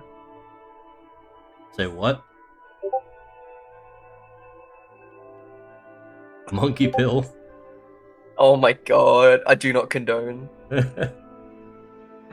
Every time you stream, the YouTube comments on the YouTube version of the stream are like shunted in. Some of them are from like your past streams, others are from like random other videos on the website.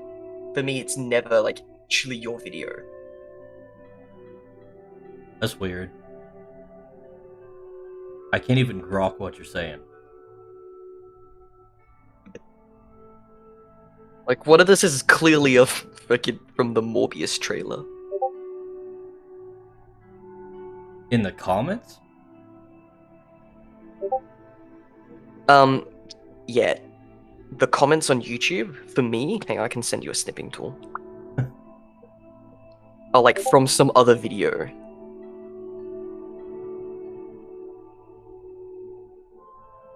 What the hell are they doing with YouTube over there? I don't know. I've never done anything involving Morbius.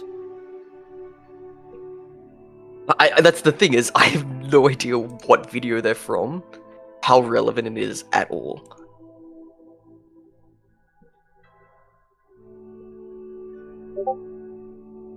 Like some of these look like it's supposed to be from like an anime video, like maybe a music video.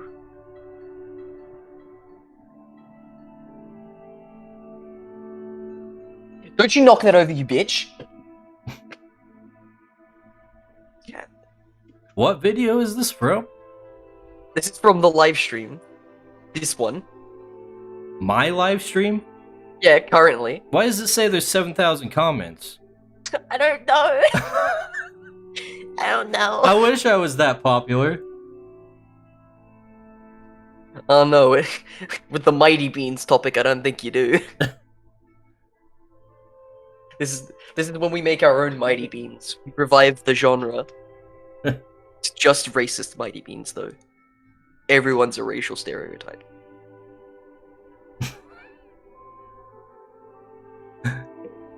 Mighty Beaners. Oh my god.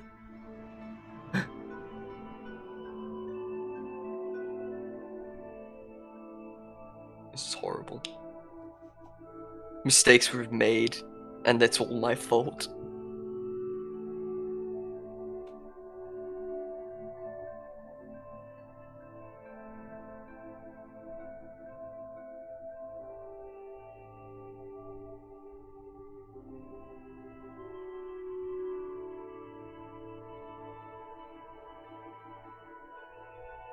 Where's my DM? You can have this. You can have that curse, my friend. What This is what you curse? get for killing my character. What? What character? What are you talking about? My DM from yesterday. Oh, Just oh. sending him. Yeah, I'm bullying him. Don't worry about it.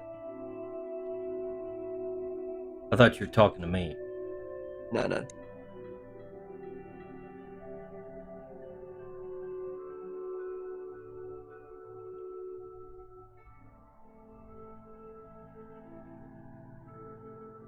That would require me to have a guest invite to one of the Crytures games, wouldn't it? Probably. If we ever do them. Ooh. Yeah. That's too real. Can't do anything because I always gotta work. The only time anybody can play is like on Fridays. That's the overtime day for me. Oh yeah. That's the worst part is scheduling RPGs. You and me both, Wolf. Are you watching the stream? Or am I just talking to air? I think he's just drunk responding. Oh, hang on. What? Can you not knock over my dice tower? Hang on.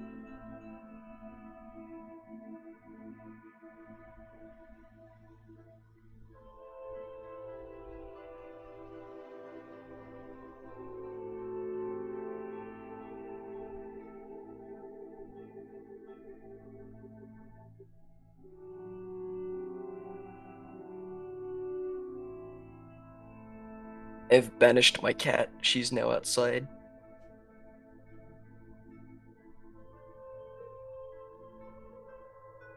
None of this BS anymore. I ain't dealing with it.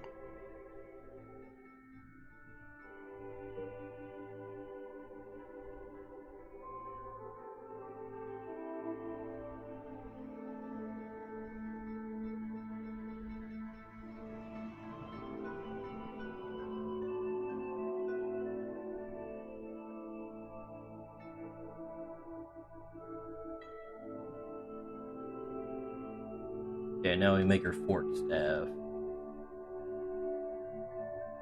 Work staff? Fork staff. Shaped like a fork.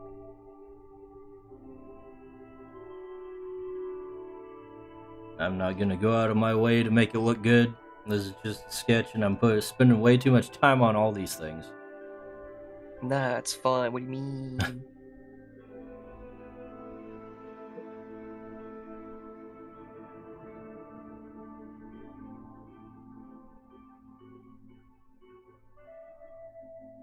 least you're doing something.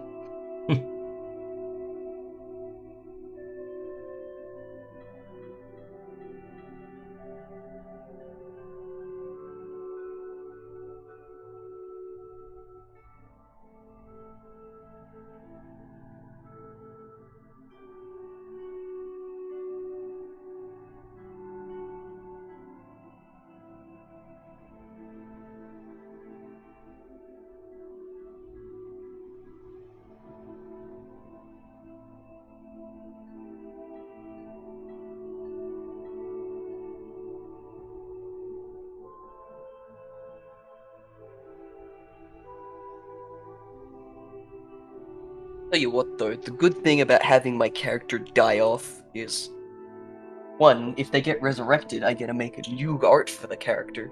Yay. Two, if they don't, I just get to draw a whole new character. Get my OC portfolio stacked up. Yeah. Let's see.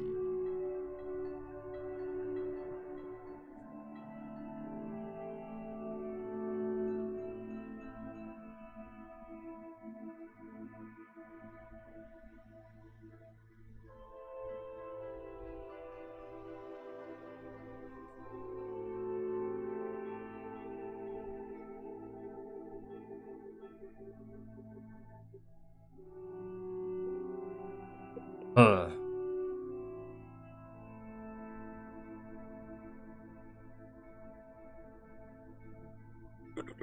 Yeah, zoom in again. what? Just zoom in on our face again, for I me, don't want to. please.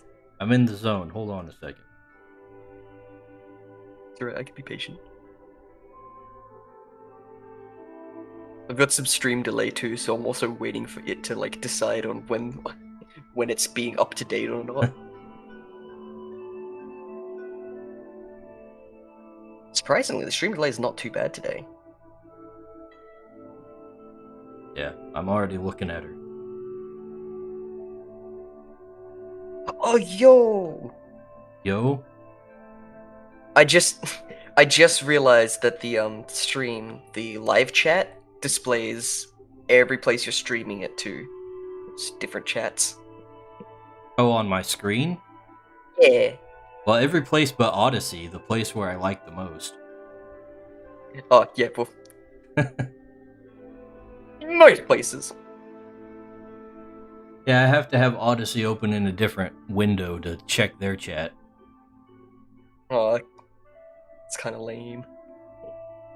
Speaking of, how's it going, Odyssey people? I haven't talked to you in a while.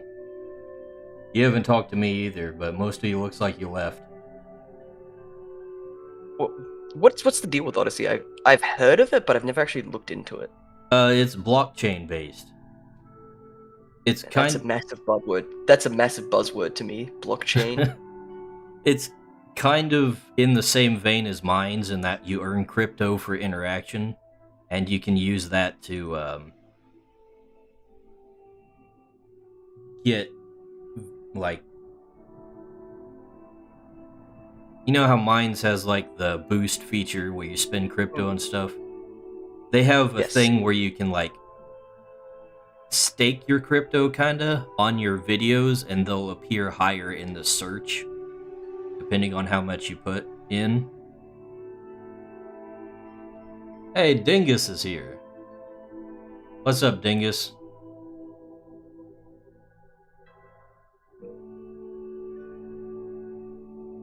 That is a fantastic name, sir. Good job. Sir, ma'am, or dingus. You gotta love it when someone has an online handle name's like, wait, that wasn't taken already? You have that? Dude. Oh, Dingus the Strix is his full name. He is a Cool, pretty cool. owl wizard VTuber. I have been made aware that I have a concept for a VTuber that I should probably get a hold of quickly. Even if I do nothing with it, I should make the art for it. There we go. and I have actually been offered by my friend to be commissioned to make a model for him. Oh, And I'm yeah. just like, that requires me knowing how to do so. Yeah, He's like, yeah, but you'll do it, right? I can hook you up with a tutorial that I used, I would appreciate that, actually. Just thank but you. you're still gonna need the software for it. Well, I downloaded the free trial for Live 2D or whatever it's called. So if that helps, yay. Yeah, Dingus, you always stream at the same time I do, so we're always on Little our stream own. snipe.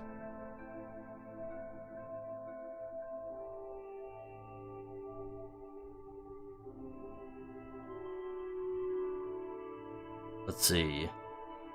Lord forgive me for I am committing a crime. What crime are you committing over there? No! Shut up. Don't worry about I guess that's par for the course in a prison colony. it. Life here is a crime, let's be honest.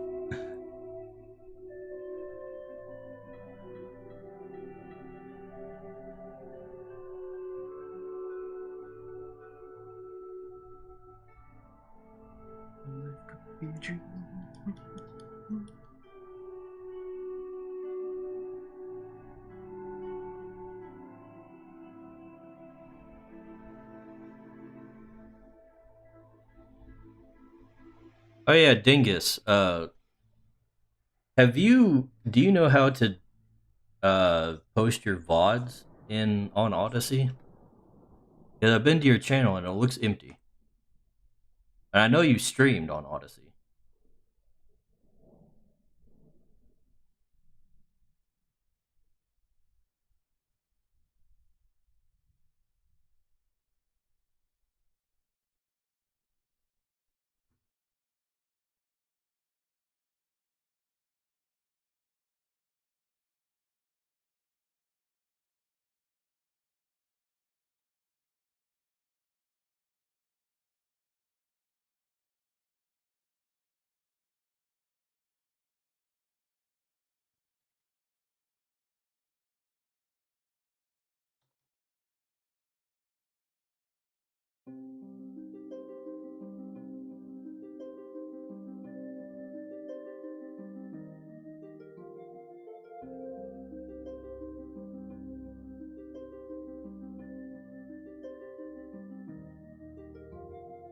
Yeah, it'll actually save your VODs, but you have to go into like you have to go into the edit menu. It'll have like an option to either upload a VOD or you can use one of the replays that they have, the recordings.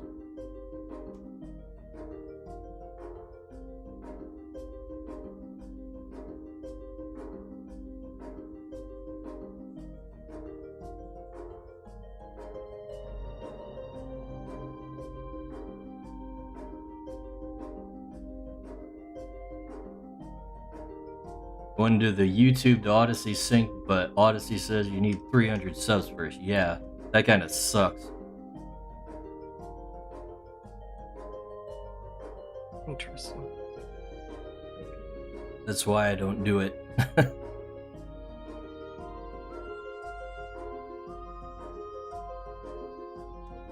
Oh yeah. This guy needs... Chain camp size. What? 580. Small image.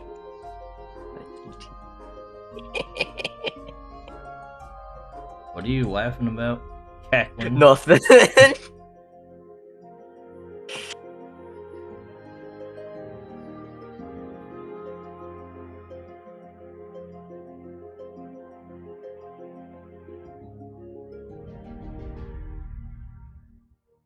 Where's the Crytures wiki? There it is. Are you gonna be looking up now?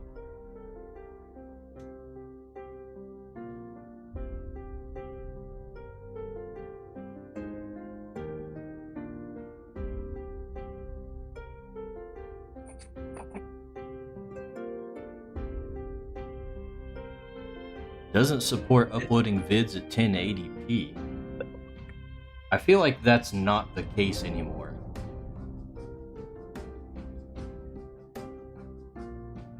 I think that might be outdated info.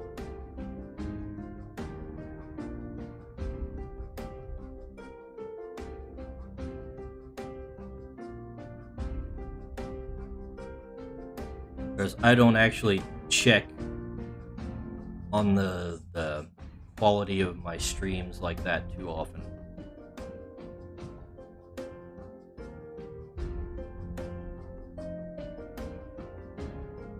You heard it here first, folks. Bad quality stream.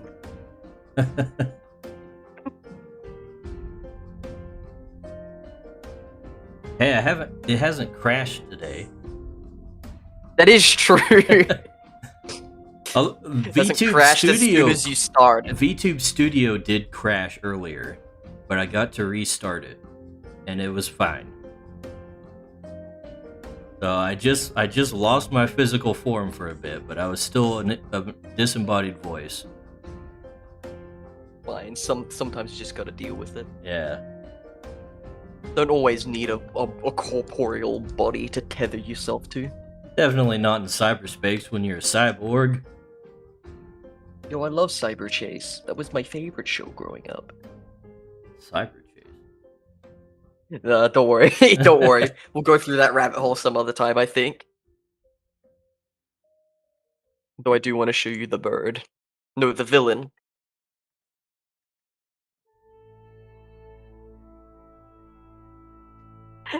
Renius Hacker names their child that. What? The villain from Cyber Chase, his name is Heranius Hacker. Heranius Hacker. Yeah. I even said that like a nerd. Heranius Hacker. Yeah.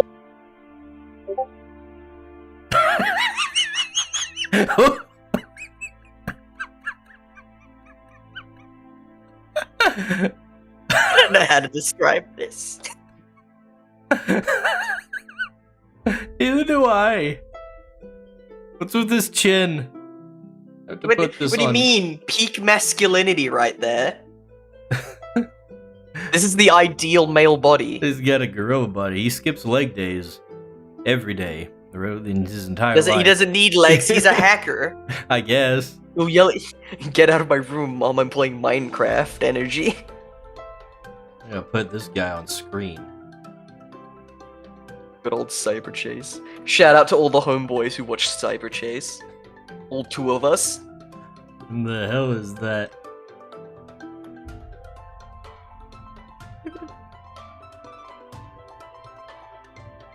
I don't even know what to make of this guy. He looks like a bad attempt at making a vampire. Make him the next creature. Yeah, that NPC I was talking about that wants you to eat creatures. That's him. He's got a shovel for a chin. Hey, don't you be dissing the chin. I'm dissing his chin. Look at that. His chin is concave. Yeah? You jealous? Bitches love the concave chin.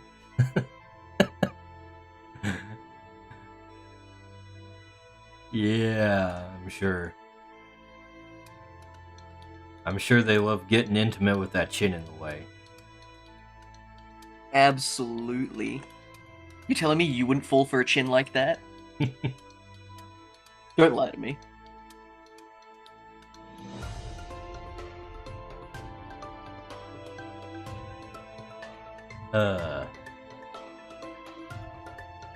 We have fun on this channel. It appears so.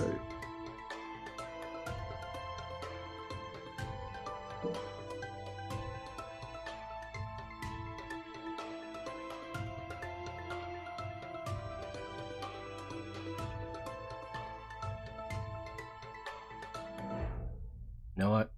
I'm just finding out right now that I'm pretty happy with the color scheme I put on Chloe. Oh no. She got the orange in just the right places. Yeah, I really like the color palette and how it's balanced. I also enjoy the whole. I don't know what to call that style of clothing, where there's just like, here, let's put the cleavage on the outside of this outer layer. The inside layer, yeah, we just keep a window there. Let the boobs come out. That's how we rock. Well, it's a normal thing. Like, It's just if I had massive boobs, I'd be doing that all the time, to be fair. it's a normal piece of clothing. She just it's just a little too small in that area for her. Just a little. Because, like, I'm imagining if her bust wasn't so busty, the bit that's around, like, her hips would probably go down a bit more, too. Because it has to, like, deform to make some space. So it'd probably be, like, a little bit longer. But it's just, nope, we're stuck with that. Boob pockets. Yes, unironically, having clothes with pockets on your chest. I mean, aside from, the obvious, like, flannel shirts and shit, like having, like, a jacket, like a Letterman jacket or something like that, and just on the inside you've got a boob pocket. That's some good stuff. It is so handy being able to put your wallet, like, right next to your heart, so you can't lose it. Because that means if someone's gonna pick your pocket, right? They're going straight for your boobie.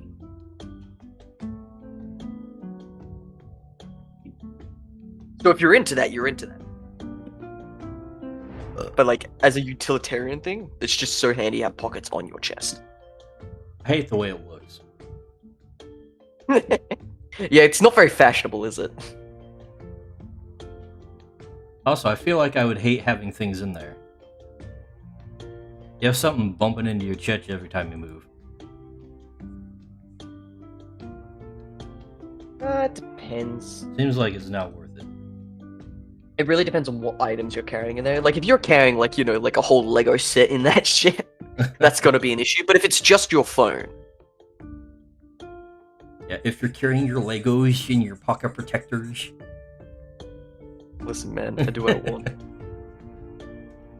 I know the hustle.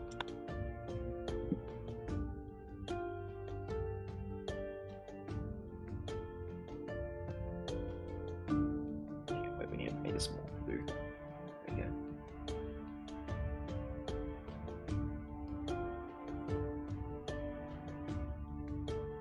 I really don't need to do this much for this. It's supposed to be a sketch. What am I doing?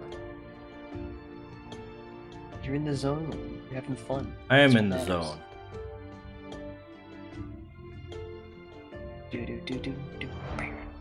But I also haven't eaten in like 11 hours. Rookie numbers, boost that up. Yeah, that's just basic intermittent fasting. What am I talking about? I say as the first thing I did when I woke up was get a bowl of ice cream and have that as my breakfast.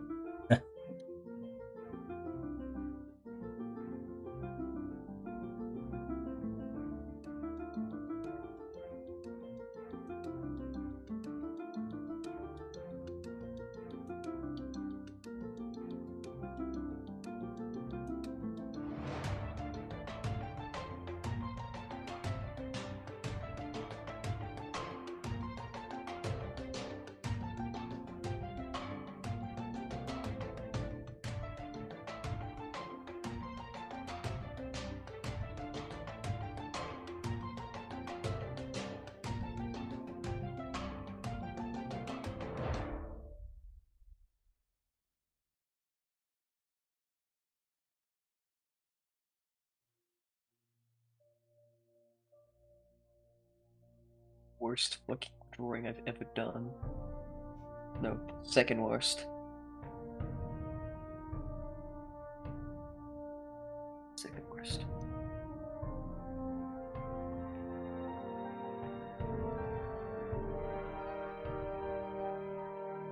Okay. I need to put these guys in shadows.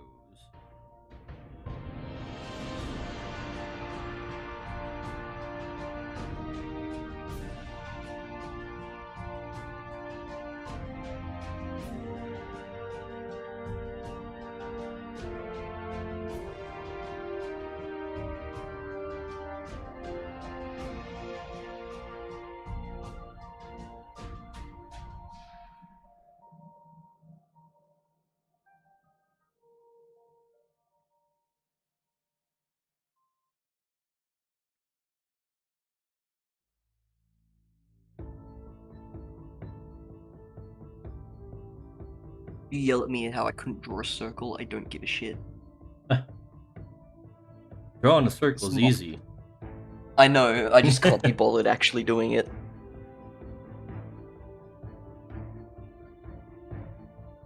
It's not that needed for getting the point of this image across.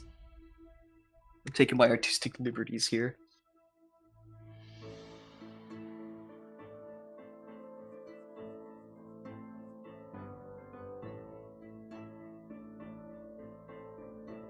There we go.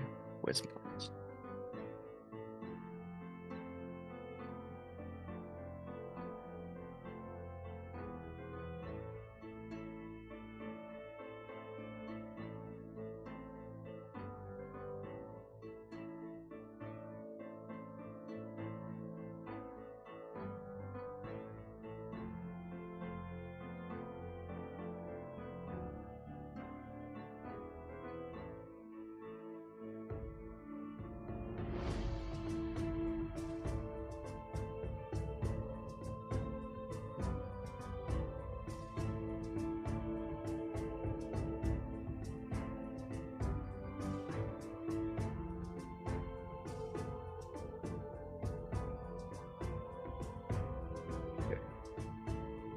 Reposted meme has been reposted once again.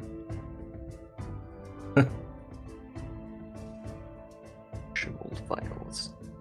Pictures.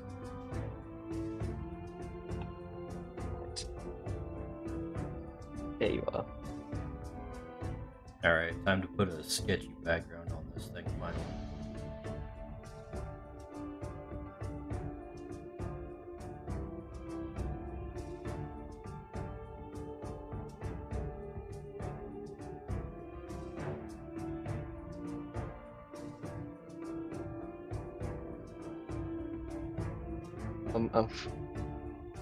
Before you ask, I'm not proud, but I'm satisfied. With what? Don't worry about it. It'll become apparent, don't worry. Okay.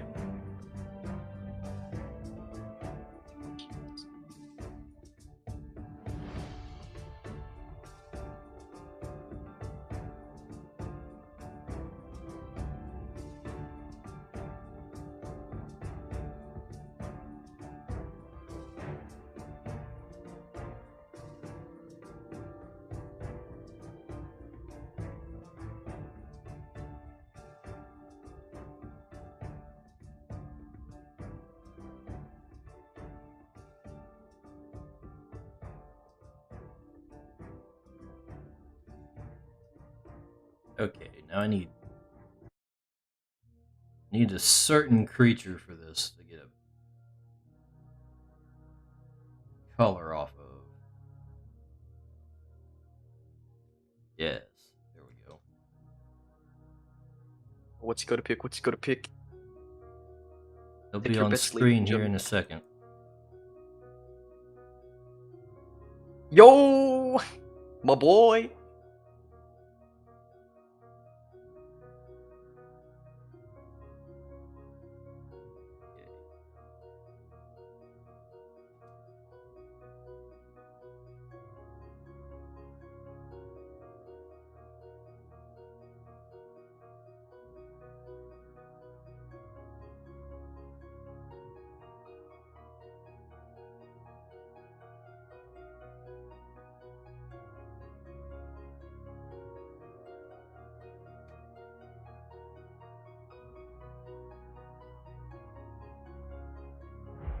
Alright, now we're gonna shrink selected area.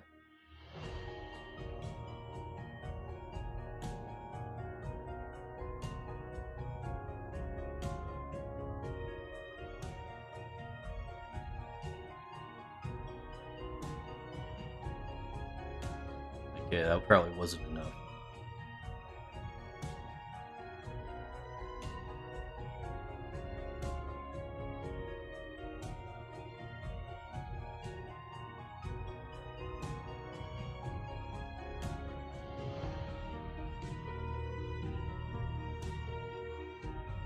Whoops.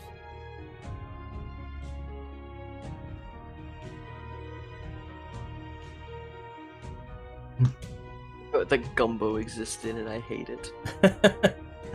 You don't like gumbo? I very much don't. Gumpod reminds me of one of the things from Chowder. Chowder. Breast elephant chowder. Say what?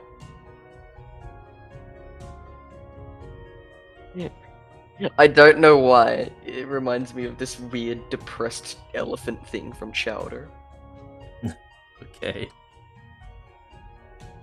The Cinnamini monster. I haven't seen enough Chowder to know what you're talking about.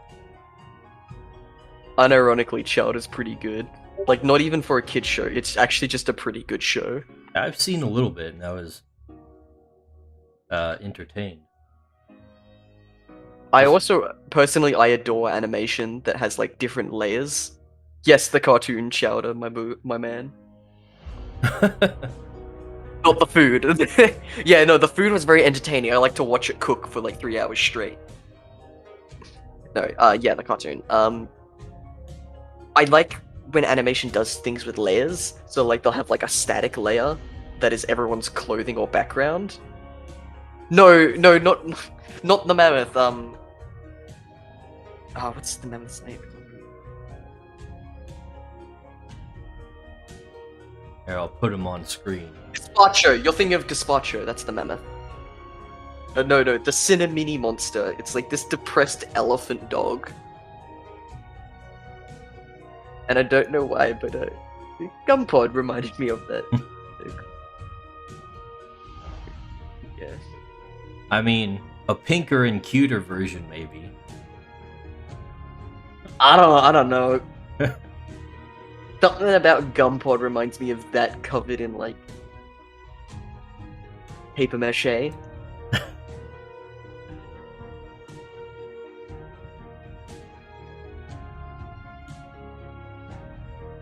Then I also don't like elephants, so that's probably why I'm biased. Ah, No, that's why you don't like the cute butterfly elephant.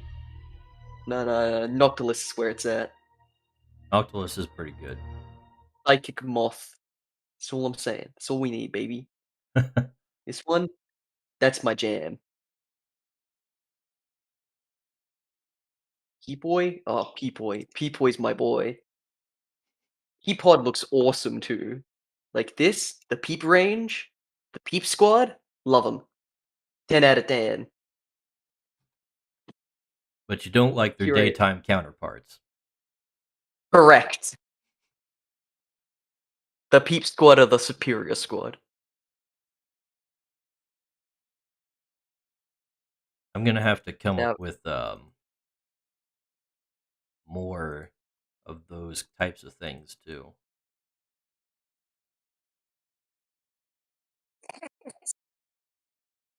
What are you giggling about? All of the wrong things. That's it. Peepoy, you're getting saved to the hard drive. You're going into the to draw folder. I'm getting Peep squad on here. Save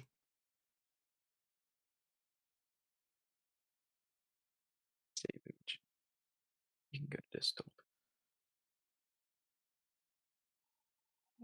And the Peep squad. Oh, I lost my oh, I just realized that all of the notepad that I had of like what I needed to draw, all my to-do list is gone now. I'm dumb. Oh, Why did you tag him again? I've already tagged him, Code.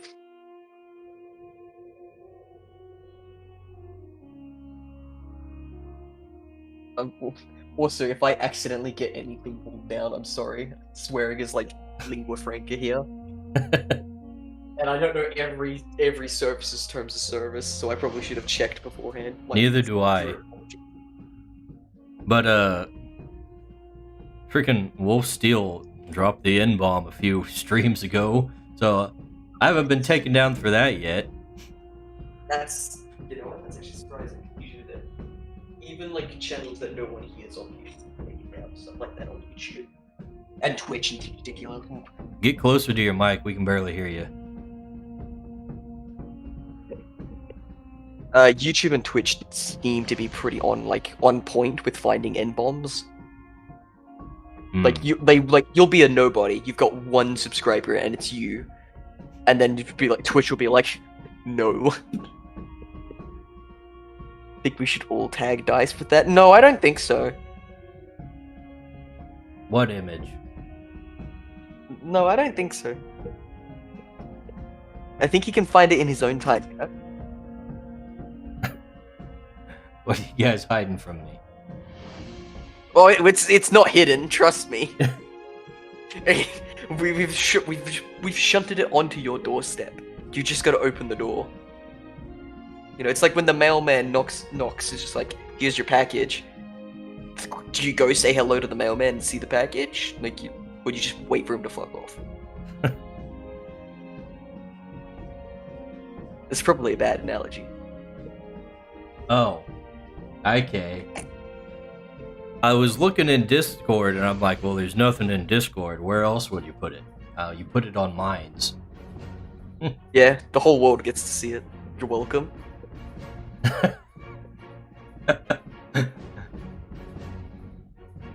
We have a little fun here. I like it. Thanks. I take pride in the fact it's not what Ko drew. That one's a no-no.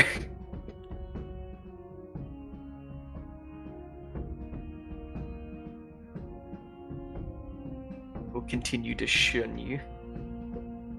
Remind everyone that you were a bad person. Who, Kohath? Yeah, go ahead.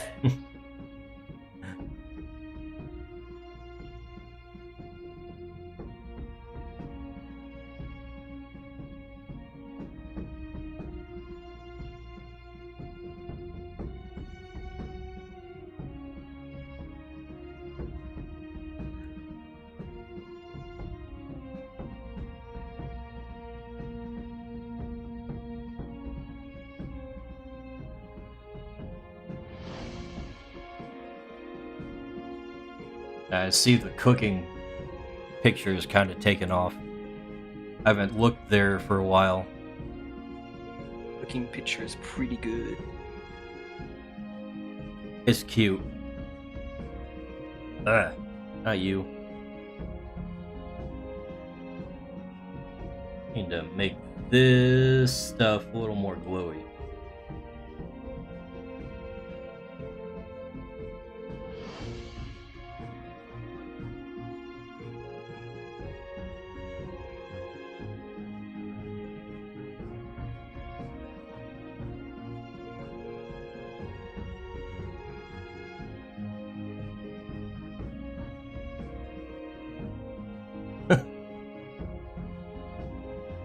Go ahead, I don't think there's really anything for you to be angry about.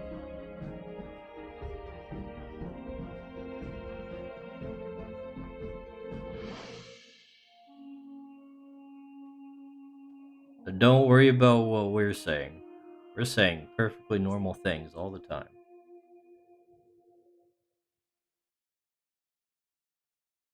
I am publicly shaming you. You know what you did. Is this still about the furries?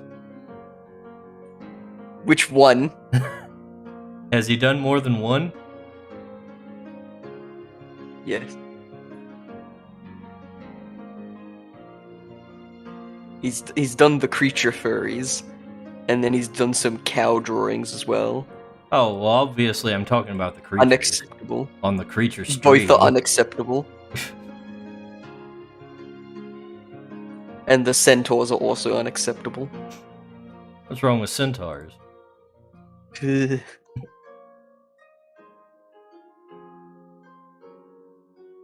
Horses are gross.